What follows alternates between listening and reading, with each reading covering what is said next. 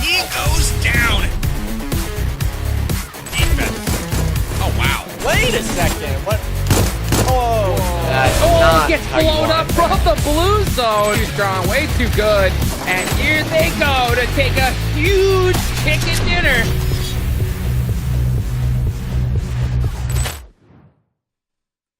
What is going on, everybody? Welcome back to the Titan Series. It is so good to be back. My name's Powerbang. I'll be your host for this weekend's festivities. And it has been some time since we've been live on air with the Titan Series and PUBG Mobile Esports. And I'm so excited to get back with the program. Let's bring on our casters for the evening. We've got none other than Enigma as well as Neptura. Both of you guys, welcome to the show. Enigma, talk to me, man. How you feeling? Oh, I'm feeling great. And, Titan Series, we're bringing it back. When the number goes up, that means we're doing something right. We're going from 4 to 5, and especially today, with it being the Challenger Finals, I'm hoping it lives up to our expectations in terms of that PUBG Mobile action everyone's here to see. Absolutely. Neptura, we just wrapped up PMSL, the qualifiers, both in, this side of the globe as well as yours. You've been casting some esports and whatnot lately. You've been checking it out. Big fan. Welcome back to the Titan Series. Talk to us about what you're looking forward to for this season. Oh, so much, PB. I've missed Titan Series so much. I'm so excited that I'm back, that we're ready to go again with Season 5. As Enigma said, it's only got to get better from here, right? Season 5 is going to be awesome. I'm super excited to see what these teams have in store. There's a lot of new names on the board, so I'm really excited to check out some new blood in this scene.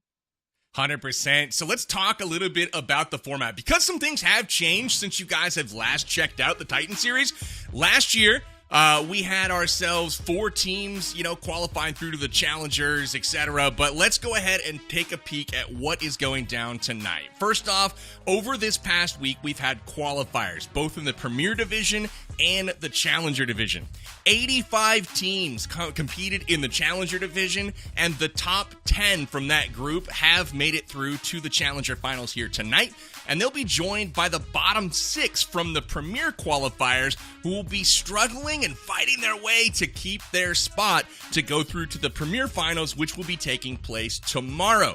Now, the top 6 from tonight's events in the Challenger Finals will be moving on, and anyone that does not make the top 6 tonight will be, unfortunately, eliminated. They'll have to try again next season, and I will say it's super important to keep in mind that tomorrow's Premier Finals, the top 10 from there, will be moving on to the PMSL Fall Qualifiers for the Americas region, which is absolutely massive. There's a way to actually qualify through now from the Titan Series to the Pro Circuit, and it's not just 1 or 2 teams like it was in past seasons, it's 10. So Titan Series has leveled up for sure. Let's talk a little bit about the scoring information here tonight. Enigma, walk us through the match points. Yeah, for the most part, it's the same as it's been for the last year and a half, 2 years now almost. You're starting with first place getting 10 points, second place gets 6, and it goes all the way down to essentially you got to be in that top 8 range still to be getting at least 1 placement point. Each elimination's worth 1 point as well. But these teams as well tonight, some of those teams are being rewarded bonus points. Challenger Finals teams, they're getting +5. We're seeing the top 1 through 10 getting some placements. So the leaderboard, some teams will have a bit of an advantage, but like we've seen in the past, it doesn't mean much to some teams. Absolutely. So coming into tonight, just a few teams here will be having some bonus points at their disposal. And again, that's to reward consistent play over the course of the qualifiers earlier on this week. But Titan Series has leveled up also in prize pool. Neptura, talk to us a little bit about this season's prizes. Well, this is just huge, isn't it? I've rarely seen an event with such a large prize pool. It's so nice to see. 20 grand is our total prize pool here for the Titan Series. First is going to get a big old $10,000. I mean, that is huge for any team, right? I mean, and it's still huge as you go down the ranking here. Second, getting 5 grand. Third, $3,000. Fourth, $1,500, and fifth, $500, which is still a lot. You're probably looking at splitting it 4 different ways. It's not all that hard to make some bank here.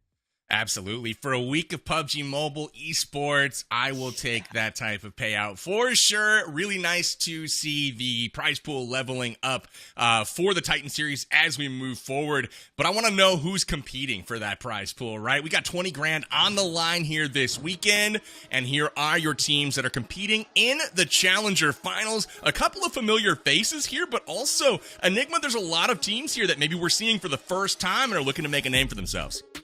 Yeah, for the most part, the big name for me has got to be 3D Max. They were actually the first place team from the Challenger qualifiers. They had a total of 127 elimination points, 183 total points themselves. But the 127, I'm stressing that a lot because they had more points than just eliminations to every team below third place. So, like, we're looking at Bullet Club, we're looking at Lotus Esports, Extreme Souls. They had more points in elims than those teams had combined. So I'm really interested in seeing how that team is going to be able to shape up against the premier teams that were relegated down here tonight. Absolutely. Neptura, is there any team here that kind of piques your interest here as one to keep an eye on over the course of tonight's games? Yeah, for sure. I got to shout out my boy from Team Fate over here. He's one of the people that has been like watching my streams and everything, and he let me know he's super nervous for tonight, but he did make it to Challenger Finals. So big shout out there, and I'm really looking forward to see how he plays. Shout out Team Fate. We'll be keeping an eye on you as the night progresses. And again, guys, we are playing 6 games tonight, and it is all about who ends up on the top of that leaderboard after those 6 games. But we're going to be starting off, again, as I mentioned before, with some bonus points. So there will be a few teams here that do have a head start into tonight's action. So the teams that were relegated down from the Premier Division qualifiers will come in with 5 points. So they've got a bit of a head start here on some teams, but those that crushed it in Challenger, we're looking at like the 3D Max, Team Raid, Golden Boys, and the like. They will start off with a bit of a head start here tonight. So again, we're starting not necessarily from 0, but I expect these bonus points to become less and less important as the games go on. There are no opportunities to gain more bonus points as we continue the games tonight, so it's all about what happens out on those battlegrounds. Enigma, walk us through the maps for tonight. Curious to see if we see a similar rotation for the maps that we will be playing versus what we've seen in previous esports events. Yeah, for the most part, we're talking it's 6 matches on the night. We are actually starting with Erangle, the tried and true map everyone likes to play, but it's actually going to be alternated a bit. We're going Erangle, Miramar, Erangle as that first 3, Sanhok being thrown right in the middle as that sort of, I guess, little goat kicker in it. We've got Miramar and Erangle, though, for that 5 and 6 slot to end the night. And for these teams, I'd like to kind of go back to that mention of the bonus point stuff is, I'd like to think that those bonus points don't matter too much, but we saw with those PMSL NA qualifiers, with last Titan series and stuff like that, when it came to those, middle ground placements where you're right on that border of qualifying to the next stage, it was really only 1 or 2 points that was separating these teams. So I'm hoping that these teams don't let those bonus points affect them tonight and that they're able to get a strong enough lead to be able to make it to that next stage of the tournament. The teams that come out and take control of their own destiny, that really come out and just crush it tonight, I don't think they're going to have anything to worry about. Again, the top 6 will be moving on. That is a good chunk of the lobby tonight. So again, anyone that comes out and really seizes their destiny, I expect to do incredibly well. But as you mentioned, it always seems to come down in the mid-tier to 1 or 2 points that separate someone from moving on, someone from going home. And that, we hope to avoid it. But again, I feel like it's almost inevitable at this point. So at that point, we'll look at the performance from the Challenger and Premier qualifiers this week and hopefully reward some of those teams that are super, super consistent. Now, Neptura, I am hearing some rumors that there may be a Coops floating around in this lobby. Somebody like real Coops, not necessarily somebody with Coops' name. So I'm hearing he's suiting up for 3D Max. And again, top team coming out of the Challenger Finals. What are you looking forward to from them coming into today? I'm looking forward to my boys 3D Max, of course, the French team. Coops is a really interesting addition, and I'm really excited to see how that works. I mean, we all know he's got a lot of power behind him. Coops is a very celebrated player for good reason. Why is there a fly? And it's really I'm looking forward to this. But I gotta say I love his name, 3D Max Carry, because he feels like he's gonna carry this team, and I want to see it live up to the name, Coops.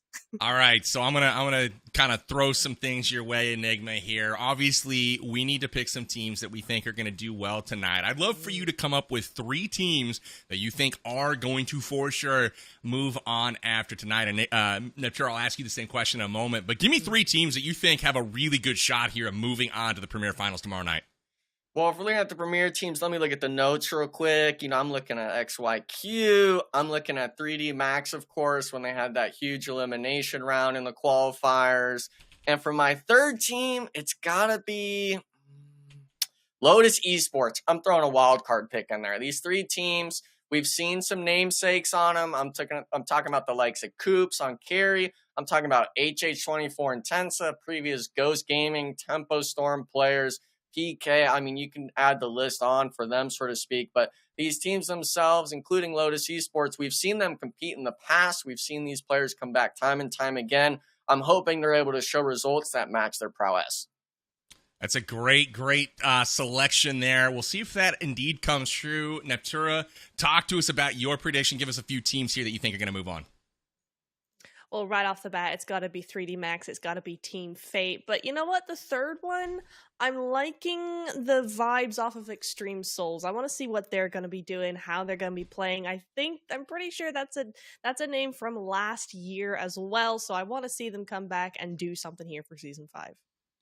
I love it. I've got a few favorites myself. Some of them you guys have already hit. So again, 3D Max, I definitely think is going to be primed to move on. XYQ, I'm liking the looks of their squad as well coming in. I like Reality to move on. Extreme Slayers to move on. The list goes on here. We'll see how. I gave you 4 more than 3, but those are teams that I think are definitely primed and well suited, both from an experience level as well as just having that firepower on the roster. And we'll see how it works out for them moving forward. Again, to recap what's going on tonight, guys, this is the Challenger Finals. The top 6 teams from tonight will be moving on to join the top 10 from Premier qualifiers. They'll all participate in the Premier Finals tomorrow night. So again, top 6 is the bar that everyone is shooting for. And today, we are getting into game number 1. Enigma, Erangle up next. Let's get your prediction for who takes this first map of the night. First game, I'm throwing them on the spot right now. XYQ's got to get the win.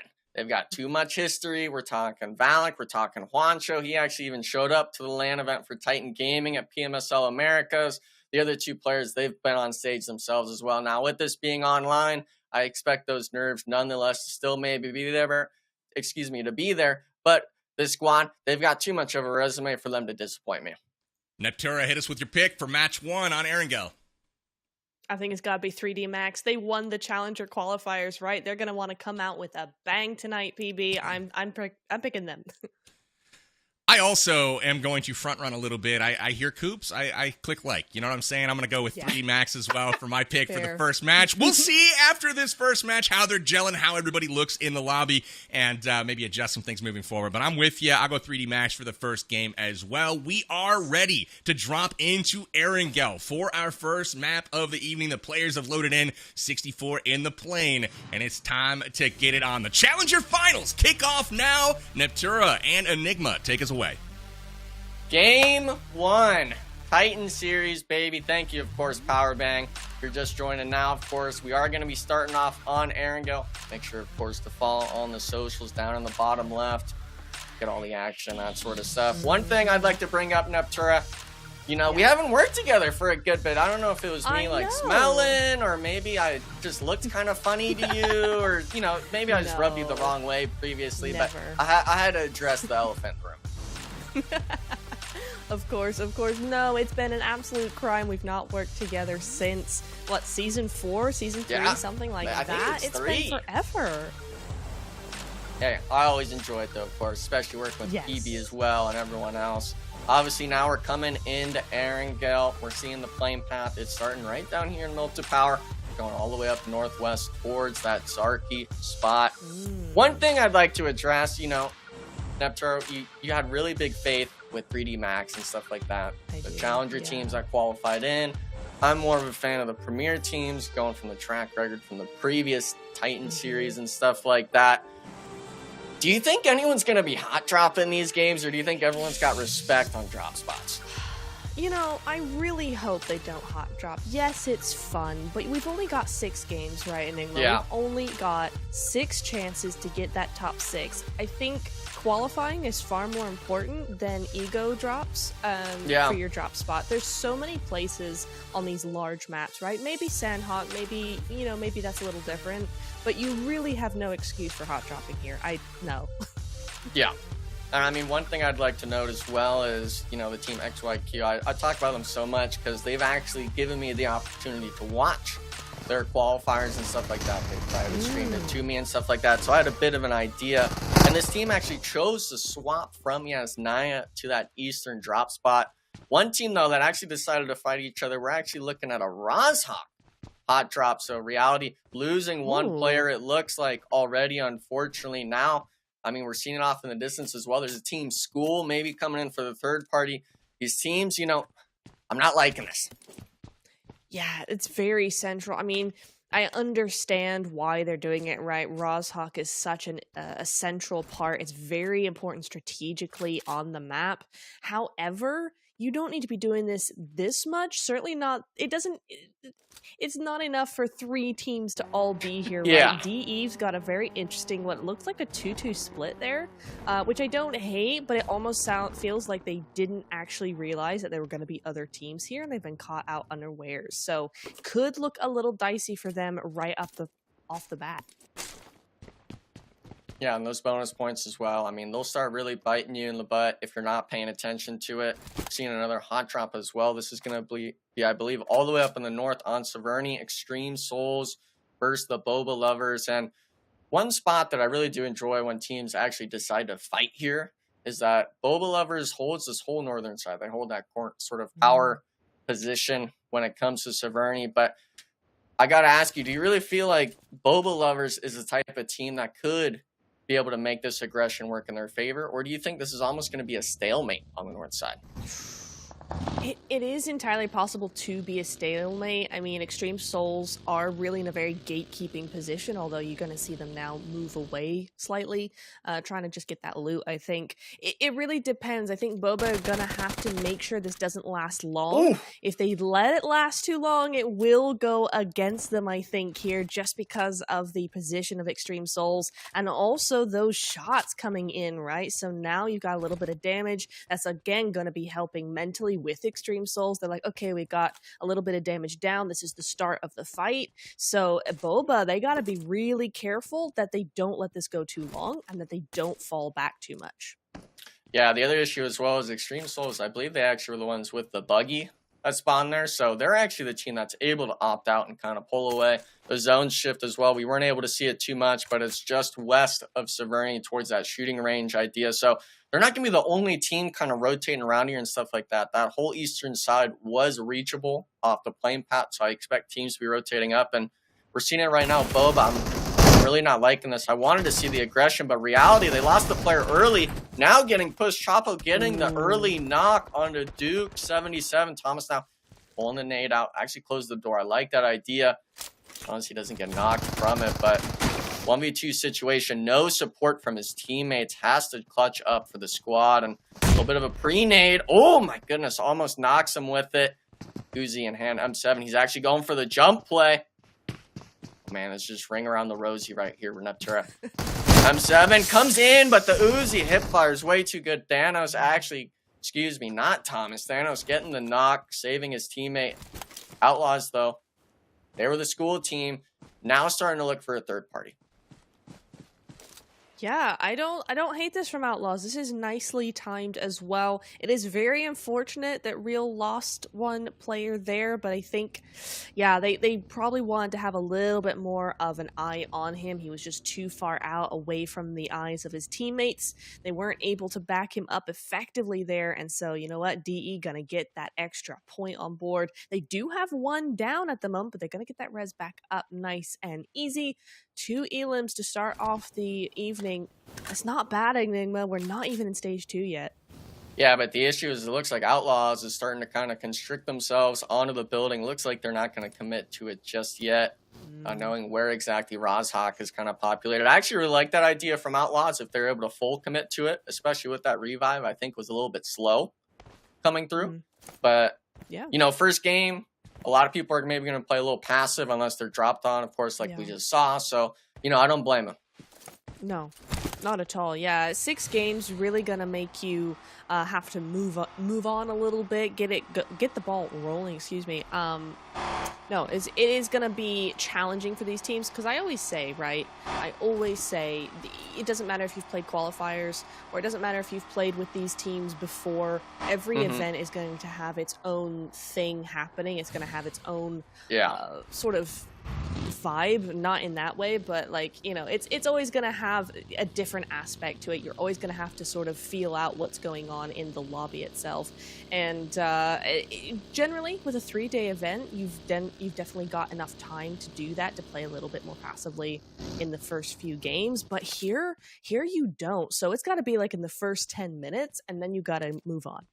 Yeah, it's got to be that first kind of Erangle match. And for the most part, even when you qualify, you know, in that top 6 range for tomorrow, you got to relearn it all over again tomorrow. And for these teams, I think that's kind of just that mentality of, you know, how battle royales are set up for the most part. You got to be able to adapt and overcome. It's never going to be the same thing twice, 4 teams and stuff like that. So that whole like concept of these teams, you know, having to do it on the spot, I think was a great note you made. I'm just hoping that we see a lot of these teams, especially these newer teams, start to show that and not let, you know, those more vested veteran teams come out and kind of, I guess, show it to them. Right, exactly. Yeah, there's a lot going on in the mental aspect here, particularly maybe in the premier teams that we have joining us here. Right, they've already not qualified for finals, for premier finals rather, in their own right. Right, they're here for a reason. They have to think about whether they can do this effectively. Right, these challenger teams definitely are all knowing each other from the qualifiers. The premier teams are the new kids in the block in that sense. So there's going to be a lot of learning in this first game. So yeah, I definitely think we are going to see a lot of mistakes, but also probably a lot of more passive play. People aren't going to take much risk here. DE, though, coming back to Rozhawk Enigma, I love this from DE. They've played this maybe slightly too slow for my personal taste, but nonetheless, they're doing it effectively. They're doing it together, and that's all you got to love.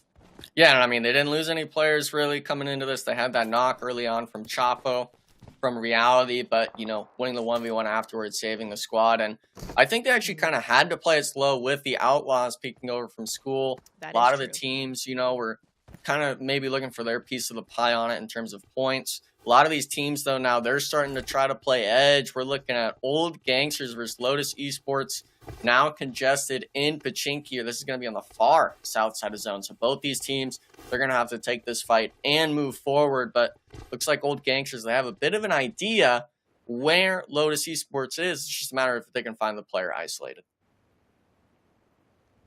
Yeah, I mean, I don't know. What do you think, Enigma? Because I'm slightly confused as to why OG would want to take this fight, because they're on the south side of the city. They can just move back, get a vehicle, and just get to zone. I don't know what your thoughts are on that. I mean, it's maybe they don't even know Lotus is here. I'd assume they do. It looks like they're trying to move as a squad. Maybe they heard a vehicle and stuff like that. But, you know, if they look up at church, we saw the player with the glowing pan, but we're going to have to put a note on that because actually XYQ on rotation, Valak getting caught out in the open. Looks like VRZ Esports contesting the same spot. This is going to be all the way on the north towards the cliff sides. I'm wondering where the rest of XYQ was at. I believe H Intensa. Yep, now they're coming in. But it's not just one team. Another squad has taken the compound. Full congestion coming around the cliffside. Oh my gosh, that thing is flaming. 1H. Oh, please don't crash it. That thing was literally 1 HP Neptura. But look at this now, XYQ. They did lose the player, but looks like they're still trying to maybe go on the aggression. No. Rotating away towards the east side. Really tragic to see. Obviously, Valak's the IGL for that squad. It's not going to mean too much. But losing a player early on, especially coming into the first game is definitely not something you want to be sitting well with. No, I mean, of all players, it probably should be the IGL if somebody has to go out first, right? Because he can now backseat as IGL. It's all good, but he can't frag from beyond. So good that he's the one. Excuse me, he's the one that went out there. But it is unfortunate. You never want to lose one on rotation like that. They have a good position though. It looks like that zone has gone up to the north side, and to be honest, this is probably a really good spot for them to hold, to keep, to just chill for a little bit. See what other teams do around them. Yeah, I believe they were the team that landed at Lipovka and stuff like that, that far eastern side. So they made the rotation early. Unfortunately, it looks like they just weren't together driving on that rotation. Because I feel like there's a world where maybe they were able to save Valak there on that pull-up just a little bit too far in terms of scouting and stuff like that. But a lot of teams are actually opting to center up around shooting range. They're not going to be playing around their edge. Unlike, when we saw in PMSL Americas and stuff like that, we saw a lot of teams opting to play that edge game, and as soon as they see that zone shift, they're forcing that 4v4 fight. So they might have the idea that they think, hey, center's going to be free in a lot of these zones. People like playing the edge. Unfortunately, teams switching it up on that finals day, maybe catching them off guard. Lotus are still here, Enigma. They are still chilling. And the thing is, it doesn't even seem like they actually have vehicles. So they're just as stuck as OG is right now. This is, I'm not sure I love this. Yeah, this is just gridlock. I don't even know what you say at this point. We're living off the grid at this point. Blue zone's starting to eat you. And for Lotus Esports, I mean, you've stayed here long enough. You might as well just start camping out, get the tents going and stuff like that, pull out the barbecue. But OG, it looks like they had an idea. Unfortunately, it looks like a one vehicle stack though. So hopefully we don't see anyone messing up the driving here. That is one of the vehicles where if you're going a little bit too fast over the edge, you might start spinning out. And I mean, unfortunately, we've seen it time and time again where the driving falls for the squad getting eliminated. And with this, I mean, they've got to cross a bridge and stuff like that to get to the north. Having just one vehicle. And I think you're oh my goodness, Lotus Esports running into the next zone. That's crazy. That's crazy. The number one rule of esports: always make sure you have a vehicle. And they broke the first rule, Enigma. Yeah, what do we do? I don't know if they landed there in Pachinki. I'd have to take a look back later on and stuff like that. But that squad, I mean, how does that happen? How are we just letting the vehicles go to waste? That is crazy. I'm unhappy with Lotus right now. That's a minus point for me. That's -1 on your record. I'm sorry. -1. Unfortunately, we can't dictate the points and stuff like that. But one thing we can see, of course, is the next zone shift going to be popping any second now. Looking at it, and it comes back to the south. Maybe a bit of a blessing for them, but those teams on the north, XYQ, we're looking at Golden Boys, VRZ Esports, Boba Lovers, they're all going to have to start moving in. And for the most part, this eastern side is my eyes turning up to on where these teams are going to go. It's just a matter of if they're going to be able to make it there coming in.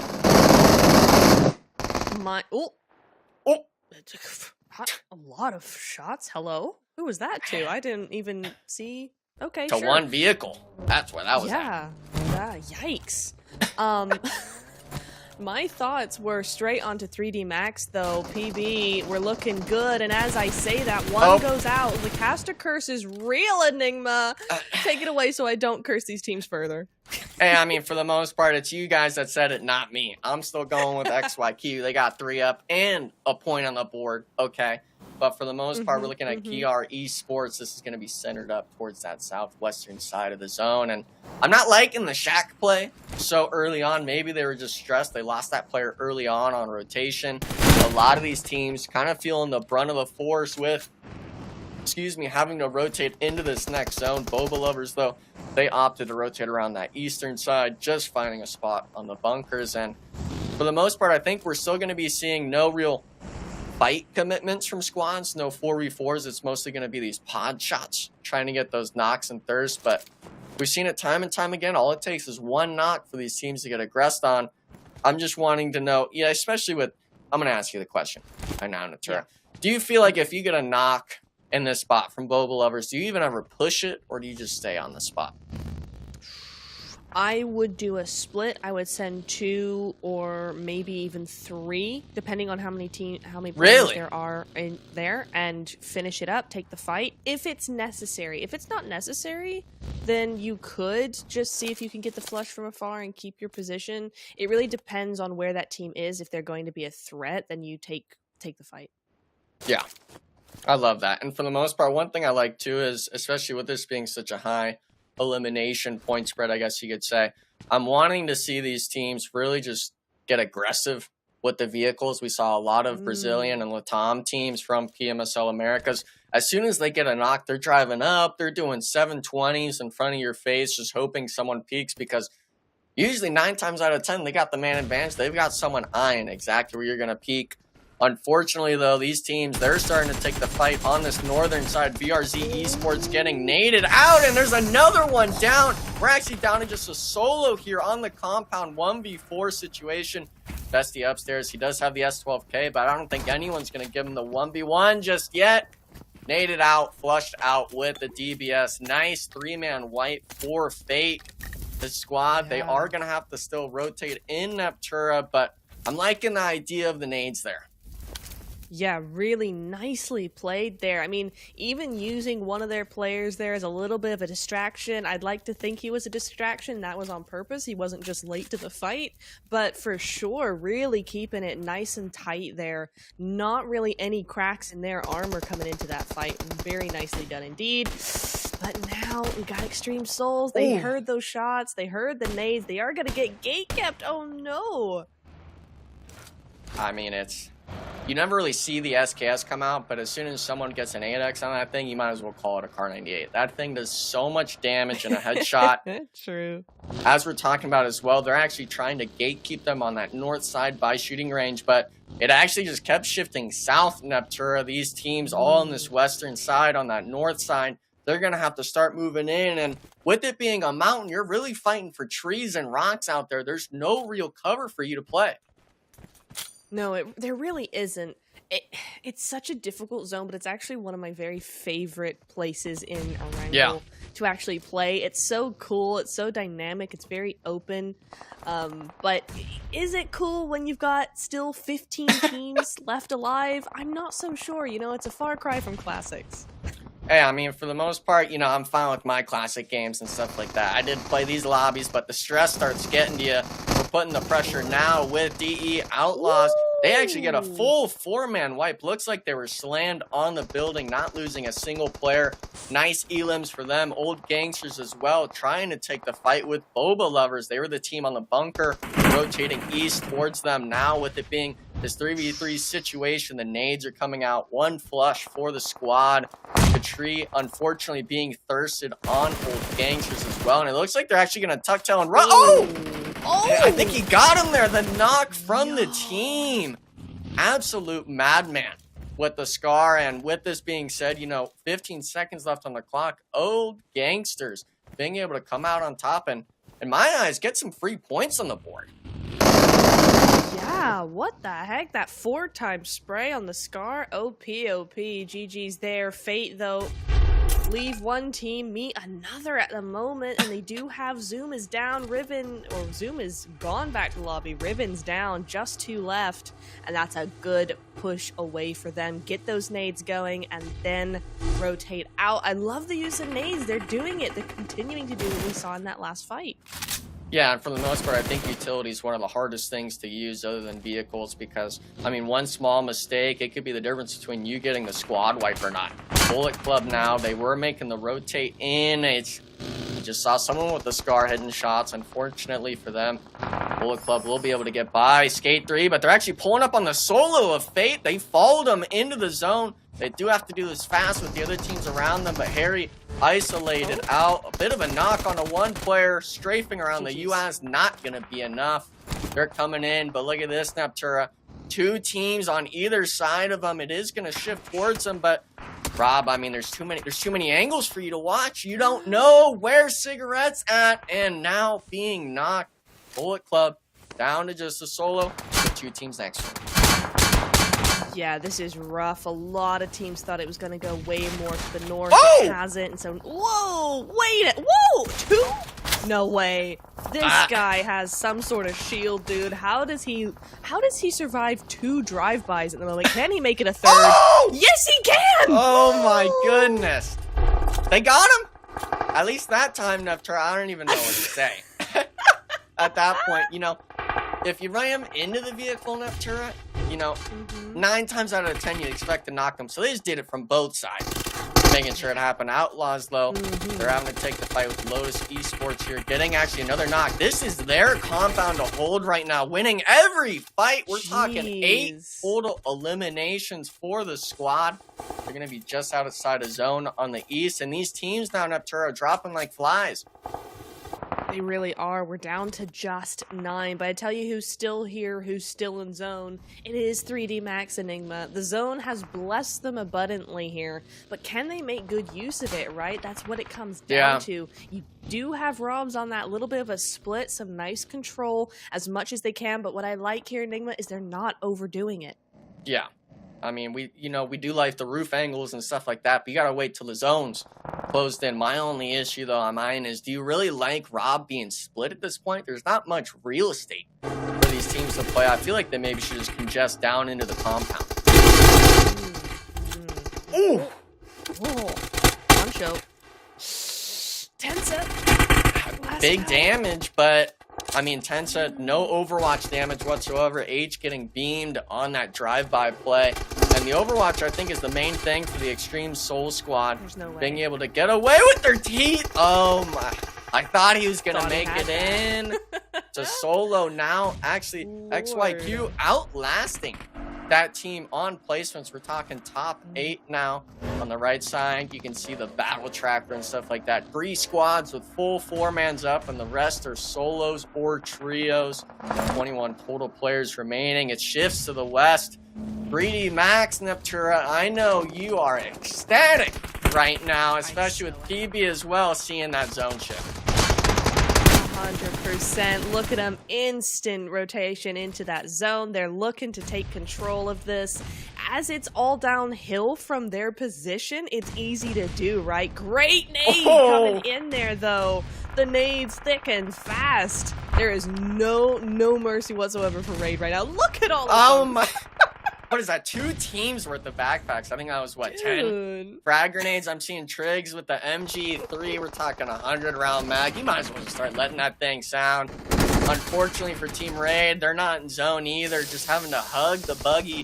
2 players left alive. Maybe they can kind of weather the storm with this, but I think they're running out of smoke, Neptura, and unfortunately for them, it's going to be TSG, one of our premier teams that were relegated down. They're wanting blood. They weren't happy with their performance in the premier qualifiers. They're making sure, starting off from game 1, that they make it into the premier finals tomorrow.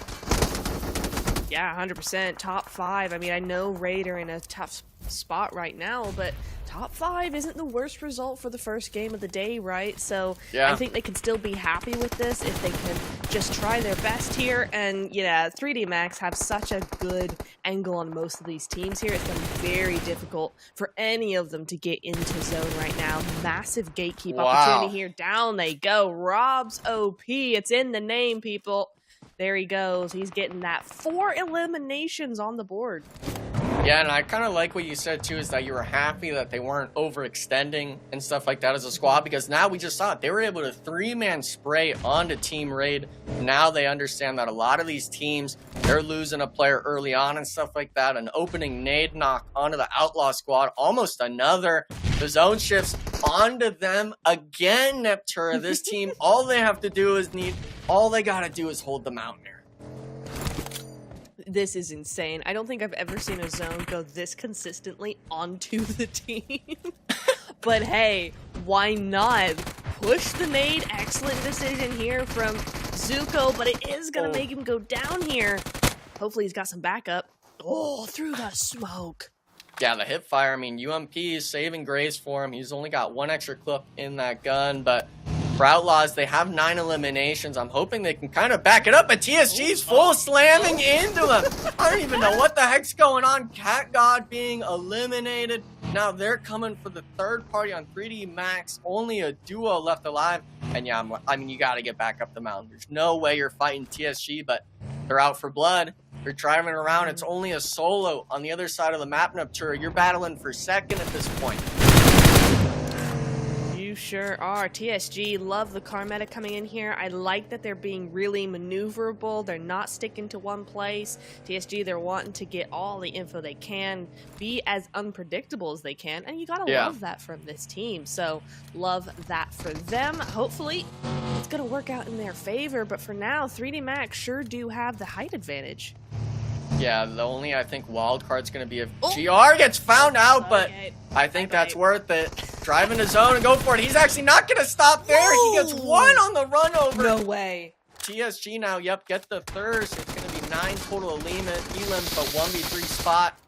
Maybe getting the second player. Nope, not enough. And here we go, Triggs with the big daddy gun. TSG winning game number 1, Neptura, with a lot of eliminations to their name.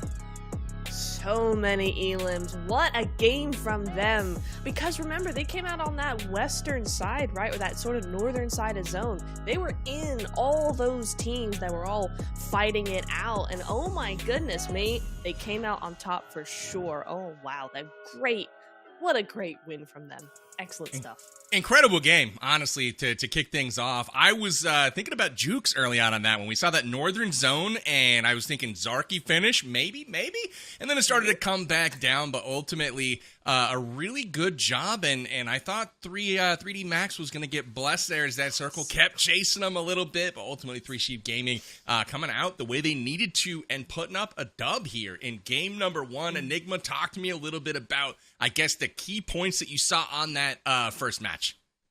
Well, the key points, I think, was just Outlaws and stuff like that having to rotate around the map. They were fighting squad after squad, the same compound. Unfortunately, though, a lot of these teams that had these hot drops and stuff like that, they lost a player early on. We're looking at Reality and stuff like that.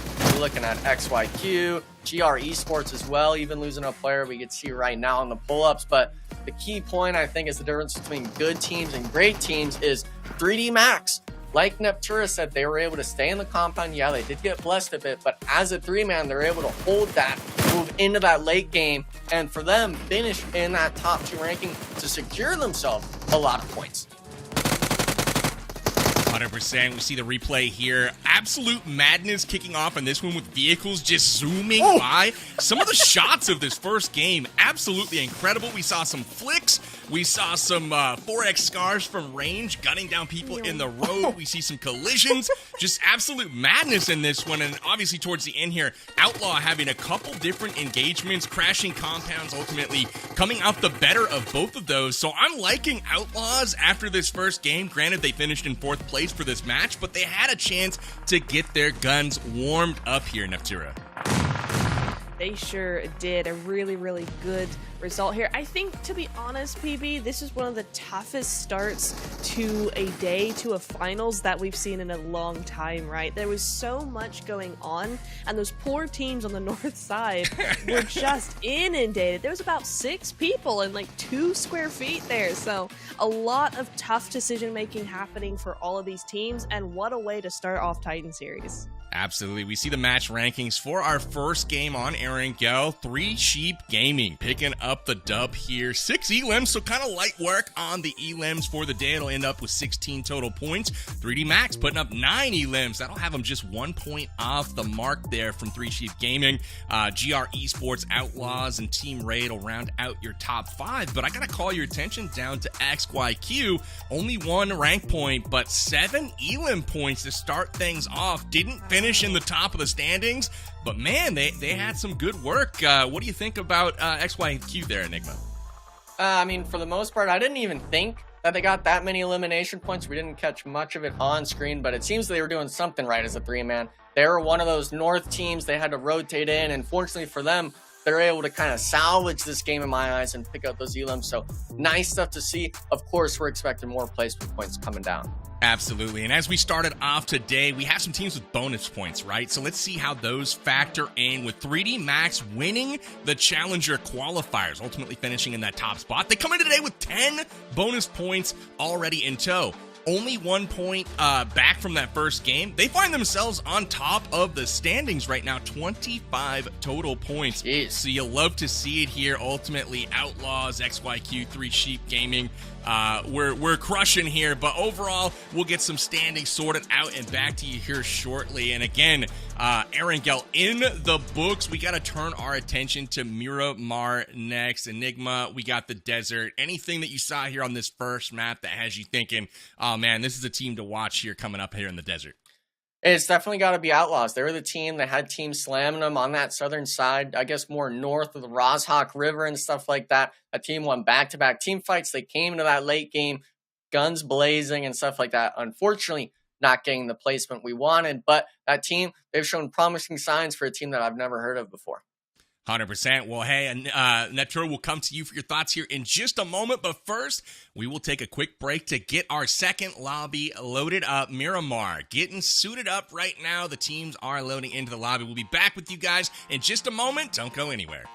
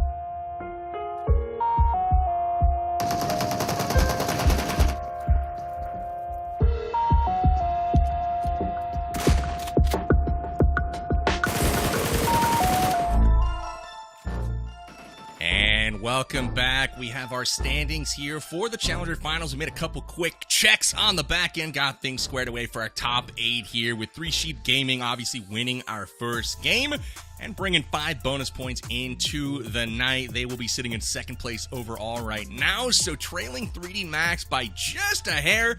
25 points, though, the mark after just one game here. And again, we'll keep an eye on our lower page here coming forward in just a second, but we are getting suited up again for Miramar in just a moment. The plane is kind of loading up right now, and I'm very, very excited to check out how this game actually rolls out. Again, the desert being always my personal favorite when it comes to esports. I love the changes in terrain. I love, whether it's compound play, big cities, or open field just battle. For me, Miramar is the pinnacle of PUBG Mobile esports. That might be a seldom held opinion, but that's mine, Enigma. What do you think of Miramar generally as a map for esports? I mean, we must have the same mind for the most part. The shirts, we're talking favorite maps of Miramar. I'm definitely on the same page as you when it comes to that. Now, I do enjoy Erangle because, it's the classic map and stuff like that. But Miramar, you really get to see people really, I guess, show that tried and true game sense knowledge, especially at that top level. PMSL, PMGC, stuff like that, PMGO even, where these teams come in. And it looks like they just absolutely start working parts of the map. We had seen, I believe, in the qualifiers for PMSL NA, I think it was NRG's old squad Nemesis taking up like half of the Miramar zone on zone 6. So if you get into these lobbies where some teams aren't pressuring you, we're seeing a lot of teams start to abuse that. And Miramar, it's a tried and true map for me now. That's my favorite. And I'm hoping that these teams coming in today really put their, game sense to the test and start popping off. Love to see it. Natura, talk to me a little bit. What do you think about Miramar? And then also, who is going to perform well based on, your evaluation of, game 1 on Erangle? Who are we looking at doing super solid here in game 2?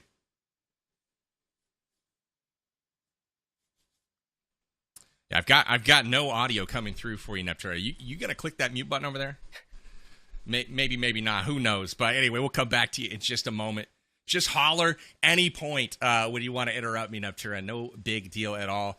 She's back. Anyway, coming to you. What are you thinking about, Miramar, and then also who is going to be coming through to kick some butt here after game number 1? I think, I'm not entirely sure. We'll see. Let's see. The mic issue has scrambled me slightly. 3D Max, I think, for me, very, very strong, and they tend to do very well on Miramar. They have a very central drop spot. If that's not changed, we could be looking at, again, a very good game from them. But, we saw some really good stuff here. I'm looking at Fate as well. They didn't put that many points on the board, but what I saw, I liked. So I'd like to see what they can do with a little bit more open space to work with, PB. I love that. And before we get into the next game, Enigma, I want to pick your brain kind of as a former pro and, understanding, the behind the scenes for some of these teams. You guys talked in game number 1. You saw the hot drop in Rozhok, and we saw Reality kind of lose a couple of players early on. And, you guys were mentioning hey, maybe we don't hot drop. That's not the move. How do these teams know, where the drop spots are for these teams, especially the unknowns, right, coming into the lobby? Some of these teams competed with a certain lobby for the Premier Challenge, or for the Premier qualifiers for 3 days. Some of these teams played in a Challenger division with a whole different set of teams. So it's how do they know who's dropping where? Is that something that they got to feel out as the night goes on? Or is there some sort of conversations happening behind the scenes where there's a handshake agreement? It's well, hey, we got Pachinki, and everybody's just cool, we respect it. I mean, if you're one of those top teams and stuff like that, I think you have that sort of handshake of respect of, we let that team take that drop spot. Back in the day, Tempo Storm took Pachinki, C9 took Novo and stuff like that. Today's day and age, it's obviously we're looking at the likes of NRG and stuff like that. Before these teams coming into today's matches, they also had a bit of time to scrim and stuff like that. So I'm hoping that these teams were able to set up the lobby, get all 16 teams in, and really kind of, I guess you could say, battle it out for these spots. Obviously, we just saw in game 1, some of those teams are still wanting to battle it out in the tournament. I'm just hoping coming into this Miramar that we don't see that, because after this, you're going to be going right back into Erangle and then Sanhok, and you're going to be leaving yourself looking at the leaderboard saying, hey, we don't have any sort of points coming into this because we decided to hot drop every game. Absolutely. I mean, you saw a couple of players get knocked off early there. I thought Reality, they lost one early, and I thought they were going to be able to turn it around, but unfortunately they just couldn't find the shots. Ended up 2 players down, and the momentum just kind of continued from there. They were one of my picks, actually, to perform well in these Challenger finals tonight, so they're going to be hoping to turn it around here in game number 2. As far as Miramar goes, Natura, what are your tips for success kind of moving forward into this next map? I think the big thing is not to be too confident in your high ground position, because on Miramar, there's always a high ground that's higher than you. It's always how it is. And so you've got to be really careful of your angles on Miramar. There's a lot of angles that can be taken. Anybody could be behind every single rock. And so you've got to be really confident that you're not getting seen if you're going to split wide. So maybe keep it a little smaller, maybe look up a little bit more, and, just play it safely a little bit more. All right, I love it. Well, hey, we are loading into the lobby still, and before we get in there, I want to do some predictions. Obviously, we had some decent ones in the first game. At least none of our picks went out first or anything like that. We got there pretty decent, 3D Max, close, but no cigars. So, Enigma, I'll come to you for an official lock-it-in prediction for our second map of the night. Who's going to take this one on Miramar? Taking the padlock out, we're going with Outlaws. They went back-to-back squad wipes. Obviously, they didn't perform well into that late game. They were eliminated kind of early in my eyes, going to that top 5 range. But the squad, they've shown the dominance in taking the fights. It's just a matter if they can keep it all the way to the end. So, Outlaws, I'm putting you on the spot. I'm locking you in.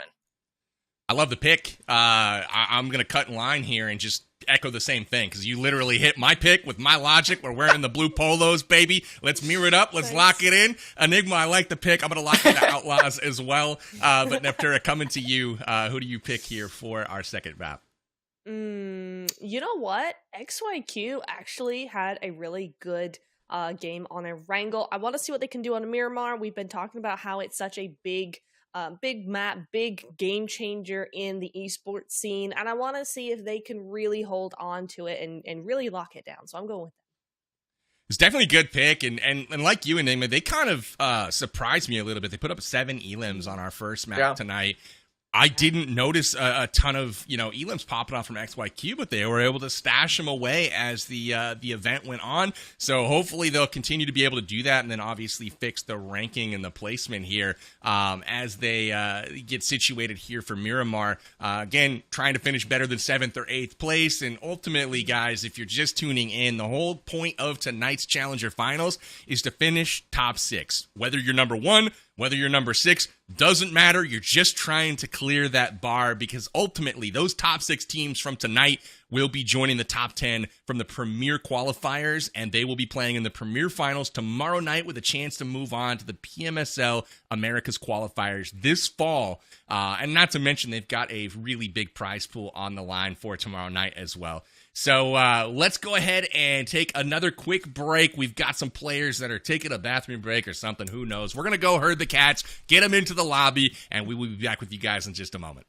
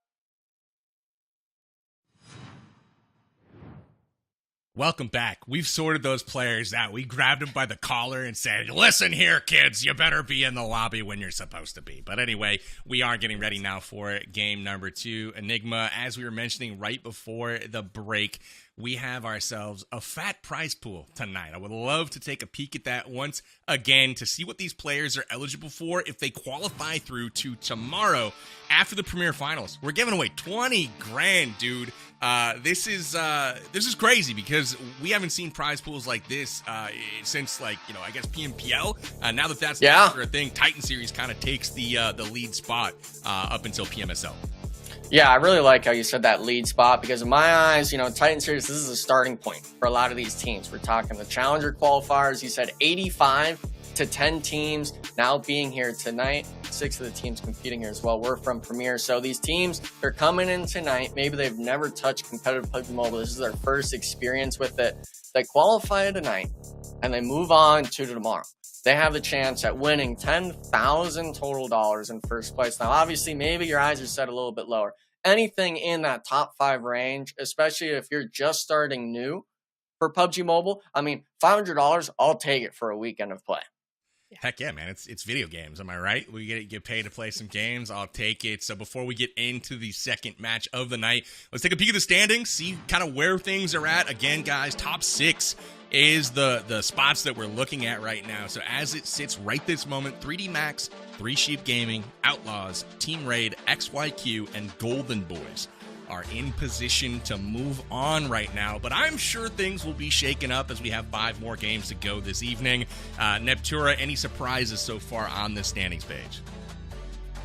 You know, not really. To be honest, I think everybody is sort of situated where they should be based on game number 1. I like what we're seeing here so far.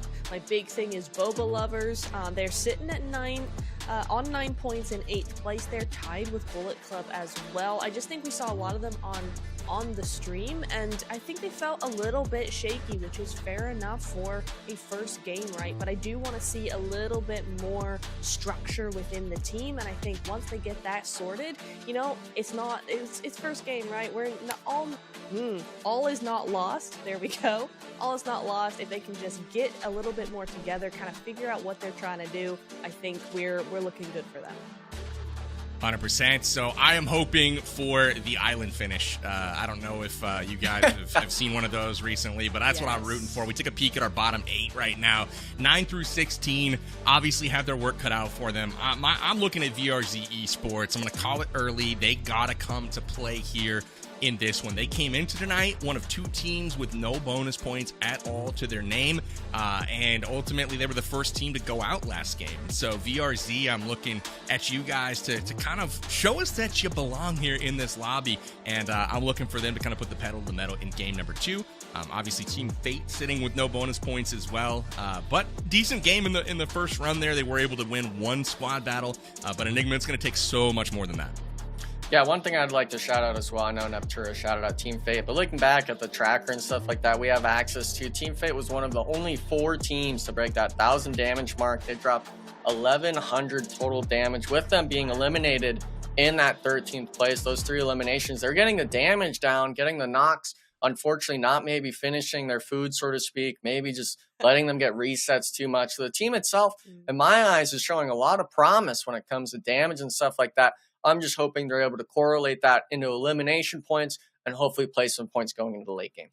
Now, was Team Fate one of the teams that was north in Severny in game number 1? Yes. Yeah, so they kind of got into that back and forth where they weren't able to get some finishes, but they did connect quite a bit, and ultimately with the zone kind of going super far north, way more north than you would usually see on Erangle, they were able to kind of hang out and just kind of chip some shots back and forth, but not able to put those elims in the column outside of that 1 squad fight that they had.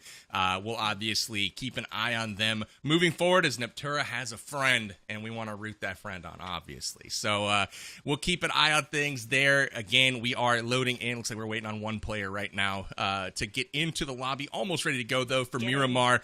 Again, map 2, and I got my eyes on anything other than Los Leones here. That, for me, is the circle I don't want to see because I feel like it's the most common. Give me something super far north, like, you know, Campo Militar. I don't know that I've ever seen a circle finish up there at Campo Militar. Enigma, have you? I think I've seen it more along like that wall on the north side towards that lake or whatever, towards the middle of the map on the north. I've seen it end on that western side, but I'm with you on it. Let's see something new. The Eastern Islands I've never seen, or actually I think I've seen it once back in like 2019. It's been way too long. I don't know if we can maybe, move the zone a little bit more to that side of the map. But in my mind, I'm hoping that we get something crazy because we see the same thing over and over. People know what they're doing. I want to see something new, and I want to see the chaos unfold because I'm casting it. I'm not having to worry about playing it, so I just love seeing all the action. If it were me, like one thing I would love to see the devs implement, PUBG Mobile, if you're listening, give us the ability to kind of call our own shots when it comes to the circle. Ooh. Like as casters, I think it would be funny to just puppeteer, like maybe every other zone, be like, we're just going to send it over here. I would love to be able to have that kind of control at my fingertips. Probably not likely that gets implemented, but man, that would be funny if we could just send it on out to the ocean and have people swim for that final zone. I don't know, one of the things that I'm seeing on Miramar quite a bit lately, at least in the Americas side of things, we saw this a lot during PMSL Americas and the Americas qualifiers, is on Miramar having that far western zone where that unplayable wall of mountains is in, and it's like half of the zone. I saw that so many times over the course of Americas and the qualifiers that I wouldn't be surprised to see it again today. I don't know if that's programmed in or if just the random chance of the zone going that way, is higher likelihood. I don't know, but we've seen that so many times, and it's such a treacherous, toxic circle. I don't know. Did you guys see that over on the European side as well, Neptura? Not so much on Europe. It's a pretty rare occurrence over on Europe, but I will say today over in the PEL regional championship that's going on today, we did have a Western block zone coming in there. So it's definitely something that happens, and I love it so much. It's so dynamic. You can't really win from there, but you get some high ground and you get some kills. So that's all we're looking for here. So I do like it. Amazing. Well, we are getting ready to go. Again, chat, thank you guys for joining us for our Challenger finals this evening. Again, the top 6 after tonight will be moving on to the Premier Finals, which takes place tomorrow night. Again, they'll be joining the top 10 from the Premier qualifiers. Typically, those are like the top tier teams in the region, but who honestly knows? It's a great opportunity for those that, feel they've got what it takes to compete at the highest level in North America. You guys can get involved by signing up for the Titan Series. It's too late for this season, obviously, but for next season, keep an eye out. Make sure you're following Titan Series GG on all social media to catch those, those notifications. But again, it's the path to pro, baby. You get involved at the challenger level. You play through the open. If you're one of the top, I believe it's the top 10 teams that are here tonight, and they're joining the bottom 6 from Premier. And if you prove it on the battlegrounds, baby, you guys can just qualify your way right on into the pros with those big prize pools and whatnot. But good news, guys. We are getting ready for our second game. The plane is gearing up. We've got the fuel in, about to head on over the battlegrounds. Any final thoughts from you, Enigma, before we take it on into the desert? Just reiterating, the team I'm looking at right now is going to be Outlaws. They got the 2 squad wipes. I'm hoping Miramar, they're able to keep that pressure going, because if it's not a fluke, I guess you could say, in the first game, you bring it into the next one in the game after that. So Outlaws, I'm looking at them. Love it, as am I. Again, I thought they were like the most polished team from a fighting perspective in that first game. We saw a couple of different squad engagements and just boom, boom, boom, boom, boom, hitting angles, taking down squads that were defending compounds even. And that's what you like to see. They coming in firing on all cylinders. We'll see if they can keep it going. And remind us one more time, was it 3D Max, Neptura, that you were going with for this next game?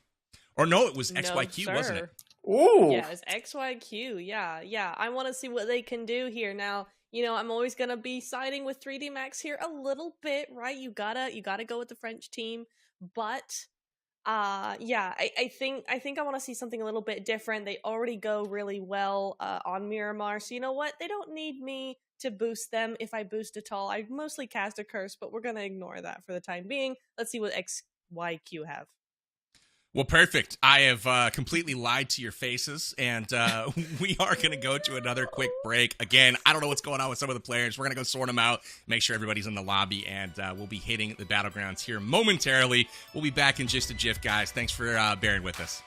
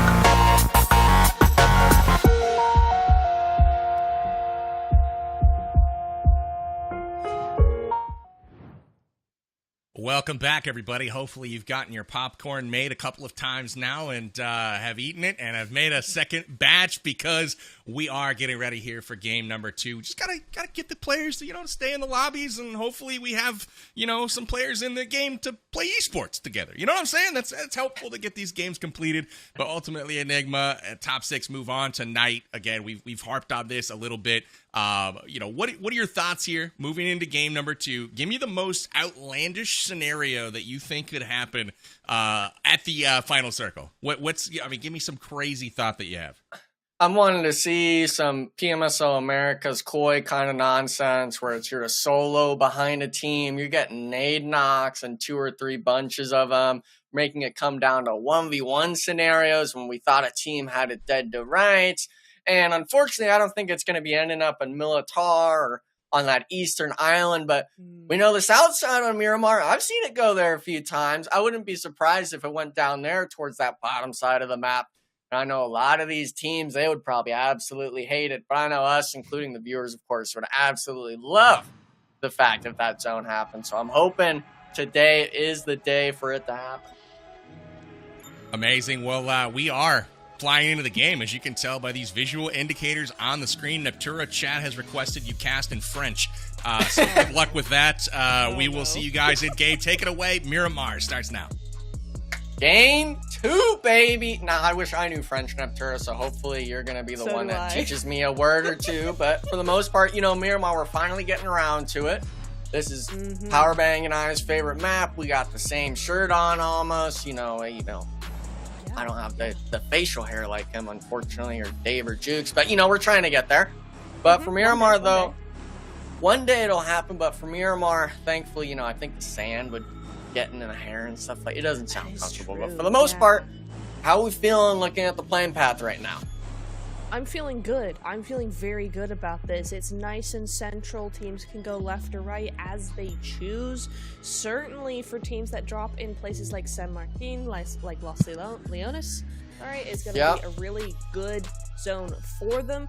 At the moment, I'm not seeing what I was worried about, Enigma, is that 3D Max may get hot dropped here, right? We had San Martin be a really central location, and over on Erangle, we saw like 3 teams go to Sanhok, also a central location there. Maybe my fears are actually going to come true here. We see a lot of teams moving in on that location, but hopefully they're all just moving to their separate places. Yeah, Miramar is one of those maps where, with it being so large and the POIs are pretty spread out, if the plane path is not in your favor, it really kind of makes you wonder where you're going to drop for vehicles.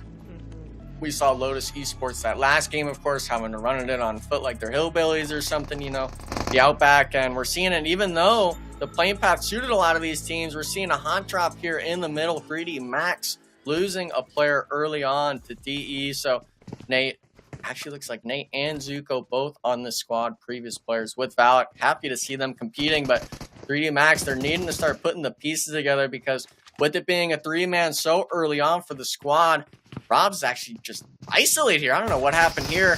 Pump shotgun coming in, but that's not the gun you're wanting in this situation for more than one knock Neptura, and I feel this is a disaster for the squad. Yeah, this is rough. I don't like this. It's what I thought might happen. It's DE again here. They came in on Rozhok. They're here on San Martin. Oh, Barabs with the shoddy. Will go down eventually, but at least he takes one with him, right? Hopefully that is the case. Zuko, nowhere near his team right now. They were definitely not expecting anything like this to happen. Otherwise, you'd see 3D be a lot more together, but right now, it's not looking good. It's just Quan. It's just Zuko left alive. No one is safe. Yeah, there must have been some sort of, miscommunication, or maybe they just didn't think anyone was going to drop with them after that first game, but every game is different. Miramar is one of those maps where people would try their skills and stuff like that against you. And if you're 3D Max, this might be a huge mental blow for your squad after that first game where you salvage it, get into that top 2 as a 3-man. Now, losing the fight off drop instantly, it's not looking good. Obviously, we're seeing some nice shots, but DE Sports, they're the team that holds that building. They're able to get that reset, and In my mind, it's just a matter of time until 3DX is just wiped off the face of the earth. Yeah, it's gonna be an interesting one for sure. 3D are too fragmented at this point, right? You can technically do a 2v4. We've seen it before. Not to rhyme or anything, but Quan on one side, and you've got, was it Nate? No, Zuko on the other. It's not gonna be in your best interest to take this fight. Maybe they're far enough away from DE here that they could actually just quietly move away and go somewhere else and, you know, try and do something else for the rest of the game. Yeah, my only issue is Quan, you know, he's on that western side. It's a straight mad dash in the open to anything, I guess, towards the west or the south. Now, obviously, Zuko here can maybe escape, but at this point, I mean, you honestly need to take this fight. I don't see them as a duo playing the late game together. As a trio, we saw they were able to do it last time, but are you really going to be wanting to do this as a two-man? You really should just be looking for these elimination points in my eyes and try to salvage some of it, because we're not in 2018, 2019 PUBG Mobile. We're in 2024, where placement points don't really matter too much. You need to be able to stay together as a squad and get your elimination points racked up, or else you're just going to be a standing duck in the water. Yeah, 100%. The good news is here that the zone has gone fairly close to San Martin here, so there's not that added pressure of a lot of mileage to go, right? So yeah, it is going to be interesting to see how they are going to maneuver out of San Martin. I think it's in their best interest to do so as soon as possible. But I think Powerbang will be happy to know, you'll be happy to know, we'll all be happy to know that the zone is not in Los Leones. We are not going to have that finish. It's all good. We got 500 meters to go, so it's safely outside the city. Yeah, I think, it's Campo a Militar. lot of those. It's in. Campo Militar. It's in. Possible. Hey, listen, I'm hoping it on that east side, but what the heck is going on? This is a drive-by shooting happening. Fate now. I don't know what the heck happened. Reality just taking a little bit of a stroll, I guess you could say, in the spotlight, but really thought that was going to be disastrous for some teams. Thankfully, no one got knocked in Neptura. A little bit of a stroll. And for the most part, I mean, if you're Harry here, I would be just clenching the phone right now, because if you're driving and you're on the back of the buggy, like, that is the worst spot next to a bike that you could be on, and a car slams into you. I'd be hating if my teammate butchered that driving. Definitely. That would be very rough indeed. The fate is in your hands, right? No play on words there. But yeah, okay. This isn't bad. They've managed to evade that first situation going on there. Team Fate, they are looking to get into that mid to center zone, which I don't hate at all. They're going to be possibly moving into this one compound. They're going to keep shop here.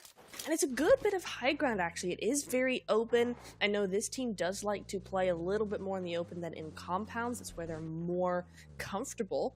But for the first bit of the game, you definitely want to get that hard cover on your belt. So good positioning from there. But Enigma, in that kill feed, we do see another player of 3D Max go on out here. It is just Zuko left. Yeah, I think that's just DE cleaning up what they started. They got the 2 knocks and the thirst. They found where Quan was at on that west side and just pieced them apart. And now it looks like they have an idea where Zuko's at. Not sure if he's going to try to play the snake angle or try to knock one on the cross here. But if DE Esports plays this right, they should be able to get the last elimination onto Zuko. Does have the 249 though, riding out in the building. And I mean, yeah, it's just a matter of time before this is just donezo. It is unfortunate.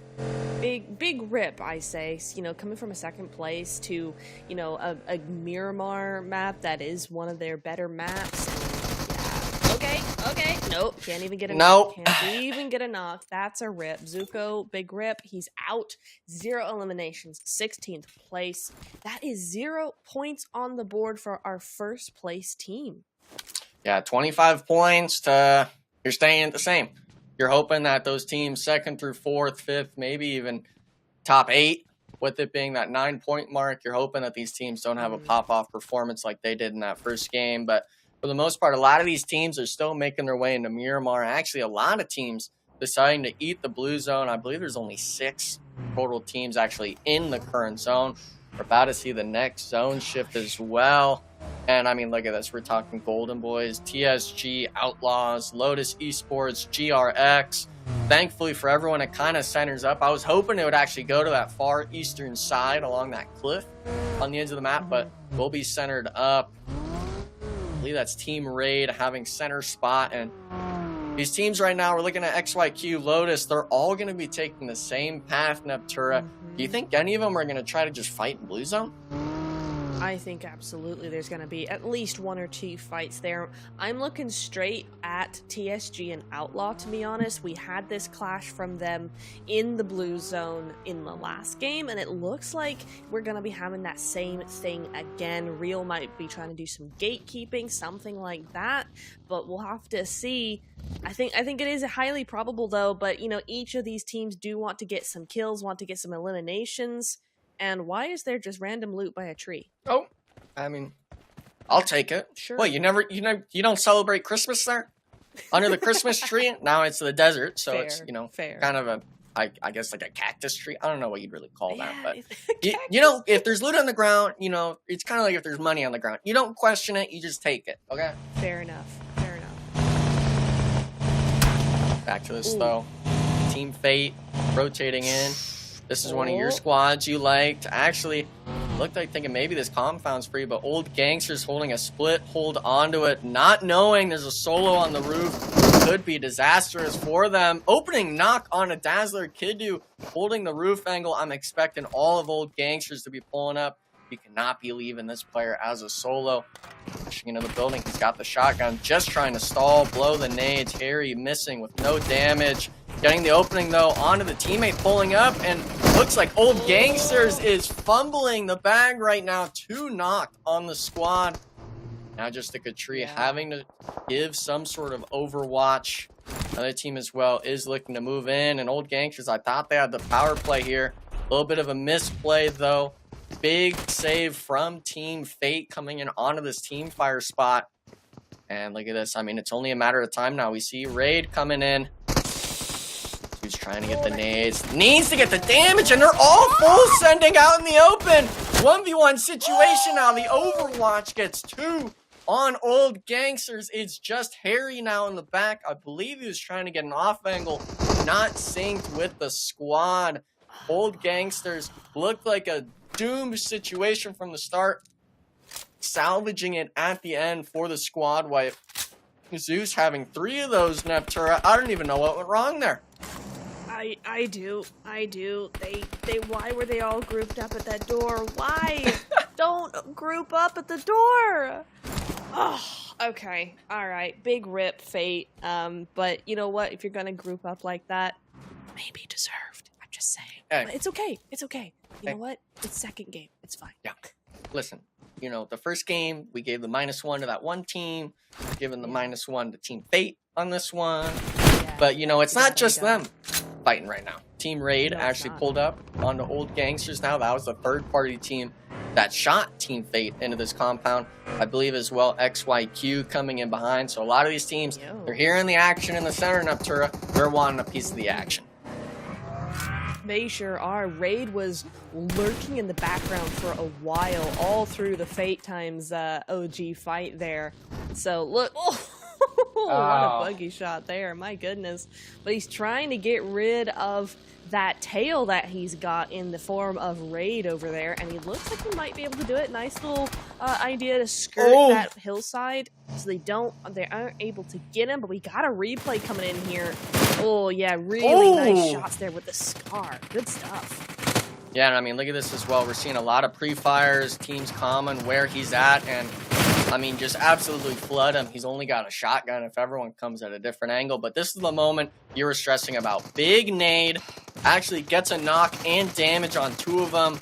Both the Overwatch and Zeus combined shooting. Harry's nowhere to be found. Great stuff from Old Gangsters salvaging it. Unfortunately for Fate, kind of fumbling it in our eyes.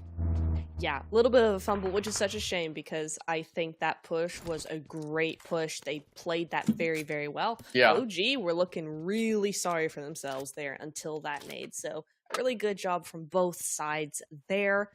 Moving on, GR Esports. Now, this is a team we haven't had too much of a chance to talk about, right? They did come in 3rd place in that last game. Nahan was that one solo out in the zone that got completely run over, but he was 3rd place. He was still in it to win it. So we should be looking a little bit more for them here. But as the zone goes hard shift, that's a massive hard shift. Where we should be really looking at BC. Remember, isn't BC one of those teams? Is it either 7th place I think they're in? Is that correct? Yeah, they're one of the border teams. Them and Boba Lovers to the south. No one in front of them. All these teams. I'm also looking at XYQ. They were one of the teams where they had only 1 placement point, but they have the zone shift to them. Lotus Esports as well. Bit of a fumble that first game in my eyes. This is a big opportunity for these teams to start securing a lot of elimination points. Unfortunately, though, I'm not liking GR's spot right now because Lotus completely surround the compound. I don't even think they're going to be able to drive out of here, and they're not even in the zone. Yeah, this is very unfortunate. It's a really good spot if the zone had gone to them, but it just hasn't. An Illusion taking full advantage of that really nice little split here from Lotus. You got somebody on that back angle. You've got Illusion right on the front line there. Great nade as well. Looking for that bounce. Isn't quite gonna get it, but it just goes to show them who's a boss, right? Lotus Esports definitely saying, oi, be very aware of us. Yeah, I think he's definitely in range to just sneak one on a good bounce over. Look at that! Re-knock and a double on Illusions with the absolute Tom Brady of a throw. The Hail Mary coming in. And now this is the time. You got to push. It's just 2 players up. And look at this. All of Lotus Esports swarming the compound. They do this as a 4-man. And I believe all of them are going to have frag grenades in the back pocket. Not even going to need it. 1v4 situation now, though.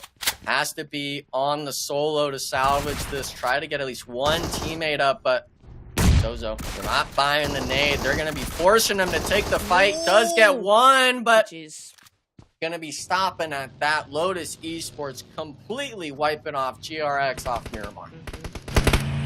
Honestly, Zozo did a great job there. Really nice nade to stop them from that push. Allows him to buy a little bit of time, get another knock. Unfortunately, couldn't make it happen on that second player, but still, really good defense there from them. Love to see it, but they do go out there. So next, we're going to be moving over to Golden Boys, another team we didn't see too much of. Oh, but this could be a big fight brewing. Enigma, TSG, XYQ, but Golden Boys are real. Oh, going to town with those vehicles. Yeah, I mean, Golden Boys, this is just not the only spot on the map that people are fighting at. That's why we're going back and forth. Golden Boys looking a little bit on the back foot, but if everyone's in a vehicle, hit the 180 and start supporting your squad. Seeing as well, though, we're back on this. XYQ. We're holding a bit of a split here. I think Quanch is just trying to show large presence onto the TSG squad. If you're going to get a knock, you know, I don't expect them really to push. We're seeing a P90 actually found, so great weapon going their way. The 3 gear, though, is kind of the main thing we always like to take note of, especially with competitive PUBG Mobile. The helmet, the armor, really plays a huge factor late game. I'm hoping that he doesn't lose it early on, but, you know, a lot of these players like to take pod shots, like pad the stats. I've never been a fan of it, so I'm hoping on Miramar we get to see this team coming into the late game. Absolutely. We are seeing more of these teams inside zone at this point. The zone does center up straight onto TSG, straight onto XYQ. BC as well. Raid on that edge side there could be very good for them. But where actually are we? We're on that big hill next to El Hazahar. So actually a really good end zone for us. Yeah, we're always a fan of the mountains, and I did like what you said pre-show, where it's, you know, people kind of get baited with high ground and stuff like that. Now, I was always a fan of Star Wars with playing the high ground and stuff like that, but good thing this isn't Star Wars. This is PUBG Mobile, and for the most part, I'm hoping that when it comes to these late game plays, if you are holding the high ground, you're sending the last 3 remaining players, 2 players if you're a trio, to start applying pressure, because if you start getting isolated out, Miramar is one of those maps where it's flat terrain coming down. You're on the complete open hillside running down some of these mountains. So I'm hoping these teams don't make that mistake. But With that being said, with it getting so small, I'm expecting a lot of these teams, instead of it being 13 teams, I'm expecting this maybe to go down to 8, maybe even 7 on the zone shift. Yeah, 100%. I think we're going to be losing a few teams fast and furiously for sure, as old gangsters are on the edge of the city here, or they're in the middle of the city, edge of zone rather. Somebody let somebody else drive. Wait, he can't. He's a solo. Oh Lord, he has to rely on himself. So far, not going well. Hey, he's got the flames on the vehicle. You gotta let him burn it out, I guess you could say. I guess. I don't know. The flames don't make him invisible, man. Hey, listen, if you don't see them, they don't see you. That's the whole mindset I had when I was playing comp and stuff like that. You just look straight at the ground and you hope for the best. One thing, though, I'd like to note is these are the two teams basically doing the best on Miramar right now. DE Esports and Lotus Esports opting to look for a fight on this western side. Both of these teams not in zone. I'm hoping that they actually rotate in, but looks like Lotus Esport will be the first to punch it into the gun. And, I mean, if both of you have 4 eliminations, I'm hoping you're not feeling too underconfident, I guess you could say. You have that prowess of, you know, we have eliminations, we can take fights. But with it being Miramar, we've seen a lot of teams struggle getting into these zones. Yeah, we have actually. I think it's been an easier time with this zone. There's a lot more paths to take. I mean, it's not very populated, right? There's not a whole lot of teams that land over here. So teams have had some respite to come in, but as the zone centers up, no one's on it again. So now you're going to be looking at TSG having to move in. You're going to be looking at XYQ trying to gatekeep them and stop that. You've got DE now moving into a very contested area.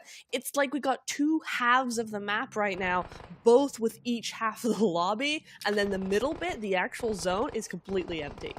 Yeah, I think maybe these people got some weird colorblind thing where the colors are switched, because the center of the zone is not supposed to be the blue zone. Everyone's treating it like it's cold turkey or something. Raid, though, I believe is the team rotating into the compound that's just barely in on that southeastern side. But one thing I'd like to know, kind of get your opinion on it, is virtually every single player on the edge instantly hopped in their vehicle coming to that next zone. Do you think it was more, you know, they're wanting to take the fight, or do you think they're just going to start sending it in for placement? Honestly, I think we're going to see an attempt at sending it, and I think probably their mentality is get to zone. If we get stopped on the way by, you know, having to take a fight, then let's do it, but let's be ready for it. Let's be on the ball, and let's get quick moving. Yeah, I mean, Katri, he's trying to make the quick move, but I think they hear it. I think he actually had knocked one early on. They have the idea.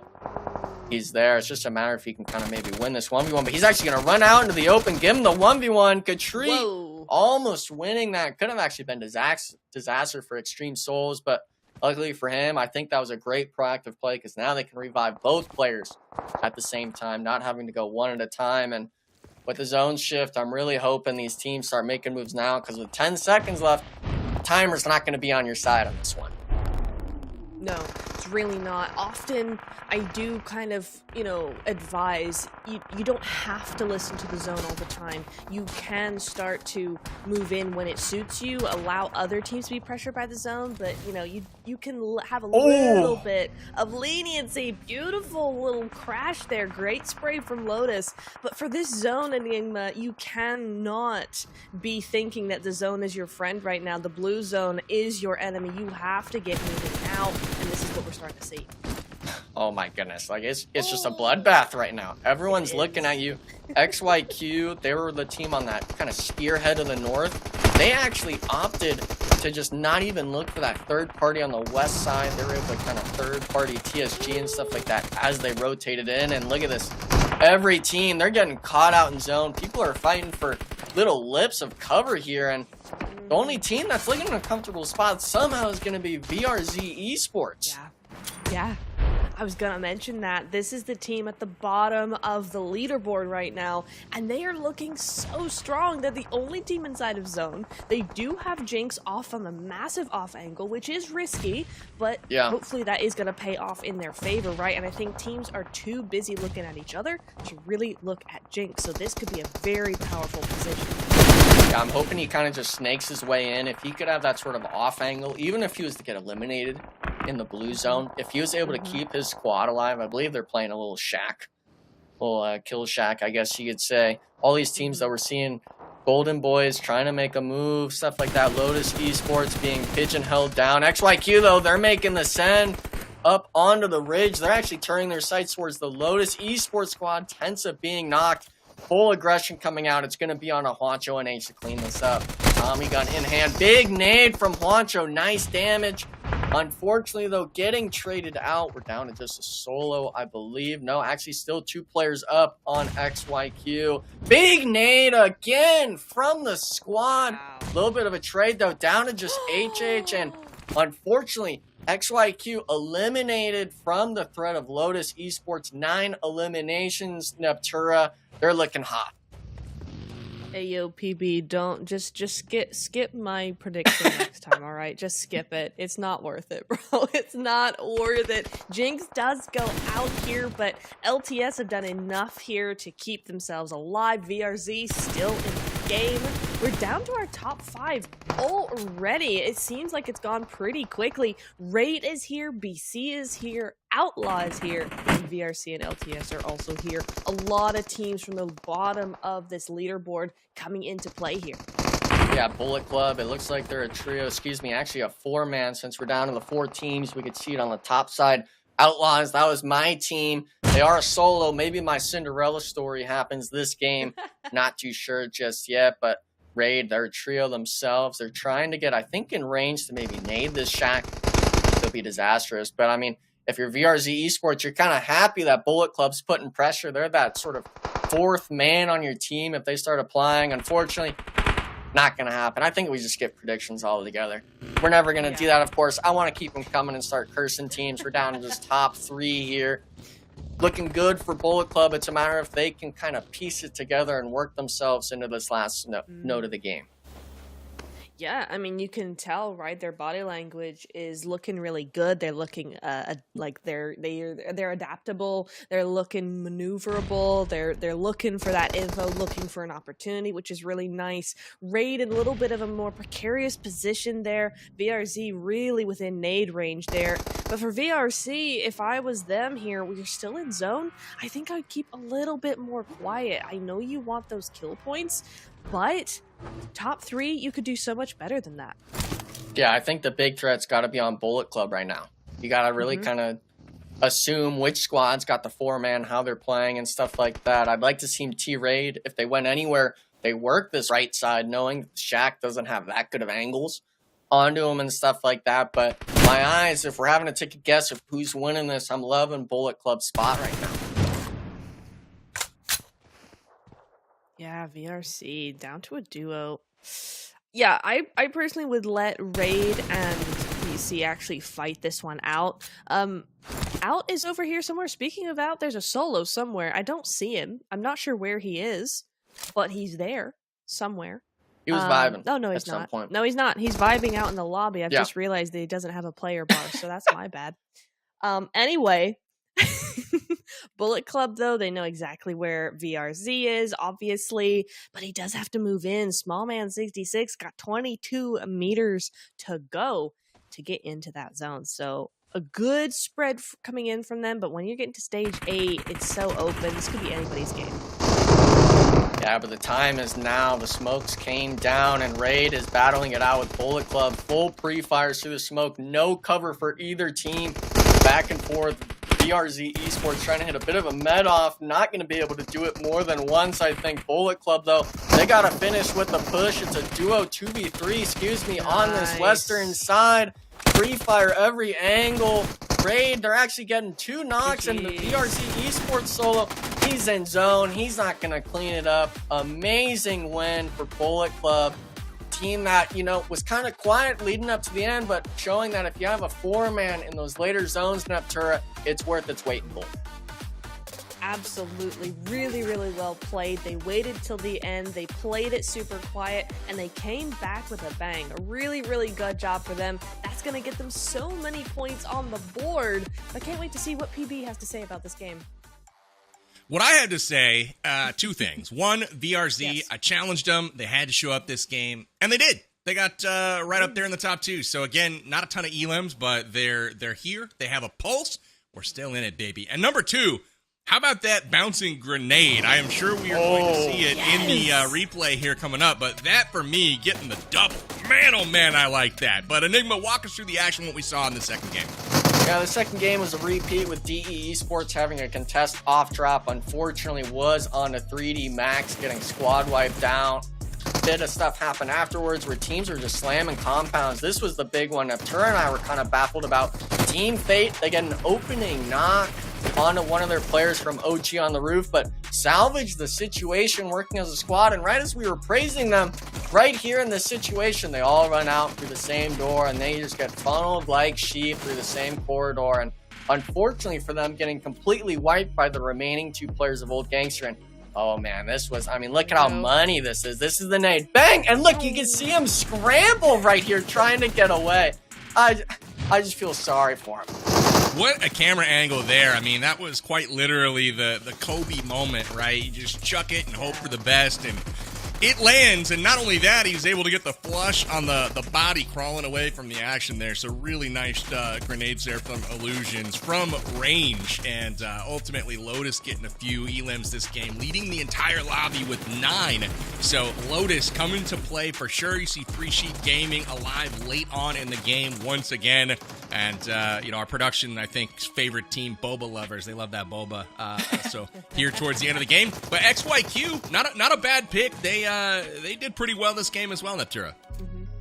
They sure did. Yeah, it was nice to see them have a little bit more of a backseat in some of these situations. Try and have a little bit of a tussle, a little show of power, but not get too involved. They were waiting for those placements to come to them. They did to a certain extent. I'm not sure by how much, though. You do see 5 points on the leaderboard.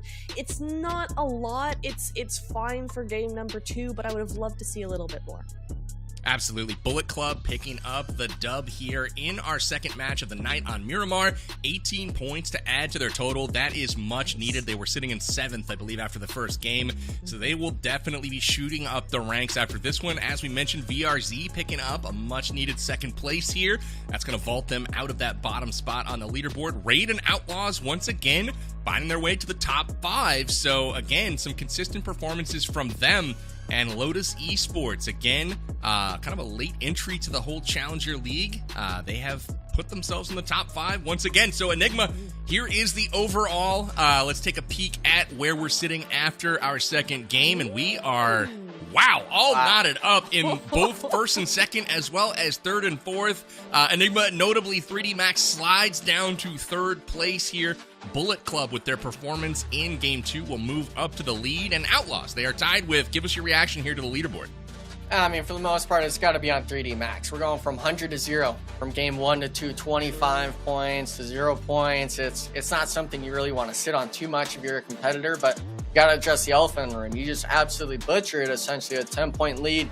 You got to come back strong into these next 4 games. I really like seeing, though, Outlaws. They performed well in 2 games in a row. The bonus points weren't really there much compared to other competitors in this top 8, but one of the teams I do like seeing up here is in that 5-6 place spot for Sheep Gaming, XYQ. Even though we haven't seen much out of them, they're getting enough elimination points to still be up in that top 8 ranking, showing that even if they have a couple bad games, they're still in a fighting chance for top 6.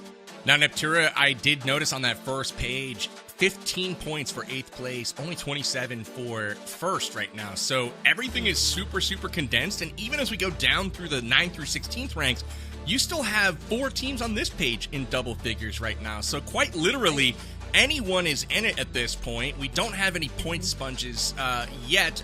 What does that kind of do for teams and their strategies moving forward in Game 3? I think it means that most of these team strategies are actually working. I would just keep your head down, keep doing what you're doing, try and aim for maybe a few more kills. I could see some of these teams starting to get a little bit more aggressive as they get used to the lobby as it's working tonight. I'm excited to see how this next Erangle comes in. It's the common map. It should be the one that they really know. Absolutely. Well, we are getting ready for our third game. Erangle is coming up next. Guys, we're going to take it to a quick break, load those players in, and we'll come back once we've got them locked and loaded. Don't go anywhere.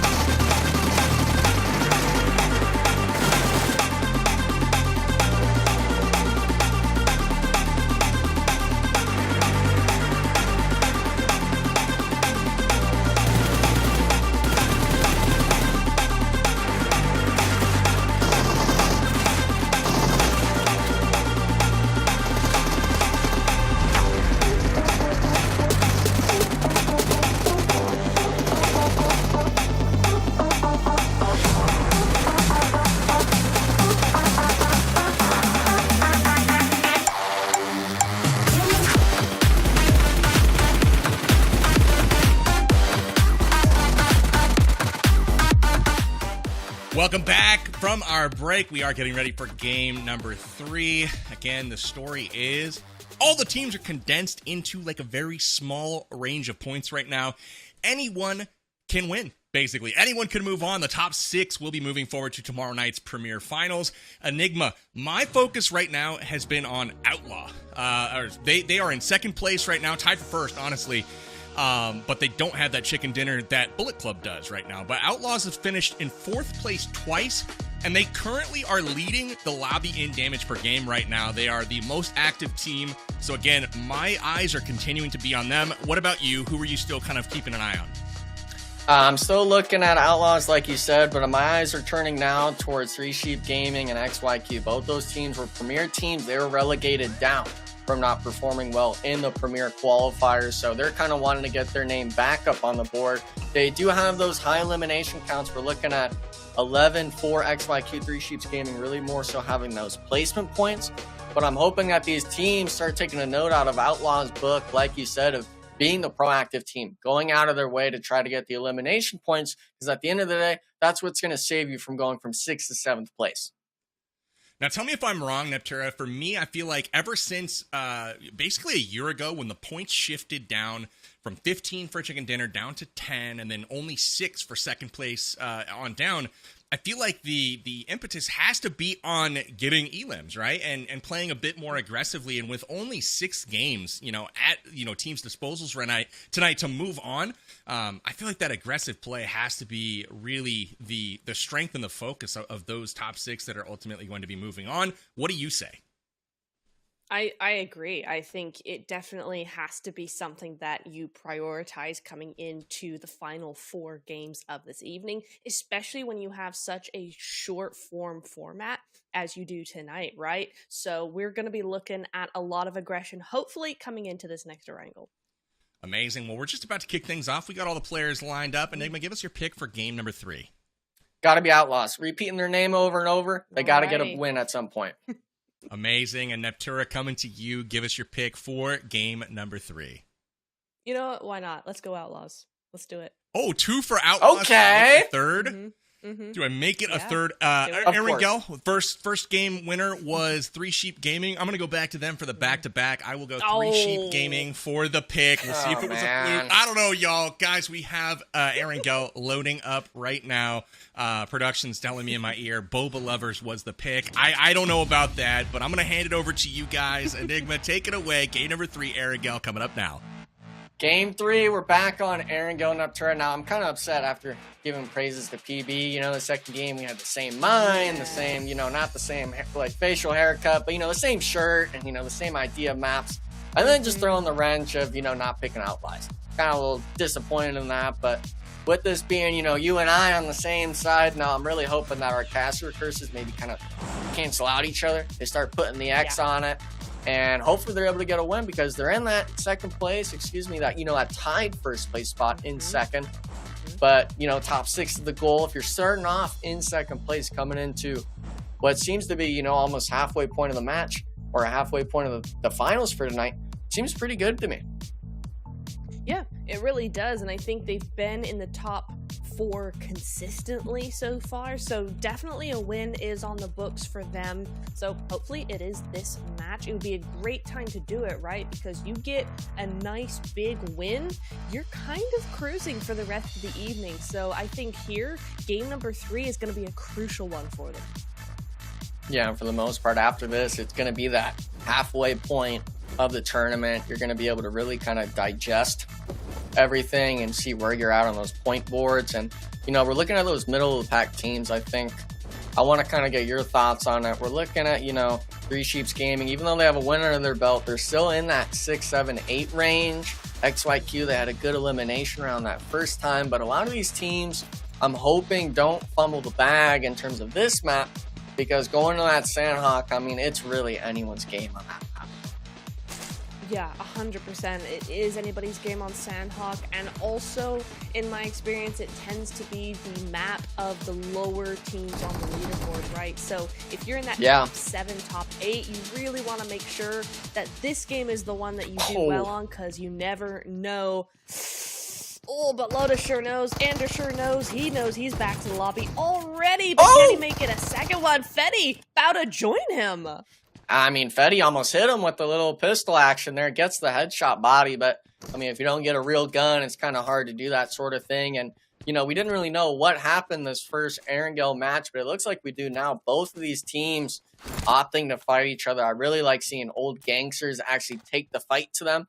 Lotus Esports, that last match had a lot of eliminations, but it's kind of a repeat of, 3D Max, where they had a good, solid game, and then the very next one, they lose the fight off drop, and oh, gee, it looks like they have a good idea where this player's at. It's a matter if they can really pinpoint the exact house, but at this point, you know, it's just a repeat of Miramar. It's only a matter of time before your whole team gets eliminated. Yeah, 100%. It is unfortunate, but it is the name of the game, you know, Enigma. You never know what's going to happen in the next game. You know, a good game in the last game doesn't matter. That's in the past. You got to be looking to that present time. And for Illusion, he did some good work for his team in the last game. Can he pull it off again? He seems to be making a retreat. I like this from Lotus that they're regrouping here, but I'm not sure that OG's going to let him. Yeah, they're never going to let him do that. Kiddu actually just opted out and wrapped into the building onto him. Now it's just 9:25. He made it across the road, but if they start kind of fishing you out, hearing the noise and stuff like that, they're going to instantly start chasing you down. And I mean, look at this. There's only so many buildings you can run through until you got to start going through the open field. And really kind of unfortunate stuff for us to see for Lotus. Yeah, 100%. Oh, waited too long. You know, there's such a thing as trigger discipline, but he disciplined too hard there. The BM! The box shooting? Okay, there's beef. We gotta get somebody on that. What's the beef? I respect it. Well, it had to have been just you drop on them and you don't fight the first game. Like, come on. We're not sharing loot. We're not holding hands. This ain't AYSO where everyone gets a ribbon. There's winners and there's losers. And OG coming out on top with the squad wipe. And, you know, we saw at the beginning, you know, this is going to be actually one of the early fights. Ander shot through the window. I actually believe he gets knife finished here. So BM already at the start. And then look at this. Fetty, he has the pistol headshot body, but not enough for it. They get the better armor and weapons. And at this point, it's just Lotus Esports hoping that OG overextends.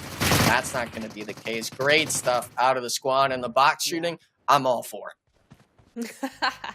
You gotta get a little bit of that beef in there, right? But Kiddu actually got 3 of those eliminations, so he's looking at a 1v3 here, starting off the game strong. So that's gotta feel good for them. They're looking to potentially get some real points on the board here for this third game. As we look to Outlaws, our picks, Enigma, they're over at school, they're over at apartments. The worst place on the map. Hate it. The worst? But Wait. No, you did not just say that. Come, you gotta give more respect. No, you gotta give more respect. I like school. I like school. Well, no one likes school, you know, in real life, but like that's true. Yeah. You really don't like this? I like school. I go to school all the time. I refuse to go to apartments because people I'm not good at CQC, okay? And I'm not good at buildings, all right? We all have our strengths and our weaknesses, and mine is those stupid hallways in apartments, all right? I die every time. Everyone's got the kryptonite, you know, Superman's got his own and that sort of thing, but, you know, luckily for Outlaws, they didn't have anyone drop with them, so, you know, I'm always fine with looting an apartment. If no one's in it, I'm not going to get ratted on, but I like this spot because it's that center spot. You don't get as much loot as Pachinki. Maybe you don't get 4 free eliminations on Lotus Esports because they're not dropping on you. The only issue in my eyes would be, you know, that sort of vehicle situation. A lot of teams maybe drop around to steal those and kind of gridlock you in. But with Outlaws being the team, it seems to me like they have a really good balance. I want to get your kind of digest of this. I feel like Outlaws has a really good idea of when to put on the gas and when to put on the brakes. They take those early engagements when they need to, and they pick up the eliminations. But then they'll also play for that late game and make sure they secure at least 4 or 5 placement points.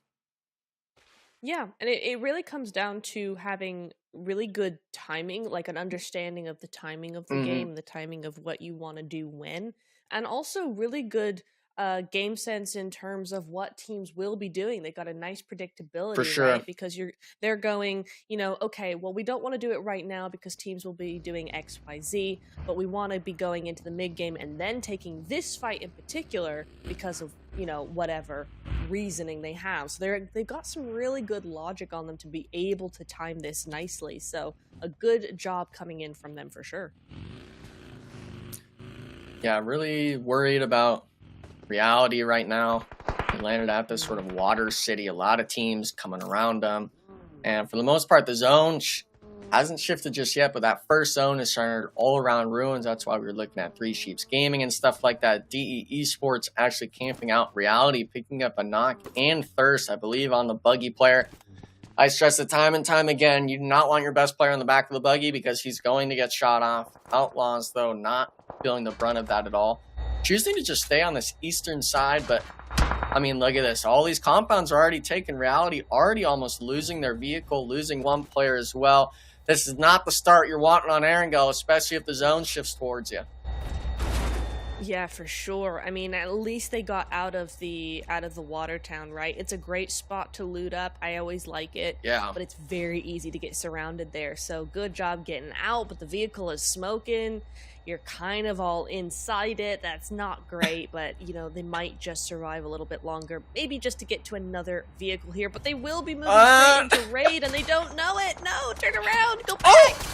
Oh no. Oh, who's driving the vehicle? Who are we calling out on that one? I mean, it doesn't matter. It doesn't matter at that point. Both of them blown up, and I mean, look at this. Solo completely away from the squad, so Reality.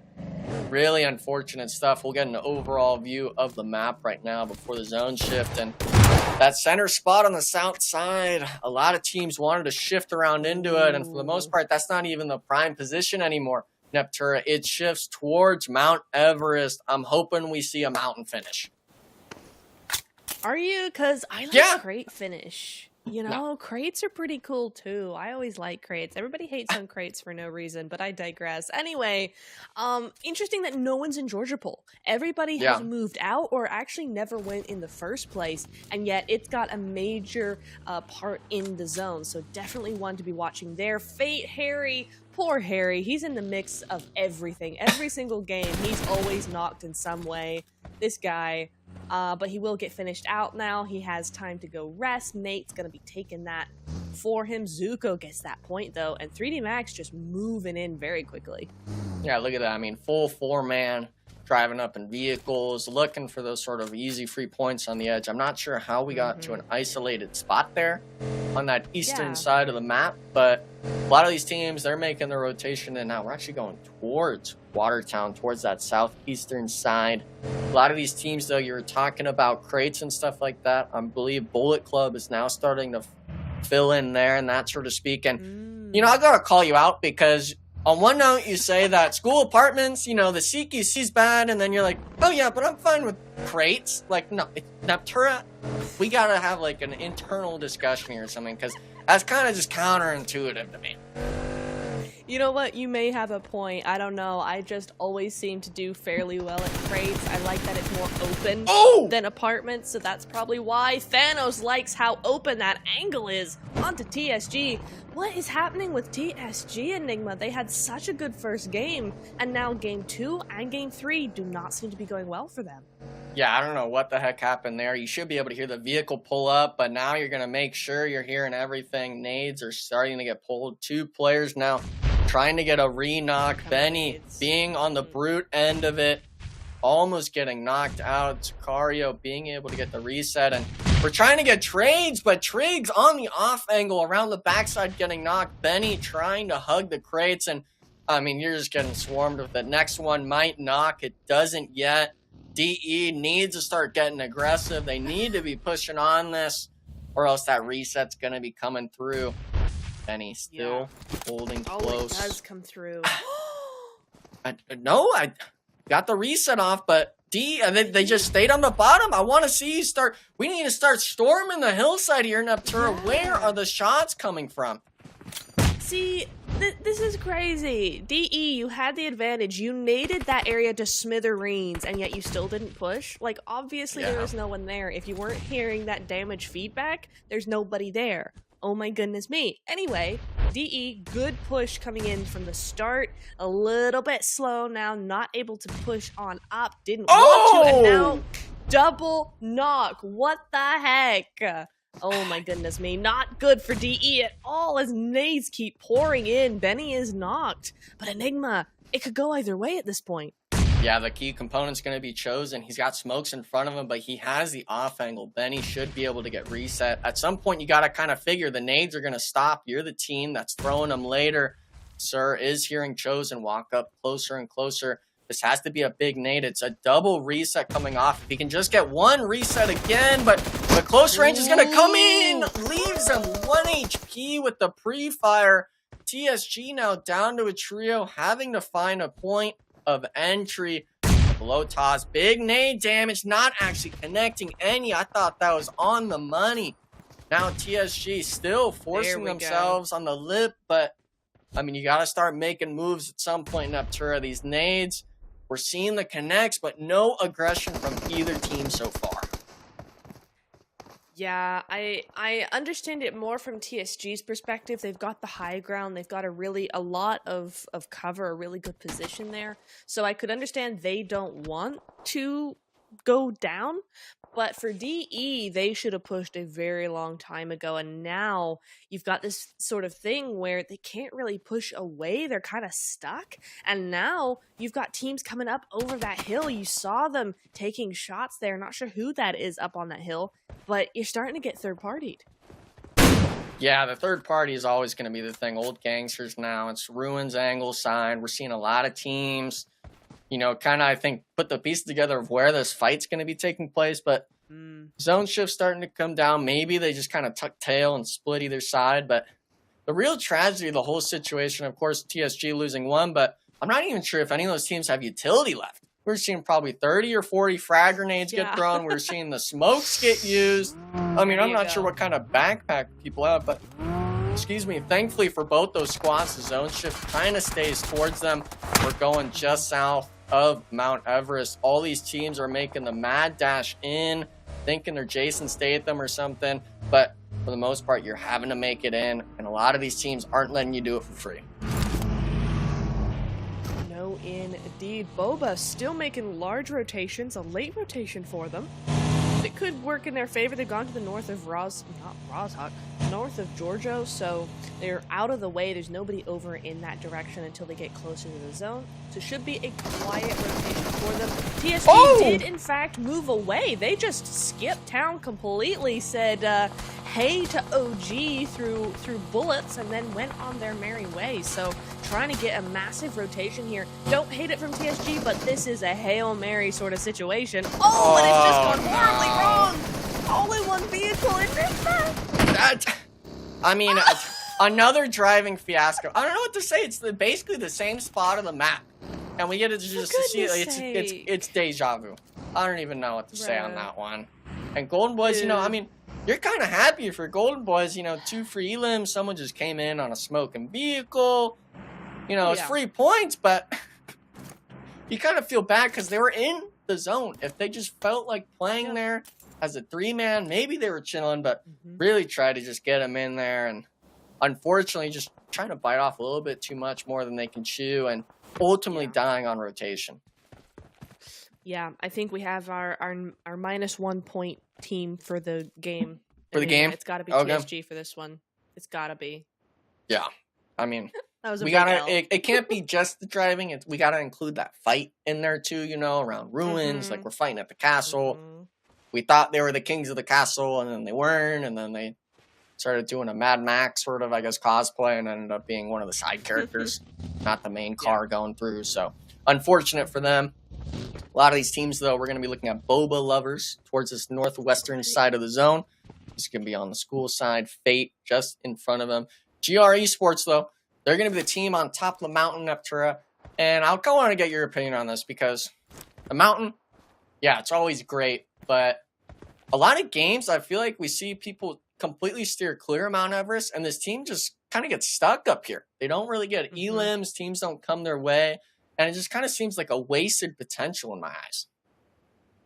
It is, but I think no one pushes it because it's notoriously very difficult to actually have a successful push on. Mhm. Once you have somebody up here, it's very difficult to get them away from it, get them out, get them back to the Yeah. lobby.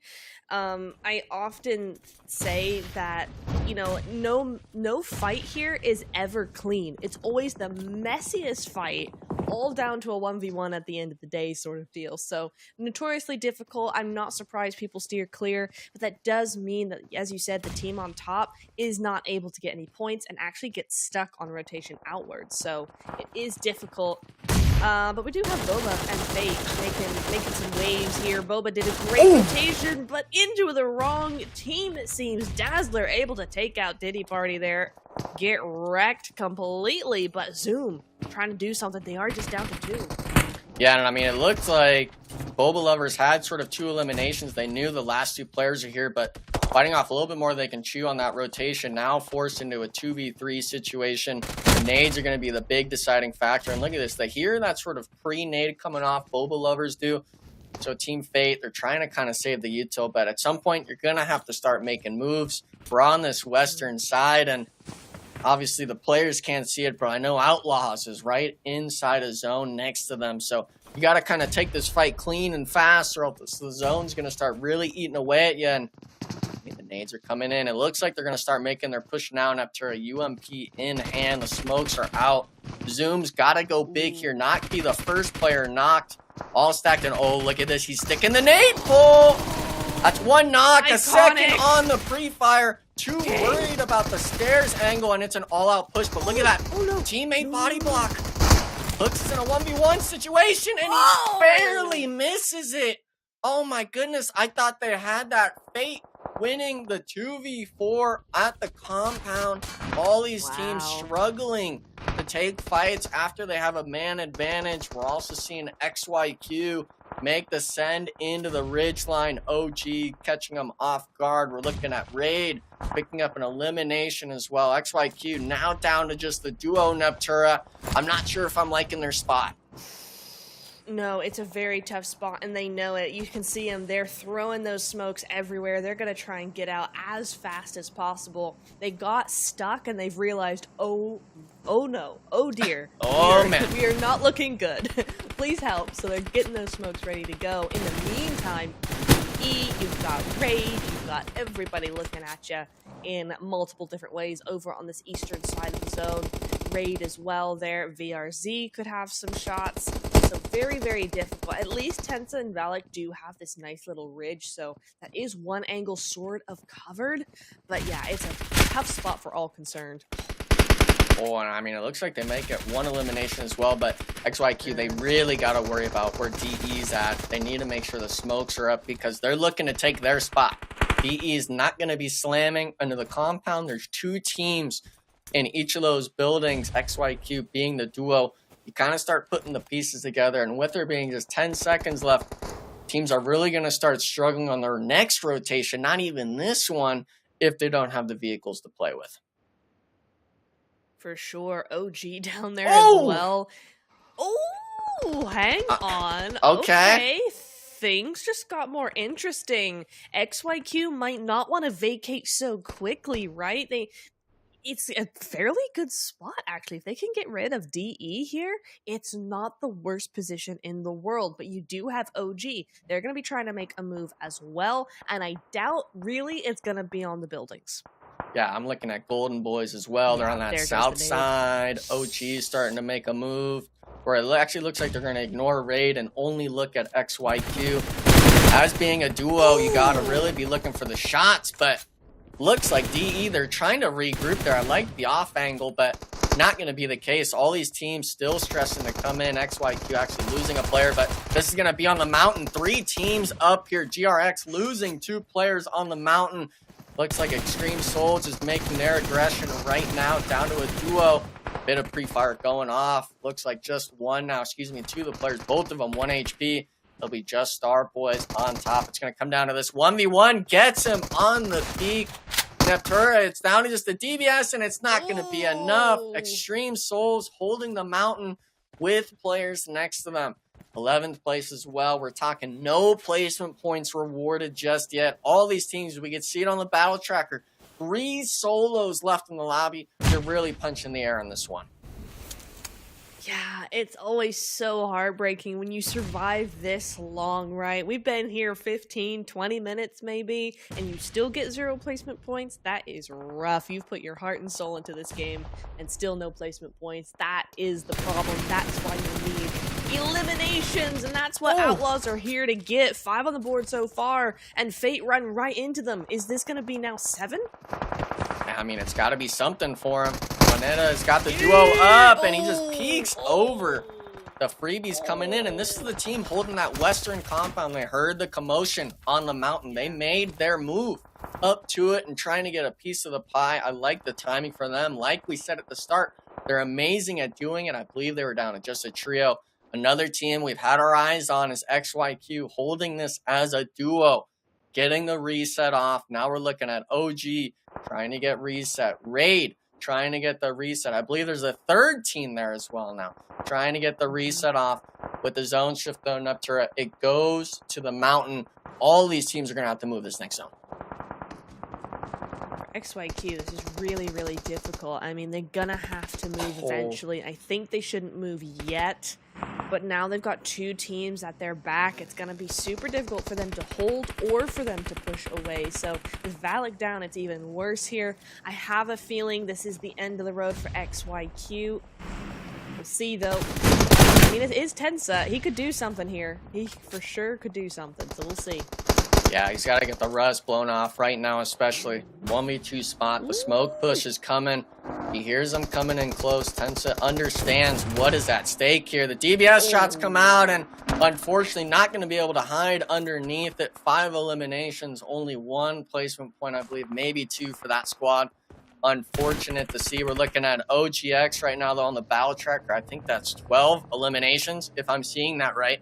Some teams having 7, 5, 4. A lot of these teams having high elimination games, but the placement's got to come with it. We're still a little bit too far down to be comfortable with it being top 6. And look at this. We're going to be looking at Golden Boys having to make the move. VR Esports in front of them, trying to hold in zone, but the blue zone, it's not going to be a mess around at this point, Neptura. They're making the send in. Someone's got to start putting shots down. They are softened up for you, and here comes the big nade. Oh, my goodness. Not connecting, but we're seeing it come down now. The scar shots, the nades, the mollies. All these players are struggling to find their spot in zone. Down to just a solo, a duo now. I don't even know how, but Golden Boys wiping VR Esports Raid as well, being eliminated in 5th, getting an extra placement point. We're down now to just the top 4 teams coming in this last zone shift. My goodness, it's all going down now, isn't it? Golden Boys up to 9 elims. This has definitely been the game of elims, right? They got all those new finals jitters out of the way in the first 2 games. We are looking very good here for these teams, and Outlaw still here, top 3 every single time. It's always a solo, but they're always here. Yeah, I don't know what happened this game, but it's a solo and a solo versus a squad. Golden Boys should be the team to win this and that sort of stuff. Moneta, I believe, is just trying to get that extra placement possibly, but they've got their eyes set on him. I don't think they're going to find that player to the east anytime soon, and oh, never mind. It's a matter of who plays chicken first with that squad. OG's stressing a bit on the rock. He's the one focused. Does get a knock, actually, onto a player. Might actually be a bit of a disaster all the way out in zone. Looks like the other solo is getting forced as well. So these players, it's a matter of time. I'm hoping the solos maybe come out on top. I'll have to wait and see. Nade pulled. Moneta, we see the angle. He's got a 1v2 it. He's got his own frag grenade as well. If he can actually get an opening knock here, Neptura, that would be huge from the solo. Now it's a trio. Big nade coming damage. And look, his teammate now, he's trying to play the hero play. He's moving close to try to save his teammate from getting knocked, but Calm, cool, and collected with the Bison. Bit of pre-fires coming out. No damage just yet, but shot in the back from the solo. I thought they were going to be holding the hands on that one. Unfortunately, not the case. Golden Boys coming out on top with the winner chicken dinner for map number 3. Ayo, that stab in the back from that other player there, that was not mean, cool. But Golden Boys, yeah, not cool, but Golden Boys, big GG's going over to them. An excellent game in what was a very difficult zone.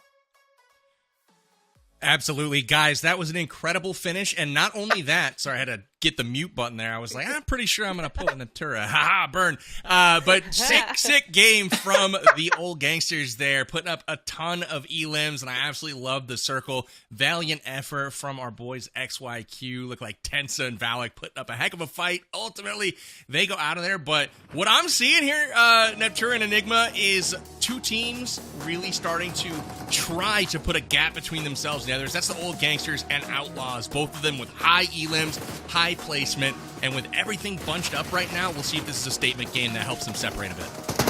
Yeah, the separation's going to be key, and for the most part, these teams, they really got to start separating now. You don't want Sanhok being that deciding factor for you.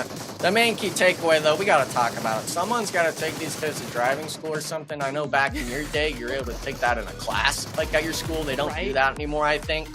So these people really need to start taking a lesson out of the book as well. The other elephant in the room has got to be, I don't know what's going on with these 4v2 pushes, but a lot of these teams are bushing it, PB, and I'm just wishing they didn't, because it's so free.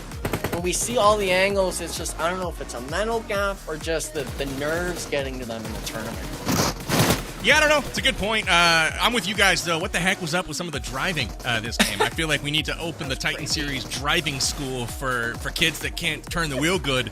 Unfortunately, we had some mishaps for sure. It led to some people getting eliminated early, some teams going out quickly.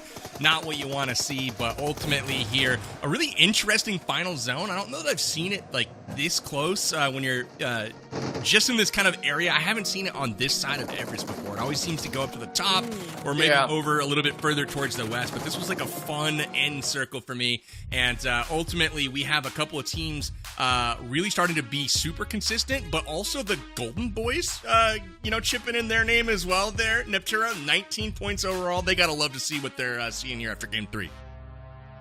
100%. This is an excellent game, and it goes back to what I was talking about at the beginning of the match, right? You've got Sanhok coming up. Historically, that is a map where the lower teams on the leaderboard tend to win. So if you're in that top 8, if you're in the first half of the leaderboard, you need to make sure that this game is what counts, because you never know what's happening over on Sanhok.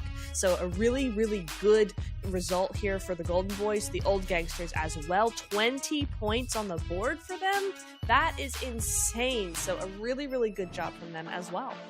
Absolutely. And one of the things I want to point out here as we take a peek at our overall standings, the logo similarities between Golden Boys and Bullet Club really throwing me off here. When I try to do a quick glance at, who's doing what, I keep thinking I think I've seen them before. And I'm like, no, that was really Golden Boys' first chance kind of doing something really great. Ultimately propels them all the way up to 3rd place here in the overall. But Outlaws starting to stake their claim as the top dogs in the lobby. 22 elims so far to credit to them, and they're in first place right now with 40 points, Enigma. Yeah, I mean, for the most part, it was just those top 3 teams that last game, 13, 19, and 20 total points off that match alone. Now, obviously, Outlaws has the most eliminations in the lobby, but Old Gangsters having the second most, 14 of them were from that last game. They actually had 2,400 total damage as a squad, so even though they finished in that second, 3rd place range, they weren't the winner of that last match. They still had more than enough points for them to be comfortable with it. I'm looking at the rest of these people like XYQ and stuff, struggling on the placement points, and this bottom 9, we're needing to see a bit more signs of life out of them, especially from Three Sheeps Gaming. You have a win under your belt, but you're not even in the top 8. one of the teams to suffer from some driving mishaps perhaps this last game. They find themselves in 9th place right now. Again, we saw the cutoff right now for the top 6 being at 27 points overall, and I feel like one of the top stories is our top finisher in Challenger so far was 3D Max, and they've gone from 1st place now slipping all the way to 6th, and they are the team holding the line right now at that cutoff for who will advance to tomorrow's Premier Finals. But it looks like 3D Max is tied with Bullet Club, 27 points overall. What does 3D Max have to do, Neptura, to get back on track? Again, 2 games in a row, they've gone out 1st or 2nd, and you know they got to be trying to avoid that as we head to our next map.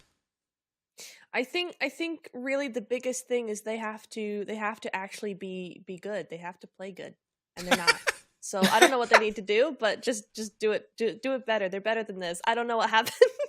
I don't know. They're like one-hit wonders tonight. I don't get it. Dang! Just you See if they can bring it back. God. Oh my gosh. Hey, what do they got to do? Well, they got to be good. Am I right? Well, we'll see if they're going to be good in game number 4. We're queuing that lobby up right now. We're going to take a quick break, and when we come back, we'll be heading to Sanhok.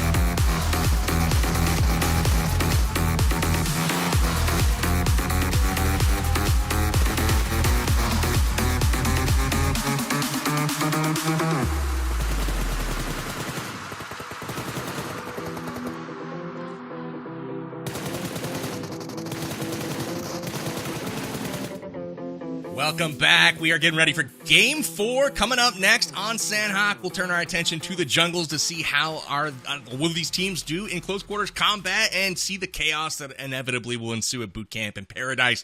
Obviously, we've had some standout teams so far tonight. Enigma, for me, it's been Outlaws. They have come in with a fourth, and a third, dropping 9, 5, and 8 elims respectively. For me, that is how it's done. You go out, you get those elims, you add that to the total, obviously, at the end of the day. It's got them comfortably in first place right now with 40 points overall.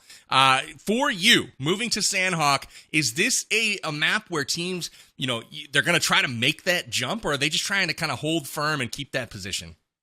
I think it's one of those things where you got to make the jump, especially if we're looking at that bottom 8 of the leaderboard. We're talking, we're looking at maybe 13, 15 points. We're seeing teams drop 19 or 20 total points if they get into that top 2, like we saw last game. But with the teams at the bottom side of the leaderboard, you're really needing to start getting the motor going at some point. You're having that point gap already, at least a game back.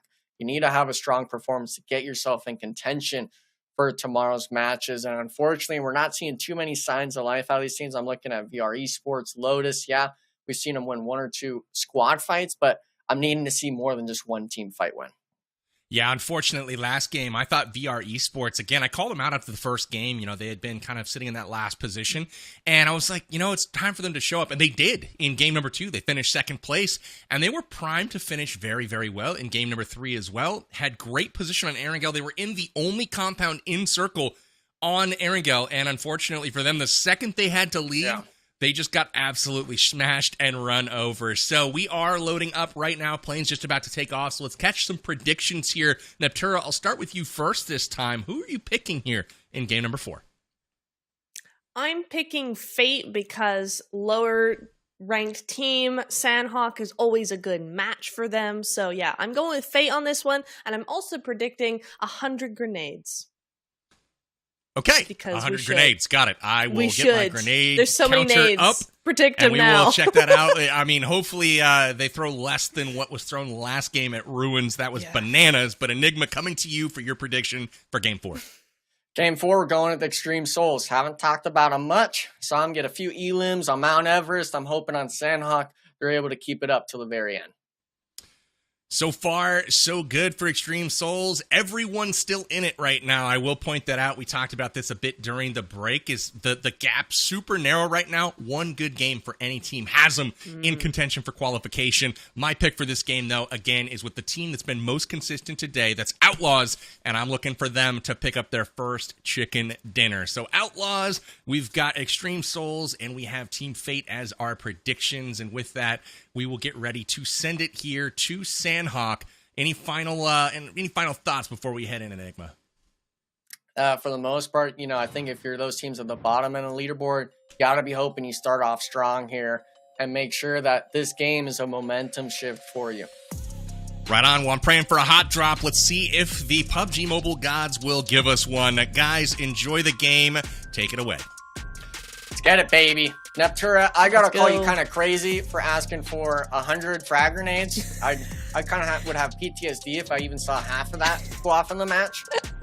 With this being Game 4, though, Titan Series Season 5, of course, Challenger, Finals. We're looking at top 6 being the magic number. And, you and I have talked about it a bit, obviously pre-show and in between each of the games and stuff like that. I gotta really get the breakdown from you. How much of a factor is Sanhok coming into this match? With it being so late in the map rotation, I think it's very, very important. There's going to be a lot riding on this game. A lot of these teams that have been struggling so far are going to really want to use this as a springboard for the second half of the night. Yeah. They're really going to be wanting to catch that momentum. So often we see teams that struggle in Erangle or Miramar where these bigger teams know what they're doing more. You see in Sanhok, a lot of those bigger teams getting caught out, a lot of those bigger teams just not having the room, the scope to really control zone as much. And this is where these less experienced, these teams with less points able to actually catch up a lot. So for them, this is massive. Yeah, one team that's definitely needing a springboard is Team Fate. We've seen them win a lot of early game fights, at least getting 3 eliminations and maybe just getting third-partied, maybe just in a more of a precarious spot, throwing a few pushes like we saw in Miramar, but they're against a team that's won the hot drops basically back-to-back. DE Esports, they are in currently 12th place, 12th versus 15. Bottom 8 on bottom 8 action, and this is going to be all the way up on the north side, Houghton. So hopefully these teams, they do get the zone shift like we see on the top left, but that only means you got to take this fight fast, Nepturos. There's going to be other neighbors knocking on your door. Yeah, 100%. It means that this is going to be very, very crucial to get these points done, squared away, and move on to the next one. I personally would not be staying in Houghton for very long. It's going to be a hot spot for a long, long time. You're going to see teams start to really move into this location. I, for one, do not want to be one of those squads. I want to be up on those hills looking at them and laughing. Yeah, what's crazy, too, is no one's actually on the mountaintop yet for Camp Alpha, Right. so it's really going to be a mad dash of who gets there first. I believe there was a team that was kind of trash looting just west of Houghton. We're also seeing here on the north side, GR Esports versus Lotus Esports all the way up in Cal. It's going to be just on the other side of the river, basically on that northern POI, and looks like disaster is starting to strike at Houghton. Fate losing a player early on might be able to get the reset, but with DE Esports, look at this. All three man pushing together, trying to get the thirst. It's going to be a matter of who can hit the shots over the other. Mm-hmm. Sure is. And so far, it's a 1-over to DE at the minute. It's nice push. They're moving together. They're moving as a squad. There's obviously some synergy going on there. They know what each other is kind of doing, and they're playing along with that. Riven, though, has got the DBS in hand. 14 shots in that barrel, and should be looking for some major shots. But just can he hit them, right? Because we've been seeing a lot so far tonight that those DBSs, those shotguns, they've been missing. I think that's just nerves. You know, like you got to really kind of lock down the 6-game mark. It's not like we're playing PMSO where you get 90 total games. It's not like we're playing PMSO NA qualifiers where it's 2 or 3 days total. We're talking 1 day. This is your shot. You played the qualifiers. You went from 85 to 10 teams playing here tonight. And now you got to make top 6. The meat grinder is really something that we can't stress enough about. And with this being said, Fate, this is the team that, you know, we had promising eyes set, especially you, Neptura. Now having to be put on the back foot. What seems like every game will be 3 situation, though. DE Esports, they have a DBS of their own, but Fate does get the first, gets a thirst as well, but not going to get another knock. Had an opportunity there, but now down to just the duo. Unfortunate for them, but look at this. Look at that. Golden Boys maybe third-partying this as well. A lot of people I'm seeing on our map feed start rotating towards the bridge. If I was Team Fate, I'm honestly thinking of just tucking tail and running. Yeah, look at this. Just instantly running to the bridge. Yeah, I mean, I might even go for a little bit of a swim, you know? I want to see some fish. I'm tired of all the people. I'm tired of being on land.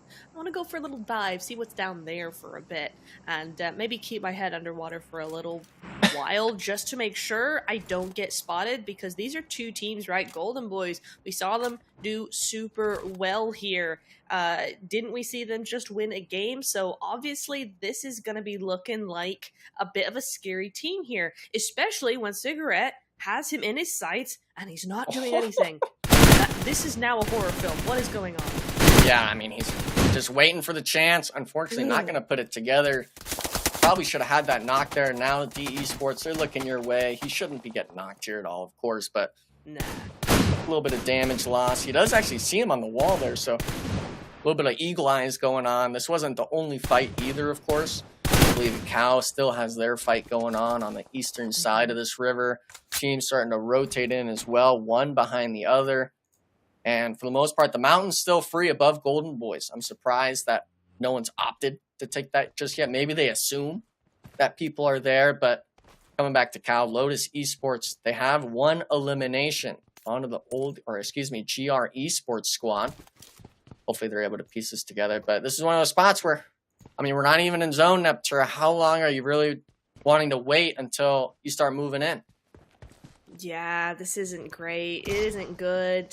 1,200 meters from zone and you're still in a fight. No, bad. -1 point from me. Bad. Yeah, I mean, this is on the east side of the map. I didn't even see this on the map feed for us. That's how far they were. Raid now. They're getting caught off, and look at that. Just ratted in the corner. You're not expecting that with the DBS. Boba Lovers now down to a duo, having 3 eliminations to their name, but it actually looks like maybe there was more than one squad fight kind of going on here. A lot of teams opting to kind of hold each other in the zone. Fortunately for them, Boba Lovers forced into a 1v1. This is actually a big fight for this team. He's actually not even going to opt for the res. Gets taken off with Boba Lovers now. Trio trying to condense down. 3 point. He does have the DBS. We've seen players do work with it. It's a matter of when the team chooses to strike. Not enough for the nade, but I'm wondering why this is taking so long. Just drive up onto the solo. A lot of damage coming down. At some point, you got to start moving. We see on the top right, look at this, Neptune. On the complete other side of the zone. Why are you still in Mong Nai? Why? No one goes there on a good day. Why are you there when the zone's the complete opposite? Where were you looking, sir? Free point. Looking in one direction only, and that direction is to the lobby. Oh my goodness me. I have no notes except why. That's all I can say about that, to be honest. That entire thing.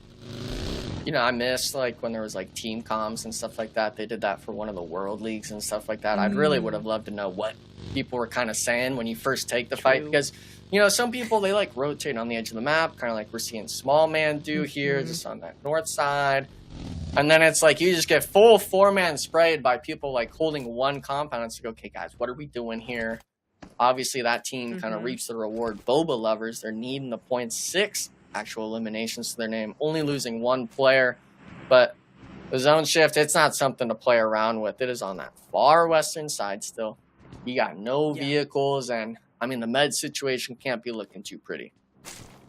No, it can't be, and it's not going to be holding out very long, right? You've got a long way to go right now. Bullet Club, the same exact situation going on.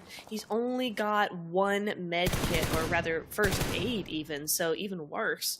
It's not going to last him long enough, and heaven forbid he actually, you know, crashes his car, or something like we've been seeing so far. You crash your car, it's over. Man. I mean, I don't know what to tell you. Yeah, I'm not going to put it past any player yet. But the kind of the driving we've been seeing the last 3 games, hopefully it kind of stops here with it being Sanhok and stuff like that. But, you know, the zone shift is starting to bring these players together. I think everyone kind of has the same mindset, unfortunately, of what they want to play. We're seeing a lot of teams take early fights right next to each other, like how we're seeing right now with the Golden Boys, DE Sports, and all is still going on up top. The mountain's still open. No one has taken the top side, that crown-seated spot, I guess you could say, on the map. Maybe with the zone shift, we'll see people go up there, but it's kind of disappointing for me to see it. Well, I almost wonder if it's just because no one's actually in zone. You know? Well, there's a couple of teams that kind of have their spots and no one wants to move, and the teams in Mong Nai, still in Mong Nai, aren't there. Like, yeah, I mean, maybe that's just it. I'm trying to look around right now. We're looking at 1, 2, 3, and then, you know, 1 team got wiped, so that's 4. We're going to throw GRX in there for 5, Fate in there for 6, because they're right on the edge. They just made it in. So, you know, a little under half of the lobby being in that third-party spot. This, though, going to be the solo spot. Big knock from Harry. He's a solo. Nice point for him, trying to at least get a few points on the board now.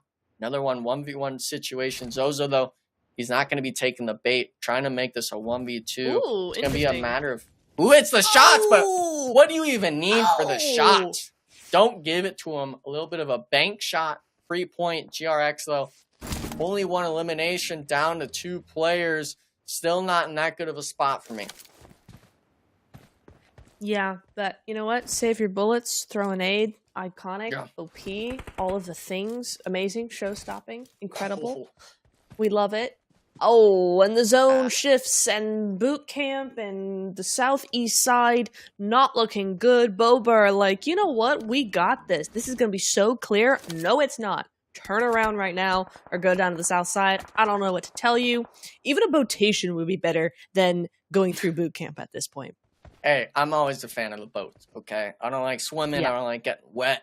so to speak. Outlaws, I'm liking Fair. their spot, though. They looted that west side. And that were the team I actually thought would be taking the mountain, choosing to play towards the bridge, maybe reaping the rewards, because with all the teams being kind of congested around that river and around that eastern... Oh!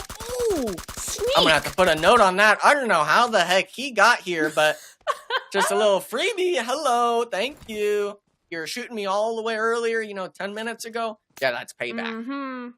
Yeah, it's what you get. It's what you get, says Thanos. He snapped him back to the lobby for sure with that one. Jeez, but I'm honestly surprised that Golden Boys didn't have more players up there. They only had a solo up there, which seems very odd. Why would you want the compound when you could have the cliff side? I'm confused by that, but sure, it's fine. Extreme Souls gonna be trying to get some nades here, trying to buy a little time to get this res.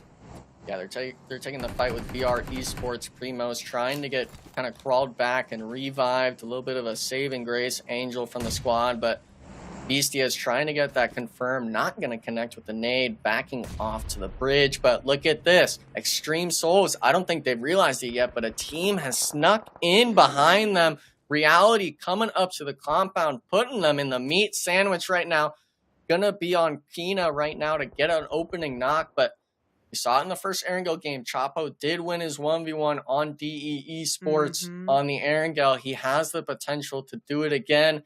And with that being said, XYQ is going to have an angle across the river. Extreme Souls really maybe kind of overextending, trying to play towards this river, now being put on the back foot. But, Natura, I think I just saw a team frag nade from Reality. I don't know what happened there. If he's dropping the sauce or something, or they're playing hot potato, but something going on there. Extreme Souls still not opting to push.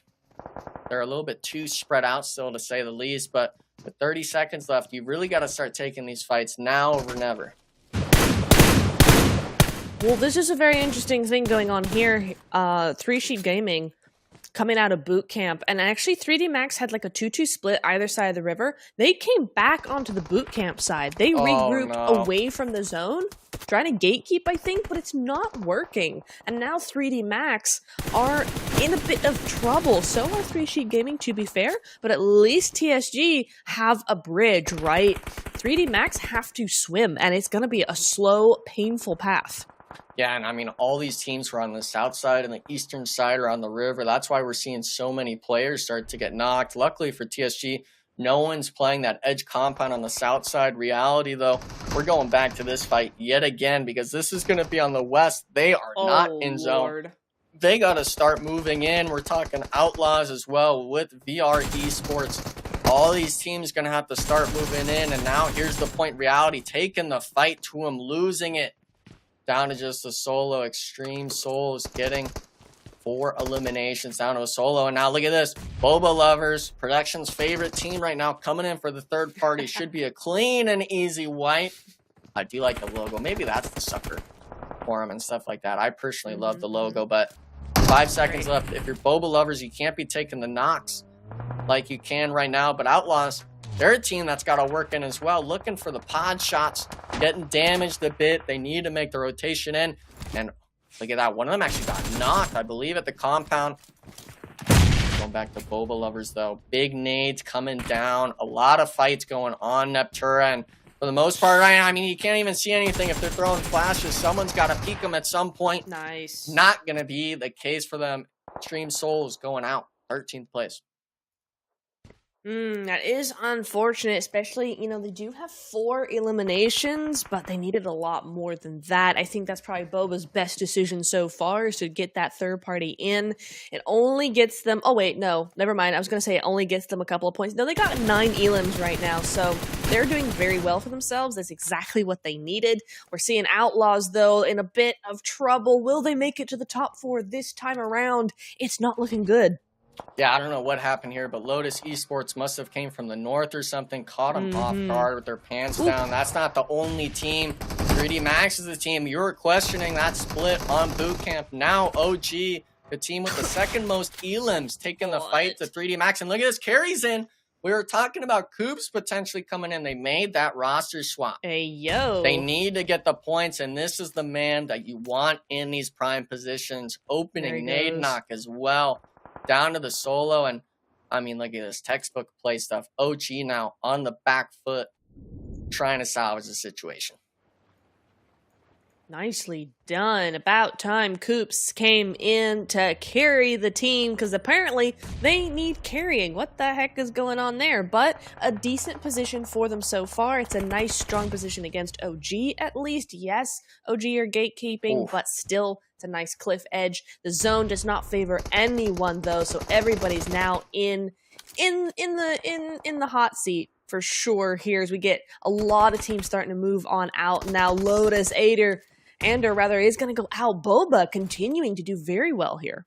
Yeah, I mean, they were kind of the menace, the thorn in the side on the southern edge, coming in super late for the third party, somehow making it across the river as well. Lotus, they had the vehicles, they have 7 elims, but it's all a matter of if you can get into the next zone. You're only going to be getting 1 placement point. If you get eliminated here, you got to worry about XYQ looking down at you from the north. You got to worry about this eastern side. And with 50 seconds left, the zone's shifting in. You're going to have to be running your gun your way in. Yeah, for sure. I mean, Boba with 11 elims has got to be the storyline, right? They're currently like 14th position. Not looking good. 3D Max moving in. GG's. Old Gangsters. Old Gangsters, how many points? 2 points on the board. That's not a lot at all, unfortunately. GR going down as well. Lotus, Fetty. He's going to go down very, very quickly here. He does not have enough time to get that up. Yeah, too much hesitation, but he might be able to get another placement. Doesn't get it. XYQ, though, from the top rope of the hill, getting the wipe. All of that south side is cleared. It's all a matter of the east and the north, and we're seeing 3D Max. They got to make their way in through the D-Day hills. I believe that's Golden Boys holding the sniper tower. The zone shift, though, it shifts west onto XYQ. DE Esports holding that top side of the mountain. Going to be coming down to who can hit the shots and who's going to be making the plays on Sanhok. Neptura, which team are you looking at to take this one? Difficult to say. 3D Max are really pushing that momentum hard, but it's got to be XYQ, right? It's got to be. They've got that position. They've got the numbers. I don't know. It's looking like an XYQ for me. What about you? I got to give the doubts on that. I'm really feeling Coops coming in and stuff like that, because even though they're applying pressure to the Golden Boys, I think they're going to start maybe even wrapping the mountain into XYQ, but they're making me eat my words right now. They wipe out DE Esports. Now it looks like a 3v2v3 situation. Might come down to just a straight up 3v3, and none of these teams are really having any control of the zone right now, so yeah, it's gonna be coming down to who hits the nades. And oh my goodness, this is another long arm throw maybe. Oh, the roof saves him, and Carrie gets knocked out there. I am surprised by 3D Max here. I did think they were going to go for XYQ, but they just didn't, and now Carrie is no longer carrying. It's just down to Zuko and Nate. Now XYQ going to be moving on in, but that's a great knock from Nate. Really good stuff to put a stop to that, but they're outside in the zone now. It's not looking good. Not looking good at all. Got to hit the shots. It's just Nate. Zuko is trying to get the heel strat off. Not really going to be the case. I believe he might actually just get knocked here in the zone. Trying to give Overwatch is going to be knocked. We're down to a 1v2v2 situation. 3D Max still in a little bit of a decent spot. Could be playing spoiler for both these teams if he's not finished out, but their eyes are set to Golden Boys. Trying to grief them for second place. Not hitting the shots just yet, but the pre-fire's hitting now. 1 HP from the zone. XYQ knows he's there somewhere. You gotta spot him at some point. Where are we looking? Okay, thank goodness. 2v2 situation now, but the damage might be done already. No nade connect. We're coming down to who moves first. And look at this. Golden Boys just booking it to the center of zone, holding them on the edge. The dynamic duo HH and Tensa now on the back foot. We got to see what these players can do. 1 HP coming in. This nade should do it for HH. Actually going to miss. They're not going to spot him. And H sees him on the tree. 2v1 spot, but he hits the wrap. Tensa has the angle. XYQ win the 2v2 spot that I thought they had no right winning, coming out on top.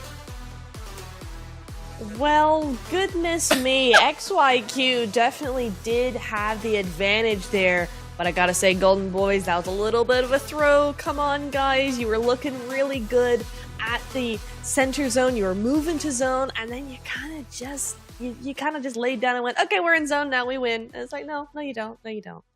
Interesting tactics for sure to wrap up game number 4. Sanhok, as always, a barrel of fun. We saw Coops make an appearance, carry into the game, and it certainly made a difference. They're not finishing in 15th, 16th place, all the way up to 3rd, 3D Max, with a resurgence here. Enigma, walk us through the action from game 4. Game 4, I mean, it always starts with DE Esports taking these early game engagements. Fortunately for them, actually, no, they did lose a player early on, but DE Esports, them taking that early game fight on the north, allowed them to rotate in on top of the mountain, even though it was super late, taking that for free, getting a free top 5 placement finish. But Neptura and I couldn't really believe we were seeing this on Sanhok of all maps. People on the complete opposite side of the map, Power Bang, just holding hands in zone, fighting each other. Absolutely. Really good grenades once again in this particular game. Saw some great action there. And a lot of close quarter combat here. So again, Carey getting it done with the shotgun, picking his team up here, and one of those nades that was in question right here. He just seems to know right where to throw it. Look at this. He's going to connect just right on both of them. Gets it done. Carey bails him out here. And then towards the end of the game, we see Outlaws getting eliminated here at their lowest performance just yet. So not quite what they were hoping for. We'll see if they can hold on to the top spot. But Neptura, what about this madness going in? HH24 on the push to try to put pressure on, and they almost gave up that high ground position to Golden. Yeah, I think they probably got it just in the nick of time, right? They realized what all the gangsters were doing, and they realized, hey, actually, we may have messed up here. Let's go back. And thankfully for them, it ended up being that there was a little bit of an oopsie made. The Golden Boys were unable to get it done. And so XYQ able to get 10 elims, 10 rank points, going 20 points in total. These are points they needed a lot. And PB, it's looking really good for them for top 6. Absolutely. And production's got to be happy with Boba Lovers getting 14 elims here. They were busy. So let's check and see how the overall rankings are impacted here as we take a peek. Oh my goodness. Jeez. This is tight. A 3-way tie right now for second place. Golden Boys will take the tiebreaker based on winner chicken dinners. But XYQ, off the back of that performance, all the way into first place. 3D Max up a couple spots as well, so they'll regain their confidence and stability a little bit. But holy cow, this one is close. Enigma, what do you make of the first page?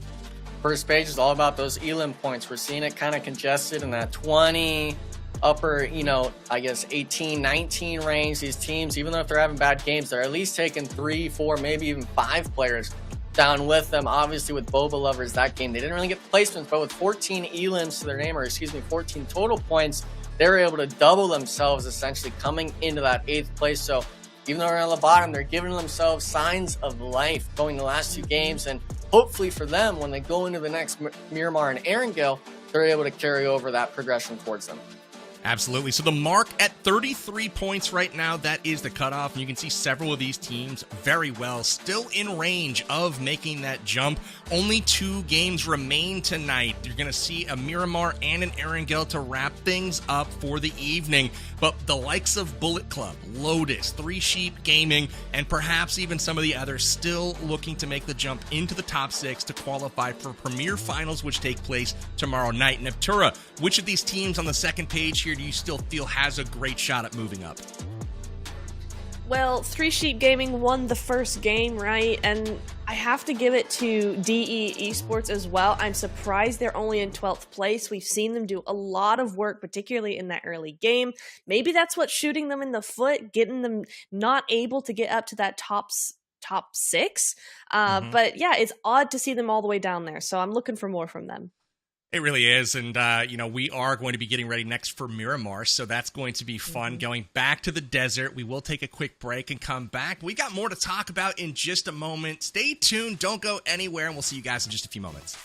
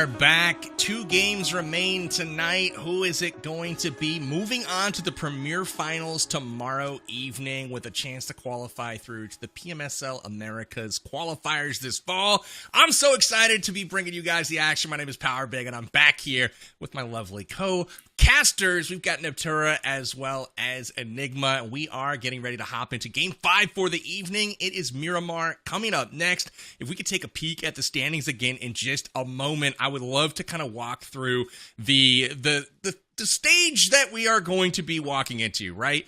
There is a cutoff right now at 33 points. Old Gangsters occupies that 6th spot, and there are several teams knocking on the door, the likes of Extreme Souls, Boba Lovers, Bullet Club, Lotus, all within 7 points of that cutoff. So really, this match is everything. Who is going to put themselves into that top 6? Enigma, do you have any thoughts on who that might be?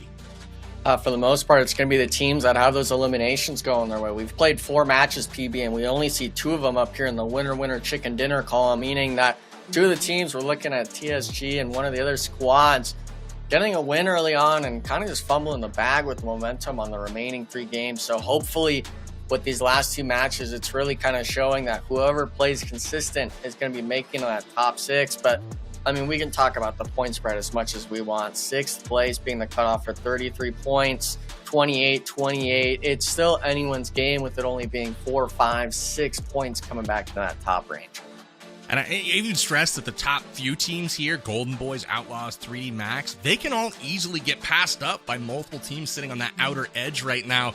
They've got to buckle down and play some good games as they close out this stage of the tournament. Neptura, if there are any teams in that top 6 right now that should be put on notice that you fear for their chances of who are you looking at? I hate to say it, but 3D Max. They have not been consistent. They've had 2 good games in this entire night, and it's been sort of by the skin of their teeth. That last game, they should not have placed as high as they did, and they managed to just get out alive on it. So I'm slightly worried for them. I hope I'm wrong, but yeah, that's got to be the standout. Absolutely. I mean, I hear you. I feel like if Carey suits up, a.k.a. Coops, I feel like that'd probably be all right. He's able to come vault into the top leaders of the tournament. Just only 1 game played so far. But I got a little quiz for you guys. There has been one player for me that has caught my eye many times today, just dealing loads of damage. If you guys had to pick a standout player today that leads the whole lobby in damage by a large margin, who would you pick? I'm going with an Outlaws player. It's got to be one of them, I think. They have the top. All right. It makes sense. Who you got? I think it's going to be. Wait, hang on. I think it's gotta be probably a team. Ooh, it's gonna be hard. It's not gonna be TSG. You know what? It's probably Outlaws. I'm with Enigma on this one. It's gotta be, right. It's gotta be. Outlaws is solid, but they got nobody in the top 10 right now. Moose is kicking butt. But yeah, doubling up the top performing Outlaws player, doubling up, is from Team Raid. It's Freepoint. Freepoint's got over 2,100 damage today. 2nd place has 1,855. Absolutely crushing it. So I got my eyes on Team Raid this time. That's who I'm picking to win this next game. They haven't done it just yet. Let's go with a prediction from you, Enigma. Who do you think is going to be winning on Miramar this next game? Got to double up on it. It's got to be Team Raid. You give me the numbers like that, I got to go with it. Yeah, I'm tripling it. Tripling it. We're all going Team Raid. Yeah, they why haven't not? sniffed the top of the leaderboard today. We'll see if they can do so in Game 5, but this game is critical. The penultimate match to see who will be moving on to the Premier Finals. Remember, the top 6 move on. Let's take it to Miramar. Guys, take away our Game 5 action. Game 5, back on the desert, the sand, the stuff that gets in everyone's hair and stuff like that, the clothes to make you regret kind of going outside. The heat as well, especially here, is 107 today. Hopefully these players aren't really feeling that too much. But, you know, for this sort of stuff, they're definitely going to be feeling the heat, at least in terms of the competition with Tura, especially after that point spread. I can't really even stress it enough, that idea of how the points are so close to the point where 2 of the teams that won games aren't even in the top 8. Yeah, that is a crazy statistic, and maybe that's what happens, right? Maybe we'd see more consistency from them if this was more of a 3-day tournament, right? You know, it is possible to have all these kinds of ups and downs, but over 18 games, it all kind of evens itself out. But that is really crazy that you're seeing that sort of stat come through. It just shows you everybody is having their moment. Most of these teams are pretty consistent when it comes to those points. They're all having really good games. Some of them are having bad games, but they're all fairly consistent in their pointage. That's why those points are so close. And that's why just winning Enigma just isn't enough. Yeah, I mean, winning's not enough anymore. We saw, I think, a lot of teams, too, that were in that top 3 range. Seems like there's always 1, if not 2 teams where they're only pulling 3, maybe 4 eliminations. They're kind of snaking by, and unfortunately, you're not able to really do that anymore. One thing I want to note as well is on Miramar, I noted it last time. It's a good plane path. You usually only see 1, if not maybe 2 hot drop contests. This plane path, in my mind, it's looking a little ugly because a lot of these teams that dropped on that north side, they're going to be looking to fight each other. And TSG, I mean, this is looking like 3 teams actually in Picado, just starting off with complete mayhem yet again for this Titan series. Yeah, they sure are. You got Impala over there looking a little bit, you know, what's the word? Hot droppy. There we go. Yeah. Look a little bit hot droppy, but that zone is going over to the western side, so they better snap out of it, get to zone ASAP. Power Grid looking big, though. No, it's Picado, rather. 3 teams all here, Enigma. Yeah, I mean, 3 teams. TSG is going to be taking the fight up with Ray. This is the team, actually, that had one of the highest performing players now trading left and right. There's actually a full 4-man team uncontested on that south side. TSG, though, with it being the duo, they kind of got to start making moves now before they get congested down in. You see this solo player over the wall trying to get the shots in. Not going to be able to find it till the very end. TSG now, this is a team. They won a game at the start of the day, now crumbling under each of these players' charismas and battle strategies. Thoughty now, he's taking the 1v1. He knows he's winning that. Down to just a solo, and now we're seeing it. Southern team, they're working their way in. It's not just a 4v4 Neptura. There's 3 teams in here. Oh yeah, there absolutely is. Now this is where Sicario could actually get some major points. If this team coming in here doesn't realize, there you go, gets that knock, this could be really, really good for them. So hopefully he can get a couple of elims because they cannot afford a 0-point game at this stage, Enigma. If they get 0 points here, I fear for their potential in top 6.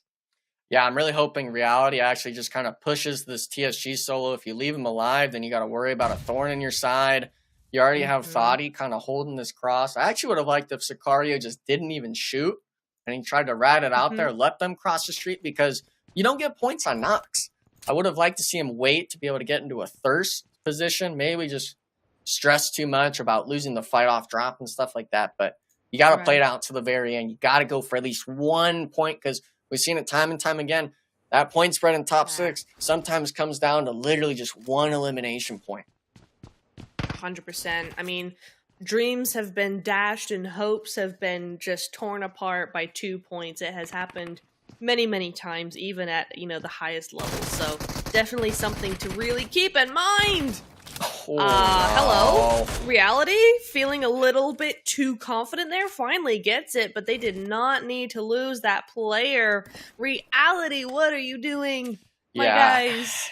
That's a rip. I'm looking at either Ying or Mono's fault. One of them's got to be pushing in together. It just looks like they pushed you kind of at the wrong time. But Thoughty, though, he was the player holding this cross, but butchering the thirst. That's not what you like to see. This is the team that we were giving praises to, and really just the caster curse. I thought with 3 of us, we'd kind of cancel it out and then bring it back and then maybe cancel it out again. But it doesn't work like that. We're just always cursed this year. Unfortunate to say the least, but look at this, forcing the 1v1. This is the only play you've got. UMP in hand, some good damage, but you got to connect some more. Good. There's 1. 2 more left to find. They don't know where he's at, actually, but he's getting the pre-fires down. It's a 1v1 now. Wait a second. Same HP. Maybe get a reset here as well if he can stick it. No frag grenades. Ego boost. Go on. He's got to, you got to go for it. He's full sending it. 1v1 action. Hate on hate violence. But the jump shot. Nahan clutching it for the squad. Neptura. You love to see that if you're a GRX fan. Yeah, absolutely. A really, really good job from Nahan. I say no because the man almost had a 1v4. I was rooting for him for real. But you know what? Nahan has been the MVP of this team this entire night. He is always the solo, ready to go in that top 5. And he's done a really, really good job there. Very well done. At such low health as well. An excellent job from them.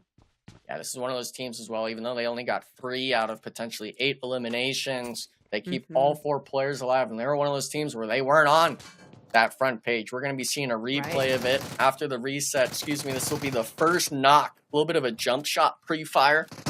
Gets the damage in, and look at this swing. I was kind of worried here because Nahan hit him with the damage, but the Uzi swap, the consistency, really nice. the reserve to save the Uzi spray. Maybe if he used the Uzi here, he would have won it here on the spray, but unfortunately not the case. Nahan moving back, maybe messing up that hip fire angle. Great stuff to see from them, but that's not the only spot where people are kind of looking at to kind of contest. We're looking at San Martin right now. 3D Max, this was your team that you enjoyed seeing. DE Esports now looking to play a little bit of a thorn in the side. No knock, though, on the player. Yeah, no knock yet. Not able to quite do it there, but I like this approach that DE have taken here. They've decided that they're keeping to themselves a little bit more. They're protecting their own placement here. Yeah. They still want to be that thorn in the side for 3D Max. They want to make sure that 3D Max know, hey, you're not alone here, and actually you should fear us, because remember what happened last time? Yeah. And I like that from them. It's a nice intimidation tactic. Well, the scary thing for me is DE Esports, they've won a lot of contests off drop. You know, and we see them get, you know, a few good elimination points, but they're a team as well where they're not making it into that final placement points, that top 4, that top 5. They're not even in the top 8 rankings, I believe, as well. And this is a team I felt like they're having some pretty good team fights. So if I'm kind of worried for the rest of the lobby, actually, because even though they're not in that top 8, this could be their game where if they make it into the late game, they keep 4 players up, they really could start taking points and shuffling up the leaderboard. 100%. I mean, we have seen it all night, right? They obviously are good at the CQC. They obviously know how to take a fight. They just end up doing it probably a little bit too early. Now, Outlaws, they've been very focused on self-preservation here with that plane path. They went all the way down to the islands, and now they're making that late rotation in. This is a really good thing for me. I don't mind this. They're looking to preserve their position. They don't want to go out early, and honestly, going out somewhere no one goes is probably the best way to do that. Yeah, we were also talking, you know, pre-show and stuff like that, and not even before the broadcast, you, PB, and I, about, you know, when there's this western side in play, if it shifts towards the edge, it's kind of a battle of who gets the high ground. Unfortunately for Outlaws, we see that's not going to be the case. I was kind of hoping it'd go to the west, so we'd have a good point to talk about. It's going to be shifted just west of San Martin. Monte Nuevo and stuff like that, XYQ's current spot, are going to have to rotate it in, so to speak, if they want a centralized position. But there's still a lot of room for these teams to be playing. I'm just interested in seeing how many players we'll see get cut off on rotation. And, B Max, they're trying to drive in the bus. That's an easy target to pick on, but looks like it's just one player shooting. Yeah. It's all good. It's all good. Interesting, the vehicle is actually not even half health, so wasn't particularly successful in that spray. Sure, okay. Good. I think we just call it a tank at that point. Maybe the bus is the Yeah. I liked it. I'm dead. And now I don't like it. And oh no. And Fate's there. I mean, The you gotta bus start really pulling just up gave on him. up. Just hit the Zoom! bus. It's up top. Oh no. Oh no. We'll have Not to ship good. off of it, unfortunately. 3D Max slammed onto the old Gangsters compound. Solo up top, but Rob's getting a bank nade. Being a one-man army, 1v2 situation now in the building. The DBS is out. There is a vehicle, though, blocking him ever so slightly. 3D Max needs to start sending this to apply the pressure, but 1v1's going down. Pratty against Carey. Who's going to be winning the fight? The AK sprays come out. Don't worry about the vehicle, though. You got to start pushing. pre-fires are coming, but he's worried about his teammates. He's hugging a burning vehicle, and oh my goodness, I'm not liking this play whatsoever. OG getting completely pieced apart right now, running into the building. They know where they're at, and at some point, you got to really start making the hero play yourself. 3D Max now, 1v4 situation. The nades are already pulled. That should be it right there. Oh, lovely. Completely wiped, not losing a single player. 3D Max back to their dominant performance. It's about time. GG's right there. Old Gangsters, we're in 6th place coming into this game, though, Enigma. That is a very worrying result for this Miramar for them. The pressure's all on that Erangle now. That last game, it really comes down to that. XYQ as well, looking to get some more points, but honestly, I think at this point, it's too close to call at this point. Yeah. They're only 9 points away, basically, from top 6, but still, they're looking good enough where I don't think they need to worry that much. Yeah, the real worry is going to be OG. They were, what, 5 points ahead of 7th place? They were that borderline team. Obviously, XYQ is not too far ahead, but if you finish in that top 8, you even get only 2 or 3 elims. Every point matters, and it's not like everyone below you is going to have you having 10, 15-point games. And with this as well, I mean, GR, they tried making the full send. Unfortunately for them, XYQ holding the compound. Looks like they'll pick up 4 eliminations here potentially, and yeah, it's just a matter of time. Juancho with a little bit of a flash play. No damage yet, but the jump shot's going to come down, and it was only a matter of time. 13th place. They did have 3 eliminations to their name, Noctura, but we're just not seeing the signs of life going into that mid to late game. Yeah, it is unfortunate. You know, you crash a compound, you hope for the best, but unfortunately, it's the wrong team to crash, right? It's XYQ. They just won a Sanhok. They're feeling good. Just bad choice, unfortunate choice there. They couldn't have known it was that team, but it was, and now they get to think about that in the lobby a little bit more. VRZ, though, Enigma, we've not seen much from them, but they've been quietly consistent in the background, right? Not super a lot of points here, but never 0, so could be good for them coming into this next one. They are just down to 3, but it's a pretty good spot they've got. Yeah, but unfortunately it was Jinx that was lost. Obviously the last Miramar, they got into that top 2 placement, playing the Shack and stuff like that, but they're not putting much numbers on other maps. We're only playing 2 Miramars. You get 3 Erangles and 1 Sanhok, so you really got to pick your poison on what map you want to perform well on. Luckily, though, for the Golden Boys, they have 3 eliminations right now coming to this match, keeping all the players alive. Unfortunately, though, Outlaws, I got to call it like I see it. We're in 3rd place, down to a solo this game. The last match, I think they only got 3 or 4 points total.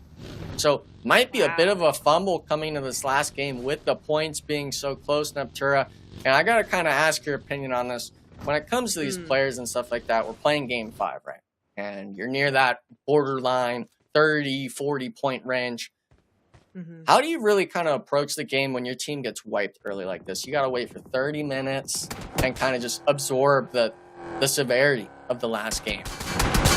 Yeah, it's very, very difficult to keep the mentality positive in that sort of situation.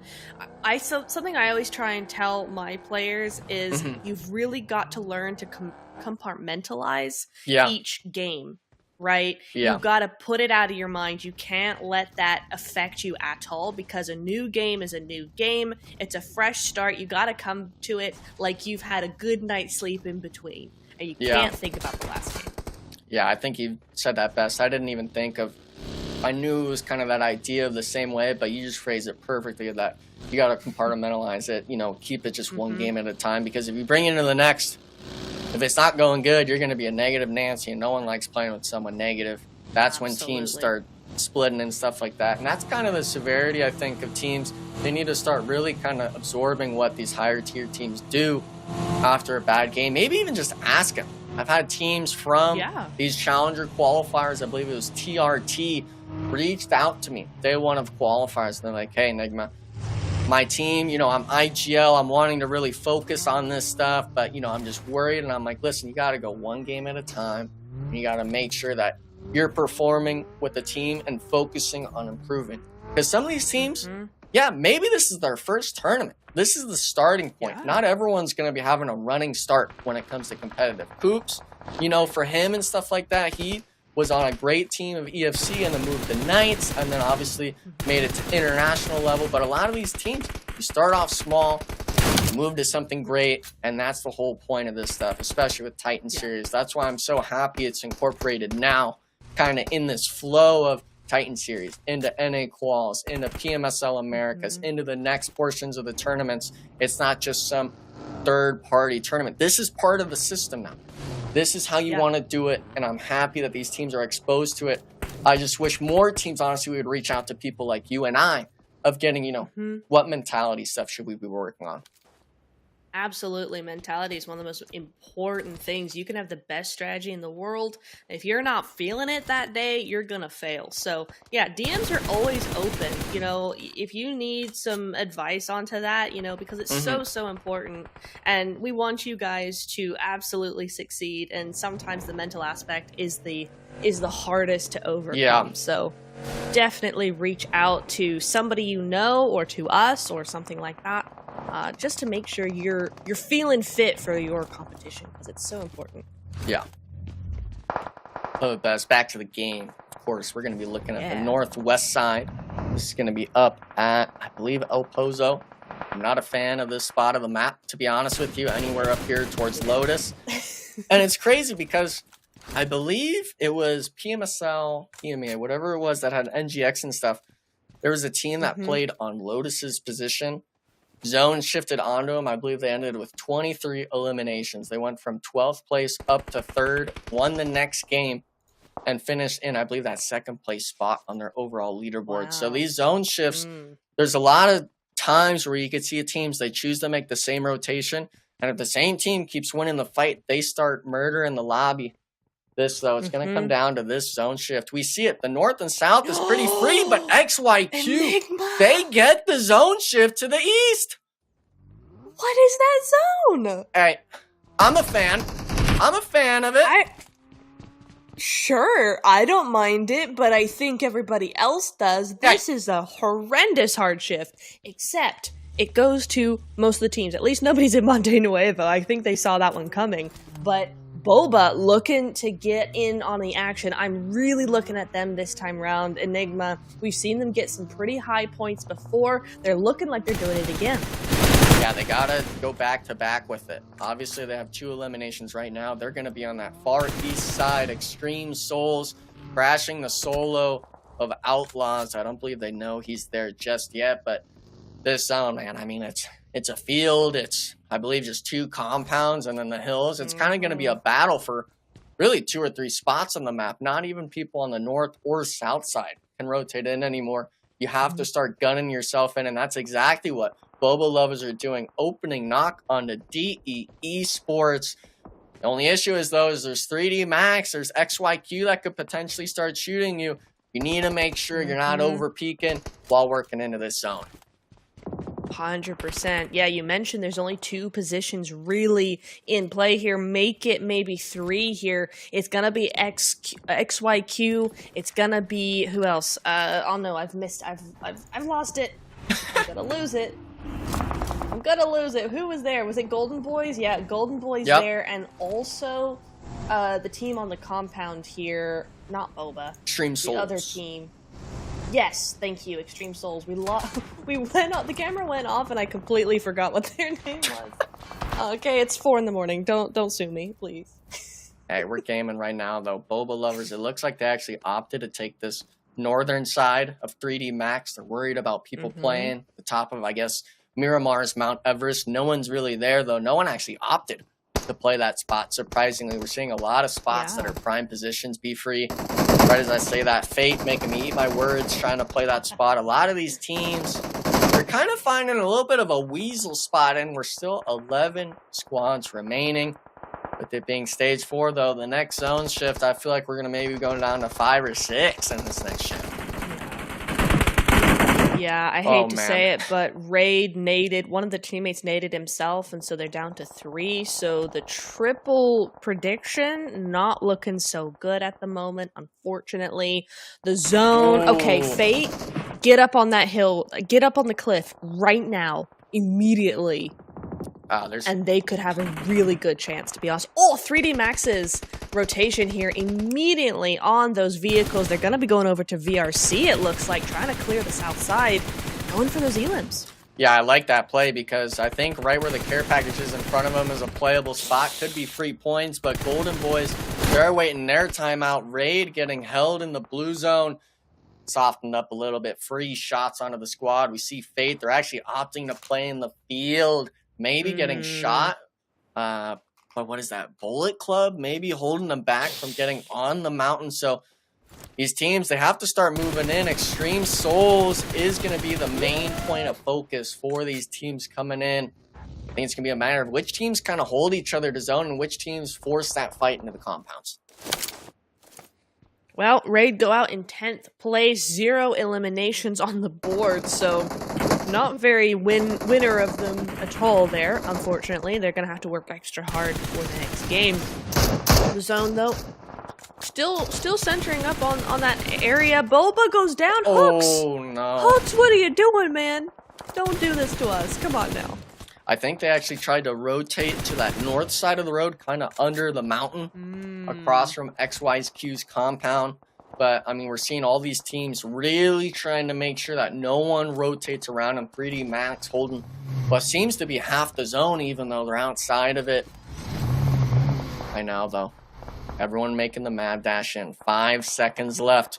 We're looking at BC. We're looking at GB. We're looking at, obviously, Outlaws. These teams are going to have to start moving in if they want to make sure they get into that next zone shift. And, oh, here we go, BC. I think they're actually slamming the compound, but everyone's kind of got the same idea or something. AZE stopping short outside of zone still. They might try to be forcing the warehouse near Nuptura, but look at this. VR and 3D Max, they're taking the fight now. Complete mayhem on the roadside. Has everybody forgotten that XYQ still have that compound? Because they've all just decided to turn their backs to them and just go for it. Boba up on top of that cliff, but it's not going to work out. 3D Max, in fact, VRZ as well, have the right idea here. But I don't like how open this is. This is horrible. Yeah, I mean, the smokes, they got a timer. You're not holding 20 like we wish for 50 frag grenades on the Sanhok match. These players are going to have to clean it up fast. And we can see right now, Boba is starting to crest over. If I'm XYQ, I'm almost even handshaking with Boba, letting them kind of start softening up these teams in front of you. And look at this. I mean, we're seeing, what is that? 9 total teams. 6 of them are probably on that western side. And then we just see Boba. We see XYQ just vibing. They're having the time of their lives, just with their little picnics out. Just trying to get in that late game, I guess. Exactly. They got the popcorn going, waiting for everybody to just start going back to lobby real quick, let them have some room to breathe here. Now, I do understand they do have that ridge, right? VRZ and 3D Max, they have that little bit of a ridge, but I still don't like it. We saw XYQ in the kill feed take a few knocks towards VRZ in particular, which I think was fairly expected. I don't like that play at all, but you know, the zone's gone there, so I can't rat on them too much here. But Bullet Club now, Extreme Slayers, I don't know how they've managed to stay here this whole time.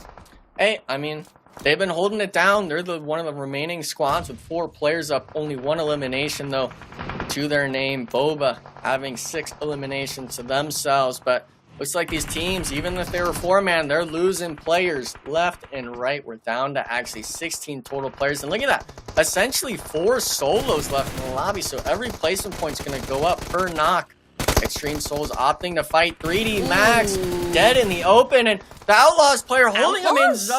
I don't think he's going to get that off. Top 4 now. Make it top 3. I don't know what the heck went on here. But all I know is 3D Max, 14 eliminations to their name. Boba somehow got eliminated. VRZ Esports, though, somehow in the game still. XYQ getting the reset. It's anyone's game right now in Nuptura. It's all about who gets the prime positioning first. Oof. He is the bush. He is the plant. Put it in the Let's backpack. see, do they take it? I know. Do they buy? They get it at some point, I think, even if Zuko gets knocked here. Oh, he actually wins that. He 1 actually HP wins and that. 3D Now Max. here's the push. Yeah. Hey, if it worked for him, it'd work for me, right? For the most part, though, XYQ, they had to force across the compound, got held out in the open. Unfortunately, down to just a solo now. Juancho versus the world. Oh, wait a second! Oh, he self-naded, I think. Okay. Great stuff out of 3D Max. I believe 16 total eliminations as a squad. Nice stuff from XYQ as well, though, denying the point. But Nuptura, I felt it went from 0 to 100 real quick that game. It sure did. I disapproved of 3D Max's choices there, but you know what? It paid off. I like it. It's good. Finally, this is what we wanted to see out of them. Well, guys, the Coops effect is real. 3D Max on top of the leaderboards. Coops carrying the load there. 6 elims to his name. And once again, 3D Max vaulting on their way back up to the top. I think that might have sealed the deal for them getting into this next stage. But we take a peek at the highlights here from game number 5 on Miramar. Enigma, any big thoughts or takeaways on this one? It's just the caster curse here. You know, reality, we gave him the benefit of the doubt here. He made it a 1v3 spot down to a 1v1. Unfortunately, though, not coming out on the better end of the stick. But TSG as well, we got to call you out. You had to win early on, and losing these fights early game are not how you're wanting to do it. We hate seeing teams having winner chicken dinners, not in that top 8, especially with the 6-game format. So, and we gotta call it like we said. The driving today, still, guys, it's horrendous. It really is. You know, you mentioned the caster curse, and I will say I was all hot and heavy on Free Point, right? You know, leading the way in damage. Free Point had 0 damage in game number 5, and 2 other players from Raid also had 0 damage, not a single point of damage. So basically, they were a non-issue on the battlegrounds this game. And man, caster curse is real. Neptura, though, we saw the zone here really forcing people to move, and A's caught the the ear hole shot here from Gonzalez out of the window. And ultimately, I felt like 3D just really did a nice job positioning on the embankment here, while everyone else fought for that singular compound.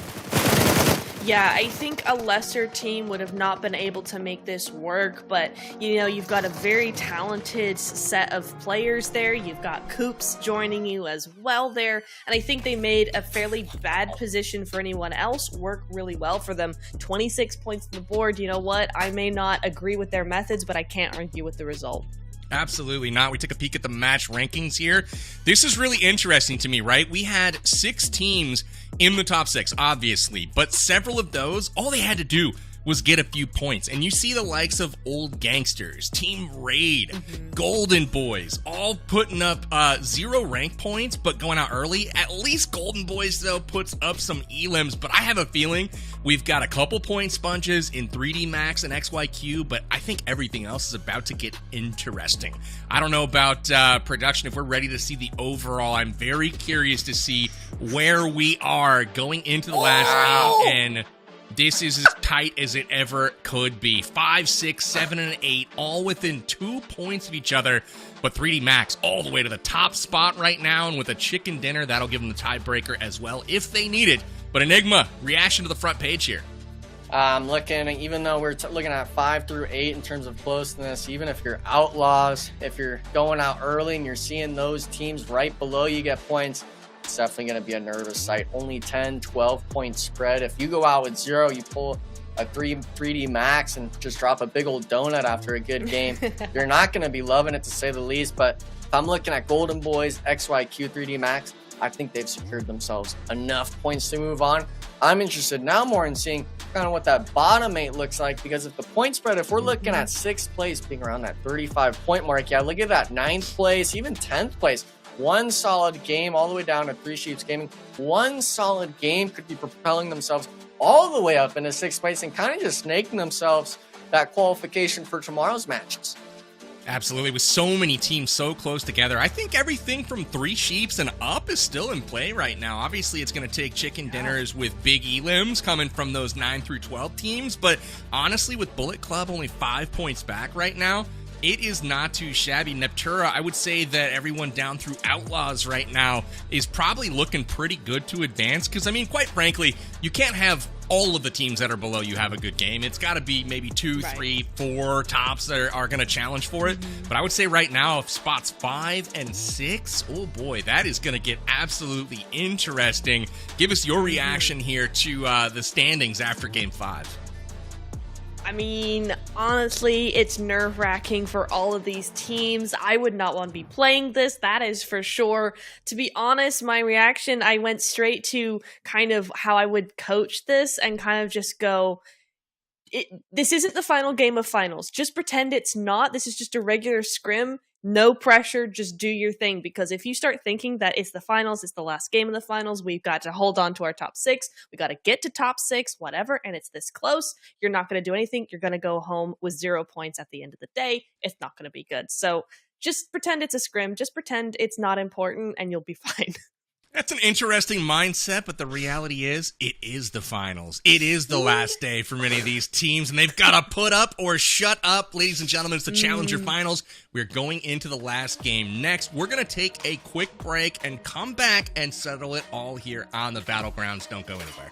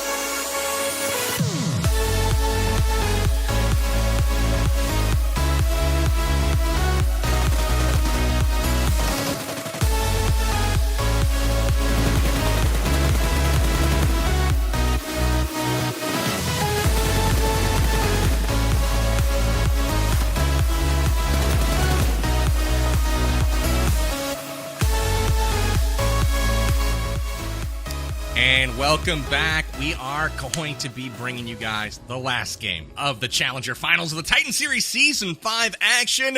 Brought to you by PUBG Mobile Esports. So excited to dive into this one, Enigma. We have so many teams that are sniffing it. They're this close, right? Extreme Souls, they need 2 points right now. They got to close a 2-point gap. Old Gangsters, 2-point gap. 5-point gap for Bullet Club. Everybody is on pins and needles right now. The players have got to bring their A game. And as we wait for the final player to join this lobby, Enigma, give us your take here. What do they got to do to gut up and get that W and advance on Erangle? I think it's more so just how do you deal with the pressure? You got to let it kind of make yourself better. Pressure makes diamonds, or it makes you crumble like gravel, so to speak. And I do like the idea Neptura brought up of that, play it more like a scrim, try to stay loose. But at the end of the day, some players aren't going to have that mindset. They're going to be thinking like what you're thinking, PB, of this is finals, like this is last game, and we're going to really see. I've had players myself on my team where it's just they're absolutely panicking in game. They're trying to make plays or they're too scared to fight. I'm hoping we see these teams stay calm, cool, and collected going to this last match, or it might be disastrous. Great advice there. And as we load things up for our last game, we're going to do our final predictions of the evening. Who is going to take the cake in this last game? Neptura, I'll start with you. Who is going to pick up the W to secure, hopefully, a bid into Premier Finals? You know what? I'm thinking we've got a lot coming in here. You know what? It's about time Boba Lovers got a win. Let's go with them. I want them to win this one. Let's go. Make production happy. Neptura coming in with a Boba Lovers pick. I like it. It's making me thirsty. Enigma, what about you? Who are you picking for Game 6? I'm ruining it. Screw production. We're going with Outlaws. They deserve a win at some point. They had the elims and stuff. They struggled the last 2 games. I want them to finish strong and finish in that top 6. Absolutely. We've got a couple of teams right now just on the outside looking in. Extreme Souls in 7th, Old Gangsters in 8th, but both of those teams have eclipsed 20 elims each so far tonight. So I'm looking at one of them. I'm going to pick Old Gangsters because they had that pop-off game earlier. And we'll see if Old Gangsters can clutch up and get it done and vault into the top 6. So that's my pick. We'll see if they can get it done, but ultimately it all comes down to this. As Neptura put it, you got to kind of put it out of your mind, treat it as a scrim, but that's not what this is. This is the Challenger Finals, baby. It's the final game. It's do or die time, and winners move on to the Premier Finals. Tomorrow night, the top 6 is the goal. Enigma and Neptura take us away for the final game of the Challenger Finals. Last game number 6. We already played 5. Just tuning in now. It's obviously me being Enigma, Neptura being the GOAT next to me. And for the most part, Neptura, we're looking at Erangle. Yet again, these teams, it's a pretty good playing path. This is the map where you get tested on it time and time again. Do you have the mechanics down? Do you have the standard level of play down? And we just saw the leaderboard totals. These teams are going to have to show up all the way through to the end if they're willing to qualify for tomorrow's matches. So we asked you kind of your mentality already of it, right? But if you're an individual player, maybe even an IGL, do you feel like a lot of these teams have maybe that unnecessary stress, or do you feel like these teams are on enough of a professional level where maybe that doesn't affect them as much? I would say probably the Premier teams that didn't make it to Premier probably have a little bit more of that expertise, a little bit more of that experience where it may not be affecting them so much here. Certainly teams kind of 15th and down, not really feeling that pressure as much perhaps. I'm really looking though towards between 5th and sort of 10th, 11th place. I think they're going to be feeling it a lot for sure. We have a lot of teams in there that aren't necessarily experienced. We don't know really what their experience is. They're a challenger team, it's that sort of thing coming into play here. So I do think we are looking probably at quite a bit of pressure. I wouldn't be surprised if we were looking at that. One team, I'm not sure. I think this is 6 out of 6 games. They've had a contested off drop. Seems like they win it for the most part each time. DE Esports, but they currently sit 13th. Even if they win this, they've got to put more than just this fight on the board. Winning the 1v1, Ying. This is the player that almost clutched the 1v3 last game, being eliminated early on. Reality now. 1 for 1 so far in this, but I really kind of wonder, was this really ever worth it? Both of you guys need the points to move on, and if you're shooting each other in the foot, none of you are actually even going to make it past that next portion of the tournament. Yeah, I mean, I don't hate a hot drop last game from a team like Reality, right? Because the reality is they're last on the leaderboard. It's not looking good for them. So you know what? Might as well try and get points wherever you can. If this was DE's idea to hot drop here, how dare you? Why are you doing this? You have so much more to live for. Stop it. But I think it's Reality's hot drop here. They've decided to hot drop this team. So far, not working out, but I appreciate the effort. Yeah, always got to put in the effort. We're also seeing Outlaws. They were the team that landed School. I believe actually hearing all this commotion early on, they understand that this is the team as well that lands Rozhawk. So them choosing to go to the East now shows them, hey, they probably don't have any sort of loot, but that's not the only fight. Yeah, there's Naya, 3D Max. We're obviously looking at Carrie and the squad fighting here at the police station. Actually just forcing the 1v1 on the guy, possibly. Like a bit of an angle on Fate. This is a team as well. They're needing points for the most part, but if you force the 1v1, the S12K is going to reign supreme. Unfortunate stuff for them, but 3D Max starting their game off strong yet again with the early elimination. Yeah, for sure. Nicely done there. I don't mind, again, Fate moving in on that position as Kaza is able to get rid of that team. And unfortunately, Thanos did go out there, so they don't come out of this unscathed, but 3 up is still enough to win, right? So looking okay. They'll be fine. Yeah, unfortunate as well. That will be the end for Reality's competition days, I guess you could say. Obviously, appreciate seeing them. They made it through that meat grinder from that 85 to 10, I believe. So just stuff, to, give praise to there. But obviously, you got to go one step at a time. Hopefully, we see them back. One team, though, that opted to take their original drop now is XYQ, dropping as Naya.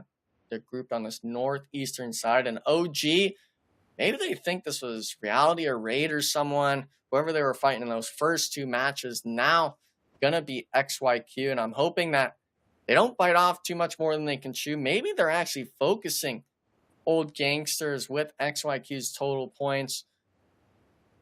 Might already be able to qualify with just a goose egg. So, Neptura, I gotta ask, if you're XYQ, do you think they should just gridlock Old Gangsters if they know it's them? Yeah, I mean, why not? You've got enough points where it's unlikely you're gonna go out. If you go out here, it might be a little testy, but especially with OG not knowing you're there, Valak did the right thing here. They waited for them to come out in the open. There's no massive push coming in. They've played this carefully. Some may call it camping. I call it holding a position in the end. In the last game, it's fine. This is not them sitting in a corner for the entire game. They're just waiting for the opportune moment. It's good. AK, OP. Let's go. Hey, you don't see the gun much, but when the bullets start connecting, you're eating damage. Unfortunately, not being able to get the thirst on Kid, who tried to actually go for that double knock on the cross, which I don't blame him for. But look at this. He's actually drawing so much attention. The rest of XYQ wrapping back towards the center of Yasnaya. And this is a drop that I know HH and Tensa both know on the back of their hand, playing this drop spot for, I believe, at least 2 years. While that was going on, Team Fate that landed in Yasnaya completely wiped off the face of the earth. Unfortunate for them, to say the least. Both the squads that basically already have contention in tomorrow's finals, still absorbing points, making everyone stress about moving on. Yeah, for sure. They're not going down without a fight, right? They've not decided to go, we have enough points. They're really going for it, which is not helping matters for these lower teams. They really need these points, and none of these teams above the top 5 are allowing them to get any. So Fate go out, 0 points on the board for them. Unfortunately, Reality did get 1, but at the end of the day, it's just not enough. So GG's, we'll see you next time. But Old Gangsters still up as 4. They were able to get that res. So looking okay. And they're doing what teams in Pachinki should have done a long time ago. Moving out the back and going to go get a vehicle and just leaving Pachinki because it's just gridlock. Yeah, I mean, on XYQ, they're perfectly fine with the gridlock. Look at Zeus. He's trying to set up a mountain bike. Get out of here thinking he's like a super secret agent or something. Not too sure, but I mean, you got to make the rotation at some point. I think you realize that this team is going to quote unquote grief you in some way, try to hold you in. And, you know, I personally don't blame them. Maybe XYQ wants this drop spot going into Premier Finals. They know the Premier teams will give it to them. What are they doing? I mean, I think only one. saw Oh, man. Yeah, it's too late. Okay. He did it too late. I think you heard the teams on that south side where they were rotating in. So now they're stuck in. And obviously XYQ, they're not going to probably push any further. They'll wait knowing OG is still in there. But really hate to see. Yeah, that's a real shame because if you saw, they actually rotated away from those hills. They stood up there, looked, and then moved on. But of course, OG don't know that, and so they're gonna feel stuck, and they're actually not. So that's a big rip coming in there. Hopefully, they figure it out and they get out of there ASAP. Because I don't think staying in Pachinki is gonna be very good for their health. Hey, thankfully for them, they're the ones playing and not me. I would have been stressing beyond belief. Not really, but, you know, I was cool as a cucumber. As always, not to toot my own horn. You know, but the beauty of it, though, is right now it's kind of that calm before the storm now. Those hot drops settled out. We still know kind of who we're keeping our eyes on in terms of that edge placement, 3 Sheets Gaming, stuff like that. We're looking at, obviously, Extreme Souls potentially moving up. And with these zone shifts, it's going to be a real deciding factor on who's going to maybe get those free placement points. And with it shifting up to, I actually kind of like the shift going towards Potato Hill. Yeah, I don't mind it. The PUBG has given us a really easy sort of zone, a very standard zone for the last game, really allowing these teams to focus on their strategies and focus on those fights rather than the zone all the time, which is nice. Yeah. And we're seeing a nice central position from all of these teams. We've only got a few who are actually outside of zone, and I want that purple car. Hey, what was that? I'm liking these vehicles. Every time we play, I feel like we kind of just see more and more, and oh no. The rat. Rat gameplay coming on.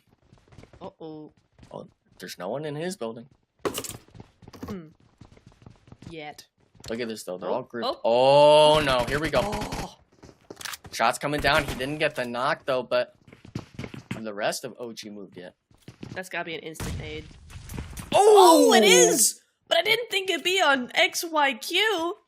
Yeah, Juancho, I think just a little bit too late on the reaction to the nade. Now it's going to come down kind of to Valak getting this 1v1 shot. ISO'd around. I believe HH is stuck across the street as well. So each of them are potentially going to have to force 1v1s. Valak, the first person perspective with the Bison, hits the headshot. He's got the right gun for it, but OG GG's. Working together on the positioning. Now down is just a dynamic duo.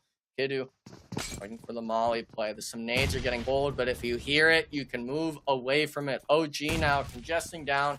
H is trying to cross still, I think, but solo on that south side. He's not going to get away for it for free. Tensa, 1v3 situation. He's got the right gun for it. It's a matter of if he can hit the solo shots or not on each of them. And look at this. I mean, they're just playing with their food at this point, waiting for him to move. Yep, stress him out. Make him make the first move. Now OG on the hunt. I believe that was actually a team smoke supporting Tensa, trying to get the cross. And I'm kind of wishing OG would move a little bit faster. You know you have the man advantage here, and you're letting him get away scot-free. Yeah, they've really let him move back. That is unfortunate. You can't let them regroup, right? When you've got Tensa and HH as a pair, that's gonna be very difficult. Thankfully, they do get Tensa there, so now it's just back down to a solo. Nice push finally, but what? Come on, OG, you know better than that. He almost got the thirst, but the door is saving his feet. Old Gangster's getting the 4 for none trade. Now we're looking at the center part of the zone. 3D Max playing this northern side of farm along that roadside that goes all the way across. And a lot of these teams, you know, I was expecting that fight with Old Gangsters to go the opposite way in favor of XYQ. But unfortunately, that wasn't the case. And now, with this being such a do-or-die game, I feel a lot of these teams are opting to take center position because right now, I'm seeing it. Everyone's kind of holding each other's hands.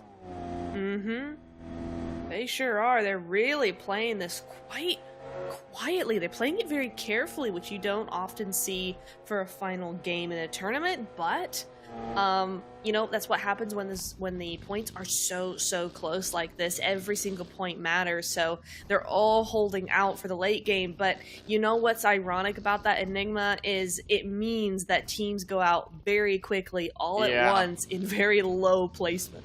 Yeah, that means that your team's going to be moving together as a squad, and if someone makes the wrong call, maybe someone overextends, if everyone's together, you're going to be feeling the brunt of it. And no one likes that feeling, especially the last game. Extreme Souls now potentially feeling it. All 4 players up getting ran over by a Golden Boys player. And look at this, Extreme Souls completely split way too much, not able to help them whatsoever, forcing them to play the rest of this match out as a 3-man.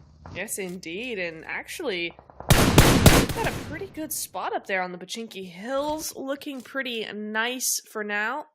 Golden Boys looking to just move down off of that into those buildings. Don't blame them. It's a good spot to have.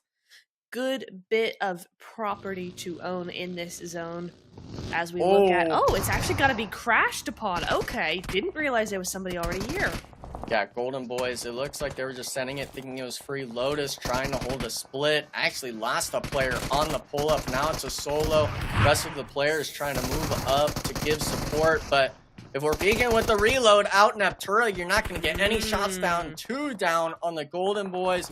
Down now. Looks like a third party onto the Lotus players. 1 up now. It's going to be just Reyna having to secure it for the team. And while this is happening, we can see on the top right, zone shifts to school. All these people playing safe have to make the rotation. And look at that, Golden Boys completely eliminated. Unfortunate for them, only having 2 points to their name. And this isn't even the end of it. These teams are having to make the rotations in, and it's not even stopping. Boba now forcing the fight with Bullet Club, another team that's desperately needing points, going back and forth with each other.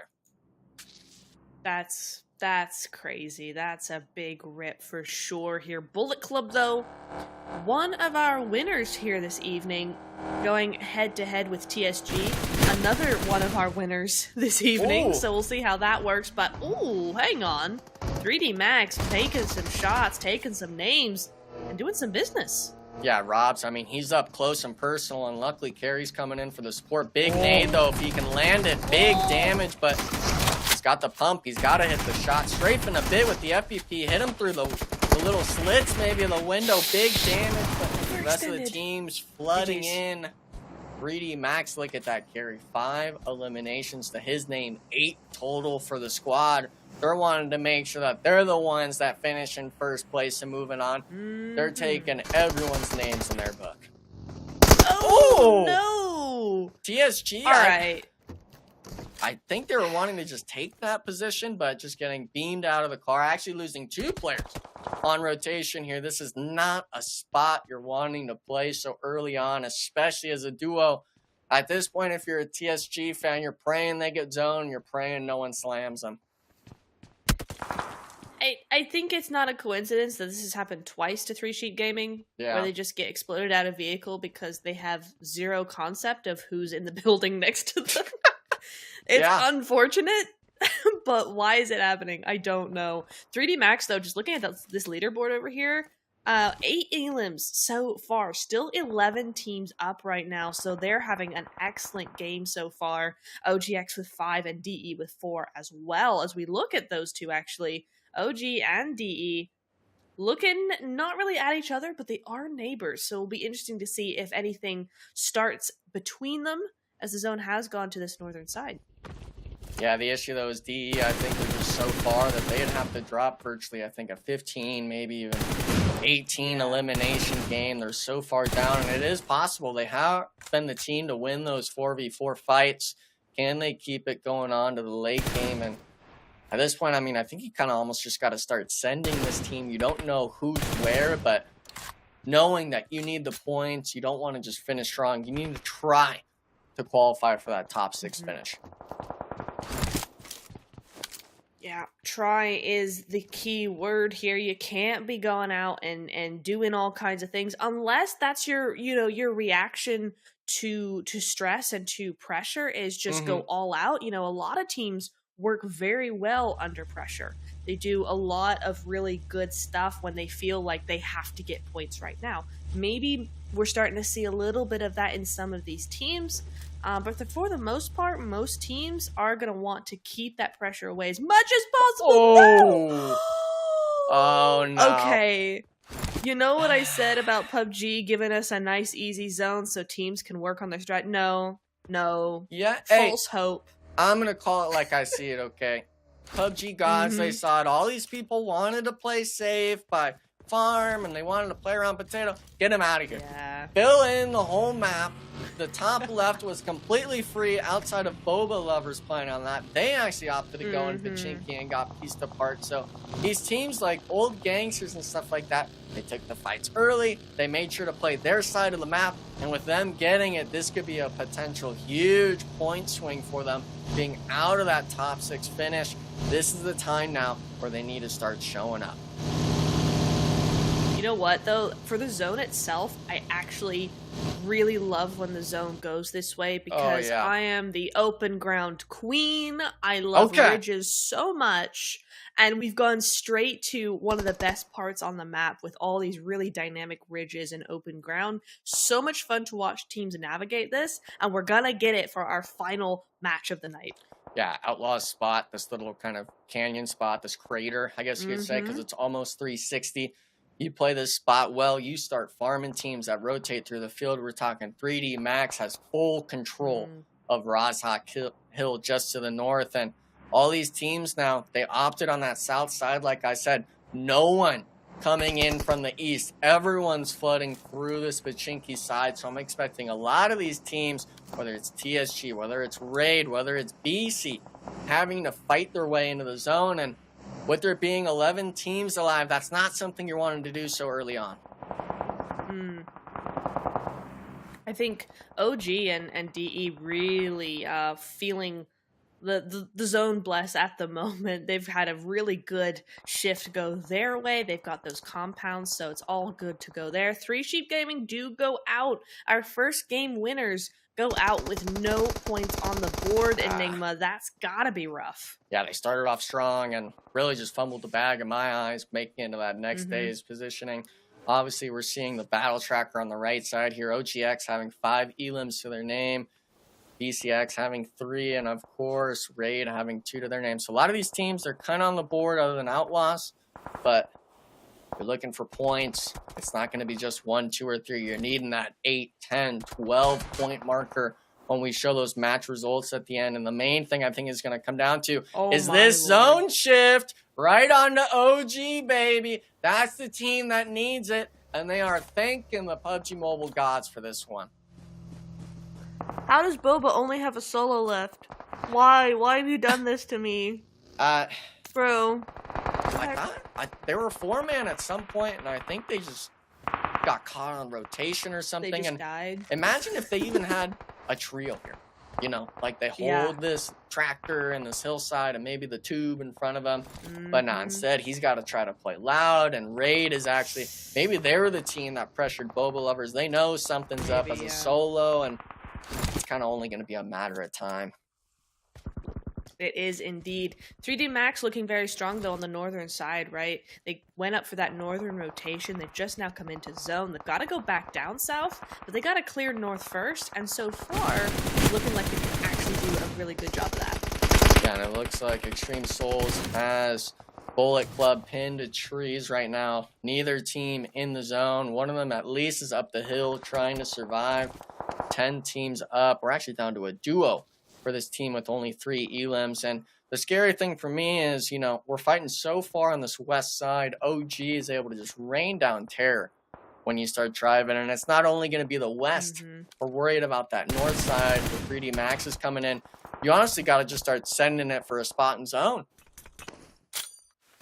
Yeah, it does feel like this has got to be a sort of just send it, you know, full send sort of deal.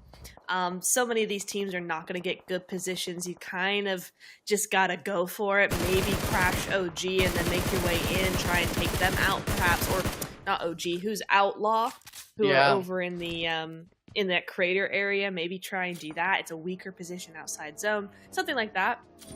For now, though, and 3D Max going for Old Gangsters. Oh, this will be interesting. Yeah, I mean, Old Gangsters, they need to make sure they don't get wiped here. I know they have 7 eliminations, but the number, I think, was around 5-10 points, and you don't know exactly what that point spread's looking like, so you need to make sure you don't bite off more than you can chew. And if you're Brody, I think you honestly try to leave a smoke trail and leave. Don't just give up the building and the zone shift. It's not even going to be on their compound, really. It's going straight towards raid. All these teams, I mean, you're fighting for 1 or 2 rocks in this next zone. I think this is the hardest zone. It has to be the hardest zone we've had so far tonight. Yeah. Hands down. This is insane. A lot of these teams as well. I mean, you came from the south side, and that's why everyone's eliminated. But Pratty, he actually forced the 1v1 here, Carrie. Wow. Expecting it in the FVP. They actually lost 2 players coming in.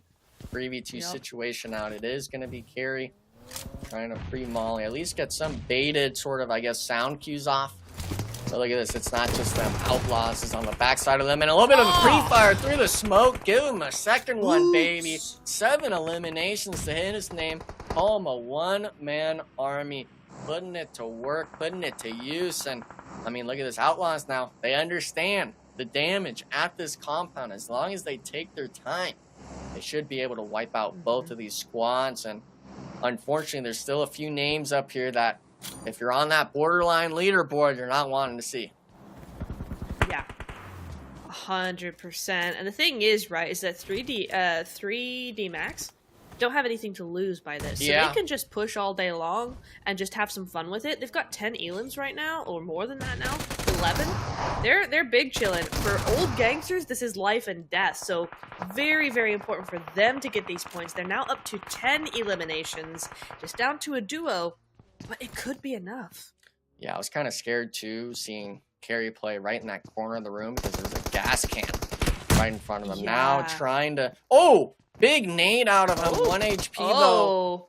Wow, and that might be disastrous for OG still. They might have enough, but Boba lovers, they were needing the points, trying to just scrape by a few extra placement points. The smoke play only getting 5th place. We're actually down to just our top 4 teams now. Oh my god. DE... I mean, we went from, 8 to 4 teams, and DE now, they're holding the low ground, and Raid's holding the high, but this ain't Star Wars. Anyone can get knocked here, and for right now, DE Esports, they have all the control of the zone.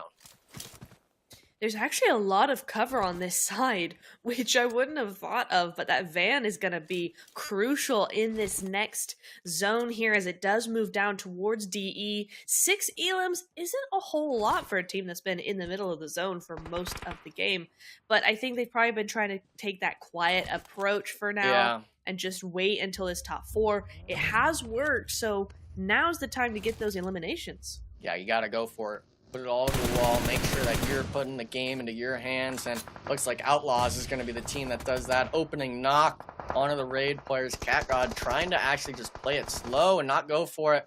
But Free Point, he's looking for the aim. No shots actually down on a Poppy Triste. A lot of these teams, they actually just rotated around them. They forgot about Outlaws. What are we doing here, guys? He gets 1, trying to get the Thirst teammate going in for the placement positions. And but jumping out. Now he's got to run it. He's got to run and gun at this point. They know where you're at. Looking like it might be down to just the last 2 teams. 3v3 situation. DE Esports on this eastern side of the road against Team Raid. Big nades coming down. Make that 2v3, and it's all going to be about who hits the connections first. And the nades on your feet. Move! 1 nade not there. It's not going to be enough. DE Esports, the last game when they needed the points, finishing the day with the winner chicken dinner. Fantastic work. Exactly what they needed. Again, a team potentially working really well under that pressure, right? This is a team that was just on the cusp, PB, of being able to still make it into the top 6. The question is, have they done enough? I do not know if they have done enough, but we will see in just a moment. I am totally not muted for the stream. There you go. I was for you. I moved my Discord between matches to try to have all the stats. So you're telling me I'm muted and I'm not. That's that. Anyway, I have no idea if we are going to have enough points to get into that top 6. What I do know is a couple of teams that needed points desperately, they didn't get them. And some teams that did, they performed super, super well. So this is going to be really, really interesting. Enigma, who caught your eye here in this final game? It's got to be DE. They have this early game fight that looked kind of disastrous. They lost a player early on, but for them being able to stay at 3-man, they got the zone a little bit of love in their way next to OG playing side by side and ultimately allowing them to win it with just a 3-man. So for that squad, I'm really interested in seeing how many points they were actually able to accumulate to see if they made that marker for top 6. Man, that door blocking the way on HH24, that just made me very, very sad in the moment. I thought he was going to be able to get the flush there, and it just did not happen. But that's the way the cookie crumbles sometimes. Neptura, which team stood out to you here in this last game? Gosh, it's gotta be DE, it's gotta be OG. They had a couple mistakes, but they kept bringing it back. I love to see that. Yeah, and 3D Max just having a lot of fun with it, but I've talked enough about them. Yeah, DE's gotta be the team, right? Because they pulled it out of the bag when they needed it the most, so big GG's. Unbelievable. And they're going to check out the final plays here. Walk us through it. Yeah, I mean, for the most part, it was 3D Max, sent a full send play on to OG, and, I really thought that OG would just disengage and play their side of the zone, but if you have carry in your building, he pieced virtually 3 of your players, make it 4 with this, because if he's holding you in zone like that, it doesn't matter if he knocks you, you're dead either way to pop a blue, so unfortunate stuff from OG, and at the end here, Team Raid, I think, really kind of misplayed this. They had the upper ground position rotated completely by the third place team, Team Outlaws, and ultimately, in my eyes, kind of threw away that first place positioning. But for the most part, at least getting into that top 3 placement. Unbelievable. Well, here are your match rankings for our last game with DE Esports picking up their first of the evening. That's a good time to pick up a chicken dinner, but will it be enough? Team Raid picking up 11 points. That is actually super, super clutch. One of the teams that desperately needed it. Outlaws once again in the top 3. Pretty consistent all night long. And Old Gangsters, for me, I called them out before the game, is this team needs it. They're going to get it. And 10 elims, they do. And ultimately, 3D Max with another impressive showing. Let's see where things shake up for the overall standings. Here they are, the top 6. Whoa. There we go. 3D Max coming up with a Challenger Finals victory. A pretty large margin here, too. We'll talk about that and the storylines here in just a moment. But with XYQ taking 2nd place, Outlaws in 3rd, Golden Boys 4th, Old Gangsters 5th, and Team Raid will be rounding out our top 6. Moving on to the Premier Finals tomorrow night. But Enigma, we had a few near misses with Boba Lovers and Extreme Souls. What happened for those folks, and they just didn't quite have enough? I preyed on the downfall of Boba Lovers that last game. I know the production team's going to hate me for it for the most part, but it really came down to that last game. We're talking 6 points. Team was just that close, but I think the telling tale sign is going to be those placements. 17 compared to 9, the bonus points wouldn't have really mattered in the end of it all. So it really shows, push comes to shove, you need to get more than just 1 squad wipe. You got to make it to that late game, get at least 2, if not 3 squad wipes, and keep propelling yourself up the leaderboard, because it seemed like a lot of these teams, especially in the bottom 2 here in the bottom 8, it's probably going to be the same story. We win 1 fight, but we can't make it at all past that. Absolutely. Well, again, big gap here for our top team. Neptura, it seemed like Carey, a.k.a. Coops, the second he stepped back into the lineup in Game 5, Game 6, a whole different team for 3D Max. What was the story there for them? And ultimately, any surprises you see in 9 through 16 here not making it through to the next game? To be honest, I thought DE had done enough, but it looks like they were 10 points early, or 10 points away from it, unfortunately. 3Sheep Gaming's got to be the biggest one, right? Starting out at the beginning of the night in Game 1, I could not have foreseen them ending up in 13th place with 23 points, and 10 of those being their win. They never got any more rank points after that. That is an insane stat to me. Yeah, that is crazy. But 3D Max winning, I was going to, say some French stuff, but actually with Coops coming in, it was like 1% French, so I don't think it matters. No worries at all. Surprises to me on this last page, Reality, man. I had them moving on. I didn't think they'd be like in the top 5, but I thought they'd squeak through. But oh my gosh, 16th? Like, what happened? The wheels fell off the bus for Team Reality. Well, while we are getting ready to kind of announce our premier teams and highlight tomorrow's action, I got some individual awards that I want to give away. Incredibly unofficial, but let's talk about it. Punisher, which is the most elims on the day, goes to Carry of 3D Max in only 3 games. He only played 3 games, and he gets the most elims out of everyone in the lobby. Are you kidding me? So next up, most damage, the Berserker. Carry from 3D Max. Are you kidding me? So he gets the most elims and the most damage. Wow. Like, what in the world? 3 games played tonight, and he's able to get both top categories. The Legend of Coops grows bigger. Iron Man for the most survival time goes to Poppy Tree Stay for Outlaws tonight. Congrats on staying alive longer than anyone else in the Battlegrounds. And on the flip side of that, the Allergic to Life Award goes to Thoughty684 from Reality. I'm sorry, man, but it happens. Thoughty. And then lastly, Marathon Man, the most distance traveled tonight, goes to Cat God. He's got his running shoes on. He's traveling all kinds of places. So those are my individual awards I'm giving out tonight, but huge shout out to Carrie from 3D Max. Impressive stuff all the way around. Enigma, hit me with your final thoughts from the evening. We saw an impressive performance from 3D Max with the bulk of that coming in the second half, but what are you looking forward to for tomorrow? I'm looking forward to hopefully the same sort of point spread going in tomorrow. That sort of nail biter, it comes between 5 or 6 teams fighting for those placement spots and stuff like that. So the next portion, obviously tomorrow we're competing for those PMSL NA qualifiers. But if you're those teams today, even if you were just short of it, if you had never played PUBG Mobile competitive before, you should still be giving yourselves a pat on the back. You did an amazing job making it this far. And hopefully you're able to learn if you didn't make it watching tomorrow's matches, or if you are playing tomorrow, try to absorb as much as you can to come back stronger. Amazing. And Neptura, what about you? Any final thoughts from this evening's affairs? I've honestly been so impressed with a lot of these challenger teams. Most of them were unknowns to me, so I was like, okay, I don't know what we're going to get. Probably a mixed bag. A lot of these teams don't have experience, but I have loved watching them. They are so talented. There's so much potential there. They've just got to get some tweaks, get some experience under their belt, but a really, really good show of skill from everybody concerned here. Even the teams that, came 15th and 16th have that potential. They just need to sort something out there. So hopefully they stick together. They come back for season 6. I'm really looking forward to it. Well, that does it for Challenger Season 5. The finals have wrapped. Congratulations to 3D Max, XYQ, Outlaws, Golden Boys, Old Gangsters, and Team Raid.